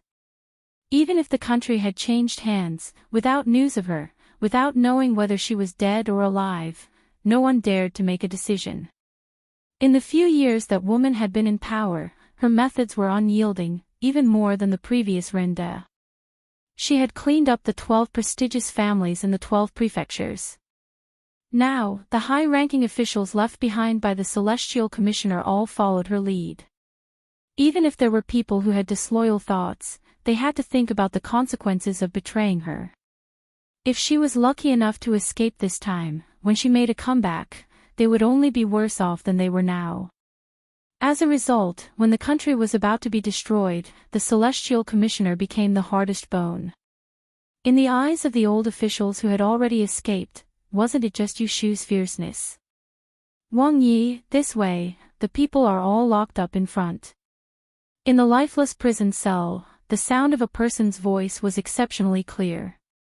As a series of footsteps approached, the Yi officials locked in the cell all pricked up their ears and looked in the direction of the approaching person. Their hearts were filled with fear, afraid that it was someone who came to ask for punishment. It was broad daylight outside, and the light from the skylight shone on the narrow corridor. When they clearly saw the two figures walking side by side in the middle of the corridor, they could not help but stare blankly and get up from the ground. They had seen King Ping of the Yen Kingdom before. It was not that they did not suspect that he was the eldest son of the Shui family, who had been missing for many years. His appearance was very similar, but no one dared to say it out loud. But now, what made them dumbfounded was the finely dressed girl who walked beside him unscathed. Tao Taishu, someone cried out excitedly. Wen Shaoan was the first to rush to the cell door. When he saw the appearance of Yushu, he almost cried tears of joy. Everyone knew that he was the most obedient subordinate under her, and many people mocked him behind his back, saying that he was a vicious dog in front of her door. But who knew that if he did not follow a master like her, with his family background, he would never be able to make a name for himself in this life? How could he become the Shaoqing of the Taiqing department at such a young age? Since he had received her kindness, it did not matter if he was called a dog by others. It's great that you are safe and sound. Yushu nodded to him comfortingly. She glanced around at her subordinates in the surrounding cells. Looking at their sallow and emaciated faces and shackled faces, she knew that they had suffered a lot this time, but they were able to hold on until she appeared. It was very rare. You have suffered a lot. I will bring you out now. Then she nodded to Shui Rue and signaled the jailer to open the cell door and let them out. Good news fell from the sky. The Celestial Commissioner and her subordinates did not expect that she would release them as soon as she appeared. They were immediately surprised and felt that their savior had come. They had not clenched their teeth and endured these days in vain. Taishu, are you going to let us go home? Yushu looked straight ahead, folded her hands on her abdomen, and announced with a dignified expression, the previous dynasty has passed, and the Yen dynasty has replaced it. This is the mandate of heaven.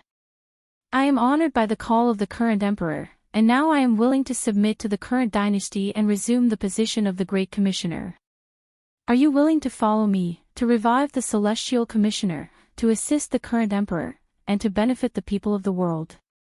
Everyone was shocked again. They looked at each other and did not know what to do. If this had happened half a month ago, they would have been in a dilemma. However, it was said that those who went out earlier had all been reinstated. Now that Yushu had spoken, if they didn't agree, would this group of officials who had lost their country die for their country? I would rather follow the Taishu. Me too. The first to respond were Wen Xiao and Xenia. Wen Xiao and was not a big deal, but Xenia was the most cunning one among the Celestial Commissioner's subordinates. After Yushu came to power, even the highly respected Chao Zhuoling was uprooted by her. Only he was still sitting in the position of the left judge, unmoved. In the corner, Ren Qiming sighed softly. He looked at Yushu's calm expression and knew that an dynasty was doomed. She could not protect the sacred ancestors' empire, but she could protect the Celestial Commissioner. He did not know if it was a blessing or a misfortune. We will follow the Taishu's orders. Ren Qiming could not help but think, if Zhu Gong's spirit is in heaven, will he regret handing the celestial commissioner to her? Seeing that the chiefs and adjutants of the 3 departments and 2 bureaus had nodded, the rest of the people did not hesitate anymore. They all bowed and responded to her call. Just like this, Yu Shu easily recruited a group of officials to work for her again. It was obvious that if these people wanted to establish a foothold in the new dynasty, they would have to rely on her. The corners of her mouth curled up slightly as she raised her hand. Dispense with the formalities. Shui Rui stood behind her with his hands behind his back and waited for her to show her grace. Then he walked forward and said with a straight face, "You should be glad that official Yu pleaded for you. Otherwise, there would not be such a good thing. Not only was you pardoned, you were also restored to your positions. You should really go out and ask how many princes, dukes, and marquises are still in this prison waiting to be dealt with." Everyone felt guilty and afraid after hearing his words. They were in awe of Yu Shu, but also felt an indescribable sense of gratitude. After that, Shui Rui released all the people in these cells, and he registered them before handing them over to Yu Shu. There were a few other female officials that were locked up at other places, and she personally made a trip there as well to bring them out. The women who could become the Celestial Commissioner were naturally not ordinary weak women. Madame Elvi and Situ Qinglan were the best among them. They were more patient than the men. Finally, when Yu Shu appeared, they did not cry or make a fuss. They chose to follow her without a word. The next day, the 2 seals on the door of the Celestial Commissioner building were removed and people were restored. The news that Yu Shu was back in charge of the Celestial Commissioner building spread like wildfire and shocked everyone in the court. However, no one dared to criticize her or point a single word at her. Firstly, on the day when the Yan army invaded the capital city, everyone knew that Yu Shu had bravely saved the emperor. Secondly, during the celebration banquet in the palace, King Ping had cleared her name in front of everyone. Even the Emperor of Yan had personally praised her character. Whoever wanted to scold her for being treacherous had to look at themselves in the mirror first. At the same time, the war in the north subsided and a large number of refugees poured into Zijing Pass. However, there was not much food in the national treasury and it was unable to provide disaster relief. King Ping's faction advocated allocating food for disaster relief first and at the same time, dispatching troops to the south to collect food. This could also wipe out the remnants of the previous dynasty in one go. The other faction opposed the waste of food and suggested that the refugees should be driven to the south to reduce the pressure on the national treasury. Both sides insisted on their views and were in a stalemate. To put it bluntly, the national treasury was empty and there was no money. A group of people wanted to rob while a group of people wanted to save. Just when the Emperor of Yan was in a mess because of their quarrel, there was a turning point. The Celestial Commissioner building, led by Yu Shu, donated 1,000,000 taels of silver to fill the national treasury. The aristocratic families of the 12 prefectures in the capital responded. Those who had money and those who had food donated food. In just a few days, more than 5,000,000 taels of silver and 300,000 don of food were raised. It was considered to have solved the urgent problem of the imperial court. The Emperor of Yan was overjoyed and immediately issued a decree to allocate food for disaster relief. On the other hand, he issued a letter of enlistment and appointed an imperial envoy and a general to go to the south to collect food and enlist people along the way. This time, Yu Shu took the lead in donating money and food and earned a good impression in front of the emperor. After that, she was praised in the court for her deep sense of righteousness and even asked the historian to note it down for her. The aristocratic families of the 12 prefectures, who were forced to bleed but did not get any benefits, could only pinch their noses and accept it. They treated it as spending money to avoid the disaster. No matter how many people were scolding her behind her back, Yu Shu still did what she wanted. From her point of view, these entangled aristocratic families of Yi were one of the root causes of the decadence of the previous dynasty. Because of the existence of the Celestial Commissioner, they abused their privileges and amassed wealth without limit.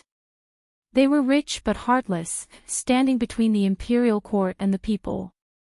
However, they did not benefit either the country or the people. As time passed, they became the country's parasites. When the Great Yen was founded, it was not like the previous dynasty that advocated e-learning. In addition to her interference, the emperor paid attention to her, not the celestial commissioner. This caused those aristocratic families of e-learning to lose their support and foundation. They could no longer plunder the people's wealth unscrupulously. Sooner or later, the aristocratic families of e-learning would fade out of the sight of the imperial court and go into decline. Yu Shu did not think that what she did was wrong. There was a reason for the popularity of e-learning 300 years ago, and there was also a reason for the decline of e-learning 300 years later. When things reach an extreme, they will move in the opposite direction. When the flourishing reaches the extreme, it will decline. Just like the saying of life is life is endless. Everything goes in a cycle. After the disaster relief was over, Yu Shu brought the Chun Jun sword to the palace to meet the emperor. Of course, it was the Chun Jun sword from Dragon Tiger Mountain, not the rusted sword that she had secretly kept. Although it was a fake, it was still a sword that could cut through iron like mud. Otherwise, it would not have fooled Zhu Muzhao's eyes. The Emperor of Yen waved it in his hand and easily cut off a corner of the dragon table. The eunuch who was serving at the side was so scared that his legs went soft. He knelt on the ground and pleaded, "Your Majesty, please take care. Don't hurt the dragon body." Ha ha ha. The Emperor of Yen laughed happily, ignoring the servants crying and pleading. He fiddled with the sword in his hand and said to Yu Shu, "Such a divine weapon is worthy of my Majesty." From his tone, it seemed that he did not doubt that the sword was fake. Yu Shu waited for him to enjoy it enough before saying, "This thing is related to the Book of Mystery Fairy 6 Rens. In order to avoid alerting the enemy, Your Majesty, please don't show the Chun Jun sword to others easily." The Emperor of Yen waved his hand at her, "I know." Then he looked up and smiled at her, saying, "Minister, you has made 2 great contributions. What reward do you want? Tell me." Yu Shu bowed her head and said, "It is my duty as an official to share the Emperor's worries. I have no other request." "That won't do. I have always been clear about rewards and punishments." The Emperor of Yen held back his laughter. "I see that you are still alone at this age. You must have very high standards and don't like ordinary people. It just so happens that I have a sworn brother. He is a talented man with both the pen and the sword. What's even rarer is that he's clean and honest. He doesn't have any close friends by his side. How about I bestow him to you as your husband? What do you think?" Yu Shu was stunned for a moment, and she didn't know whether to laugh or cry as she raised her head to glance at the Emperor. She was clearly aware that he was playing tricks on her and Shui Rui, yet she couldn't help but reveal a smile, and she lifted the hem of her skirt as she bowed from the bottom of her heart. "Thank you, Your Majesty."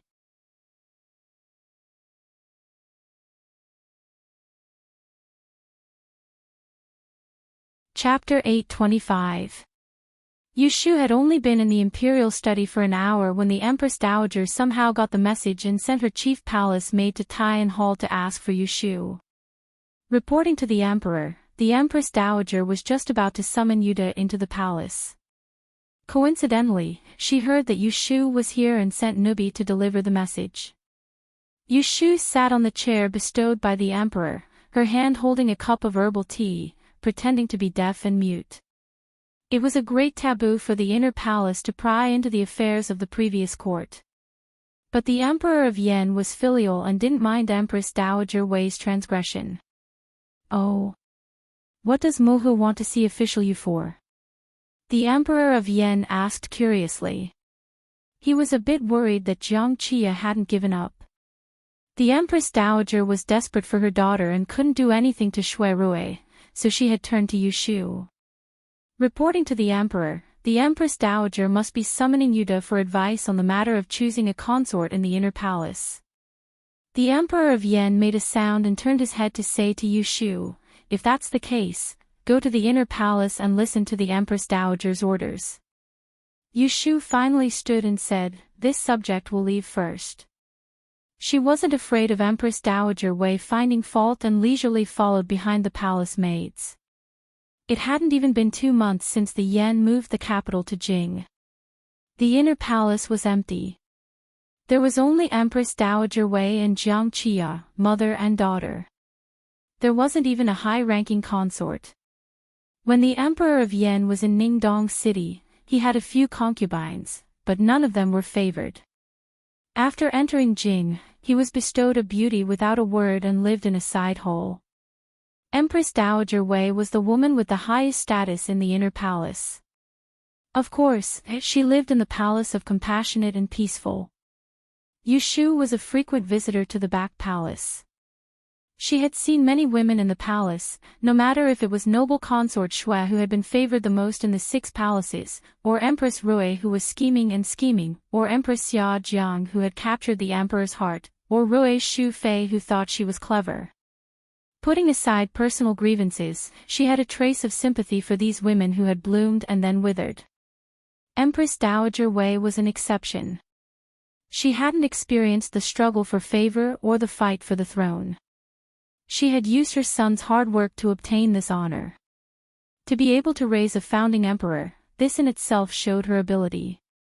So even if she didn't know the dirty tricks of the Hogong, she definitely wasn't a woman to be trifled with. Yushu set a position for Empress Dowager Wei in her heart. When she entered the palace of Compassionate and Peaceful, her expression didn't change. She was brought in front of Empress Dowager Wei and respectfully gave a full bow. This subject Yushu kowtows in salute to the Empress Dowager. Empress Dowager Wei reclined on the couch and swept a glance at her. She didn't make it difficult for her and called out, "Grant me a seat." As early as 5 or 6 years ago, the two had met once. It was interesting. That time, it was also to choose a Fei for the Yen Emperor. But last time, it was a Wang Fei, this time, it was a Ho Fei. Yushu took 2 steps back and sat down. She put her hands flat on her knees and looked straight ahead. She did not raise her head to look at the Empress Dowager who was sitting on the seat. No one could find anything wrong with her every move. In reality, in terms of the rules of the palace, even Empress Dowager Wei didn't know as much as she did. Aijia called you over to ask you to advise the emperor on how to choose a Fei. As you can see, the Hogong is such a large place, but only Aijia and my daughter live here. It is pitifully cold. The emperor has been busy with the affairs of the country these years and has never had any interest in women. Even now, he doesn't have an heir. Aijia cannot sit and do nothing. It is time to hold a general election to expand the Yen Hogong. More importantly, it is to choose a satisfactory empress for the emperor. Yushu thought about how the Yen emperor hadn't said much when he heard about the Fei selection in the imperial study. She knew that while he wasn't enthusiastic, he wasn't against it. She responded, "Nyang Nyang, don't worry. When this subject returns today, I will make arrangements and order the Kunling Bureau and the Ministry of Rights to handle this matter." The emperor's Fei selection had always been handled by the joint efforts of the Kunling Bureau and the Ministry of Rights. Yushu, as the Celestial Commissioner, only needed one word from her and there would naturally be people who would do their best. But Empress Dowager Wei furrowed her brow and said in displeasure, "Aijia wants you to personally handle it. This is the first Fei selection after the emperor ascended to the throne. How can there be any carelessness? Aijia will say the ugly things first. If you fail this time, Aijia will hold you accountable." Seeing the situation, Yushu could see that the Empress Dowager was taking the chance to make things difficult for her. She stood and said, "This subject receives the Empress's decree." Empress Dowager Wei looked at her and didn't show any dissatisfaction. She was very calm. She had called Yushu over not just for the face selection, but also to see this Qing Yao Jin that had come out of nowhere to steal her dragon son-in-law. She understood that a forced melon wouldn't be sweet, but no one could stop her, as a mother, from venting for her daughter. Empress Dowager Wei smirked coldly inside and gave a look to Chen Momo who was standing at the door. She heard a report come from outside. The palace bureau has sent a few new palace servants to serve. Does Empress Dowager want to take a look? Tell them to come in. Empress Dowager Wei nodded. She had someone bring tea for Yushu, not in a rush to let her leave. After a while, there was a summons from outside the hall. The Momo guarding the door led in a few slim palace maids. In total, there were 8 of them. After 2 steps, they all knelt down in greeting, their heads lowered, not daring to look around. Empress Dowager Wei examined them, but couldn't tell if she was satisfied or dissatisfied. Chen Momo came forward to explain, these were originally from the palace. Last time, they weren't willing to leave so they stayed. Luckily, they understand the rules so they were sent here first. Empress Dowager Wei said, Aija doesn't need so many people here. Since they aren't willing to leave the palace, then arrange another place for them to go. As she spoke, she seemed to have a sudden impulse. She casually nodded and ordered, the 2 on the left, send them to Marquis Ching En Fu. The 2 on the right, send them to General Dai's Fu. As to the 4 in the middle, send them together to Ping Wang Fu to serve. Yushu hadn't even looked at the palace maids on the ground. Hearing this, she turned to look at Empress Dowager Wei. Coincidentally, she also looked over. She smiled at Yushu and teased, it's lucky that you are a woman. Otherwise, you could have taken 2 back. These beauties, only men know how to be protective of the fairer sex. Yushu pressed up the corners of her lips in a smile that wasn't a smile. It was impossible to see any emotion on her face. Empress Dowager Wei knew that she had an engagement with Shui Rui but still provoked her like this. These beauties were Empress Dowager Wei's way of showing off her authority. This tactic wasn't brilliant, but it disgusted people and made her unhappy. Take them away. Clean and dress them and send them out of the palace. Since the Empress Dowager had spoken, those palace maids couldn't even say no. They obediently gave their thanks and bowed as they retreated. From beginning to end, Yushu didn't look at them once and missed the resentful eyes that one of them had raised her head to look at her. Aijia is tired. You should also leave the palace. Don't forget what I told you. Quickly draft the rules.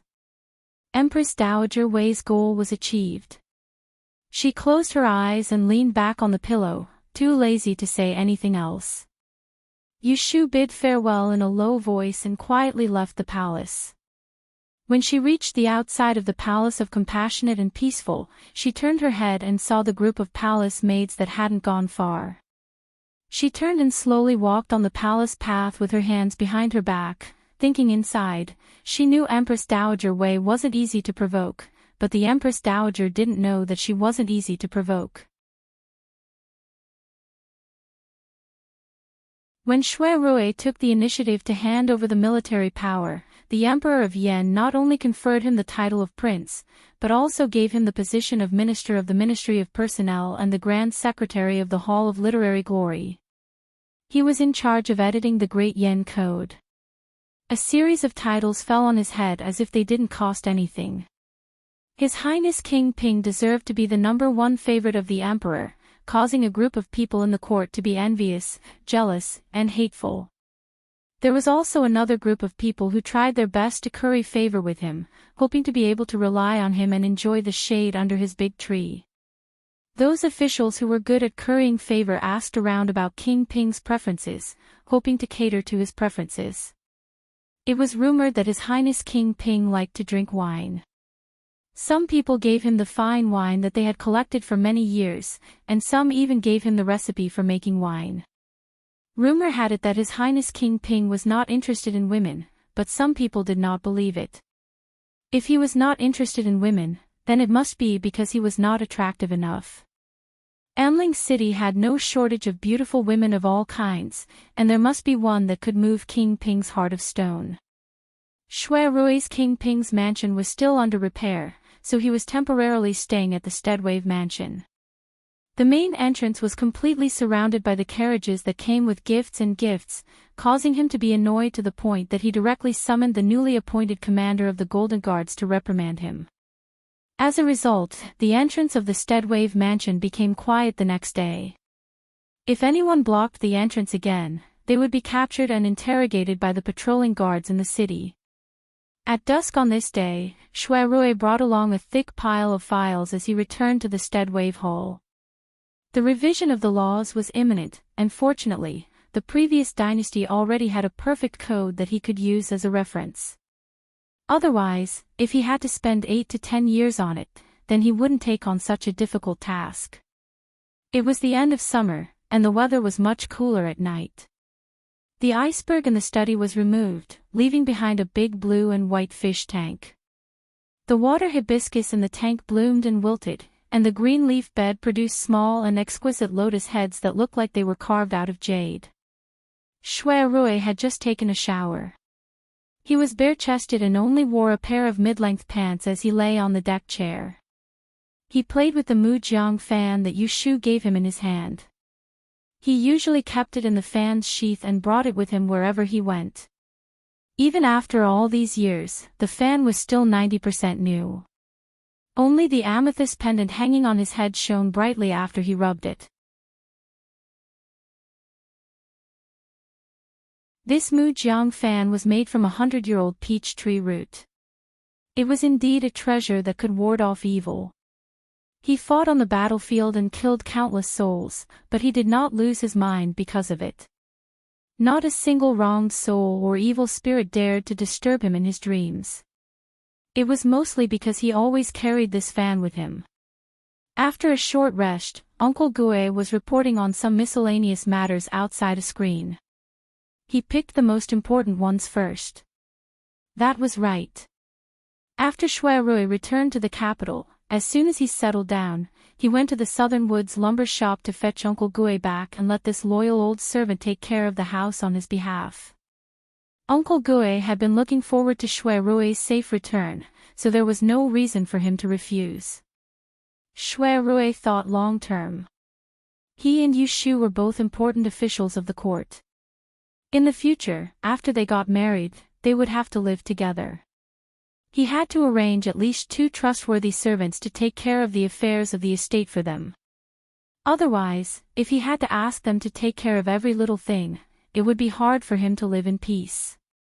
He chose Uncle Gue, and Yushu would choose another person. The 2 sides would keep each other in check to prevent one person from becoming the strongest. It was a very safe plan. Uncle Gue specially put the 4 beauties bestowed by the Empress Dowager at the end. He saw the figure lying on the screen suddenly sit up straight. He could imagine the annoyance on his Prince Yu's face. He had been on guard day and night, but in the end, he couldn't prevent it. If this matter reached Miss Yu's ears, she might be very angry. Uncle Gue shook his head in his heart. All those years ago, Shui Rui had no choice but to flee, and he'd only asked Yushu to bring him a message in a violet jade bat. He could only stay in the capital to guard his master's belongings and the future mistress of the clan. So he'd taken Yushu to be his mistress since a long time ago, and he knew how difficult it had been for her in these past few years, so he was biased towards her in his heart. Send them back to where they were sent from. Shui Rui was in a bad mood. He was waiting for the emperor to bestow a marriage, so why was the Empress Dowager messing around? Uncle Gue helplessly persuaded, those are the people bestowed by the Empress Dowager. Do you want to defy the decree? This old servant has already sent them to the side compound, they won't be an eyesore. When the Wang Fu has been repaired, we can move there and leave them here, is that all right? He didn't know that this Dingbo Hall was the territory that Shui Rui had taken in order to gain Yushu's favor. He was preparing to give it to her as a betrothal gift. Leaving those women behind, wasn't that like turtles taking over a magpie's nest? This is bad. Shui Rui lay back down once again and folded the Mujiang fan in his hand leaf by leaf. Then he slowly said, "Send someone to find out which family the Empress Dowager has sent people to. Divide these palace maids equally and send them to them as well. Say that it's the Empress Dowager's grace, and this prince has presented Buddha with borrowed flowers." The Empress Dowager had sent these palace maids not purely to sow discord between him and Ashu, but to test his bottom line. If he accepted them to keep the peace, it was tantamount to submitting to the Empress Dowager's authority and helping her grow. If he took a step back today, in the future, she might force him to take 10 steps back, 100 steps back. He respected the Empress Dowager as the Emperor's birth mother. It was fine if they could live in harmony, but if the Empress Dowager took things too far and stretched her hand into the court, he wouldn't be able to tolerate it. Uncle Gue had watched Shui Rui grow up from a young age and understood his temper too well.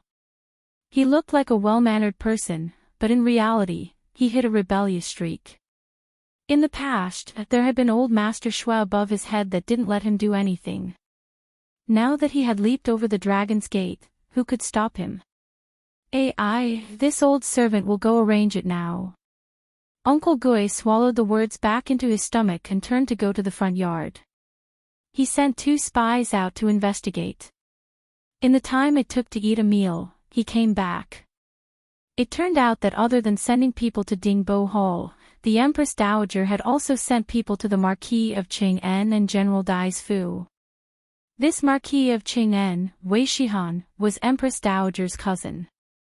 After the Yan Emperor proclaimed himself emperor in Ningdong City, he had been one of the first officials of the previous court to actively respond. He had just been a Qianhu in Suzhou. Due to the Empress Dowager's nepotism, he had received some military service in the troubled times. This person wasn't good at fighting, but his luck was very good. If it wasn't that the Empress Dowager's paternal family didn't have anyone to support, he wouldn't have had the chance to bask in her glory. As to old General Dai, he was the brother of the old Dong Jing Wang in the past. In front of the emperor, he could call himself an elder. It was often said that a tiger father wouldn't have a dog son. Old General Dai's son was also a fierce general. This person's personality was forthright. His age was a few years older than Shui Rui and they had some friendship. That night, Uncle Gue arranged for the 4 palace maids to stay in the guest room. The next morning, he had them freshen up and prepare to send them away. These pitiful beauties, who had dreamed of flying to the top of the tree and turning into phoenixes last night, only realized that something was wrong when they were sent to the back door of Dingbo Hall and sat in the horse carriage. They immediately cried and threw a tantrum, refusing to leave. How many of these women who came from the palace were really stupid? If they stayed here, they would still be palace maids bestowed by the Empress Dowager and could put on airs. Once they left this door, they would become women that King Ping didn't want and would really become playthings. We are all under the Empress Dowager's orders to leave the palace to serve His Highness. You've eaten the guts of a leopard. Hurry and let us off the carriage. Aren't you afraid that if word gets out, His Highness King Ping will be implicated? One of the women had a veil over her face and was shouting outside the carriage while the other 3 were crying. When Uncle Gue heard it, he walked to the side of the carriage with a sullen face and said, "You people who came from the palace don't even know the difference between superiors and inferiors. Is His Highness someone that servants like you can casually talk about? Whoever says another word of nonsense will have their tongues cut off to prevent others from gossiping and ruining the Empress Dowager's virtue." The crying in the carriage stopped abruptly. Only the palace maid who stood up for them refused to stop. She said in a fierce manner, "I want to see His Highness. Otherwise, I'd rather bite my tongue and commit suicide right now. Let's see how you're going to explain this to the Empress Dowager." Uncle Gue did not expect there to be a thorn in the side. If it was any other occasion, he would have praised her for having a backbone. However, if she really had a backbone, she would have committed suicide by biting her tongue long ago when they were sent out of the palace. She had waited until now to put on a show. It was all because she coveted the glory and splendor of their highness that she was reluctant to leave. Then you can end it here, Uncle Gue choked her and turned to order the servants, come, prepare a mat, we'll collect the corpse later. Just as he finished speaking, there was a dong sound from inside the carriage as if someone had crashed into it. Immediately after, there was a scream, Nyang Nyang. Nyang Nyang, don't. Uncle Gue suddenly turned his head. He was not deaf, he had just heard someone shout, Nyang Nyang. He quickly ordered the guards to open the carriage door.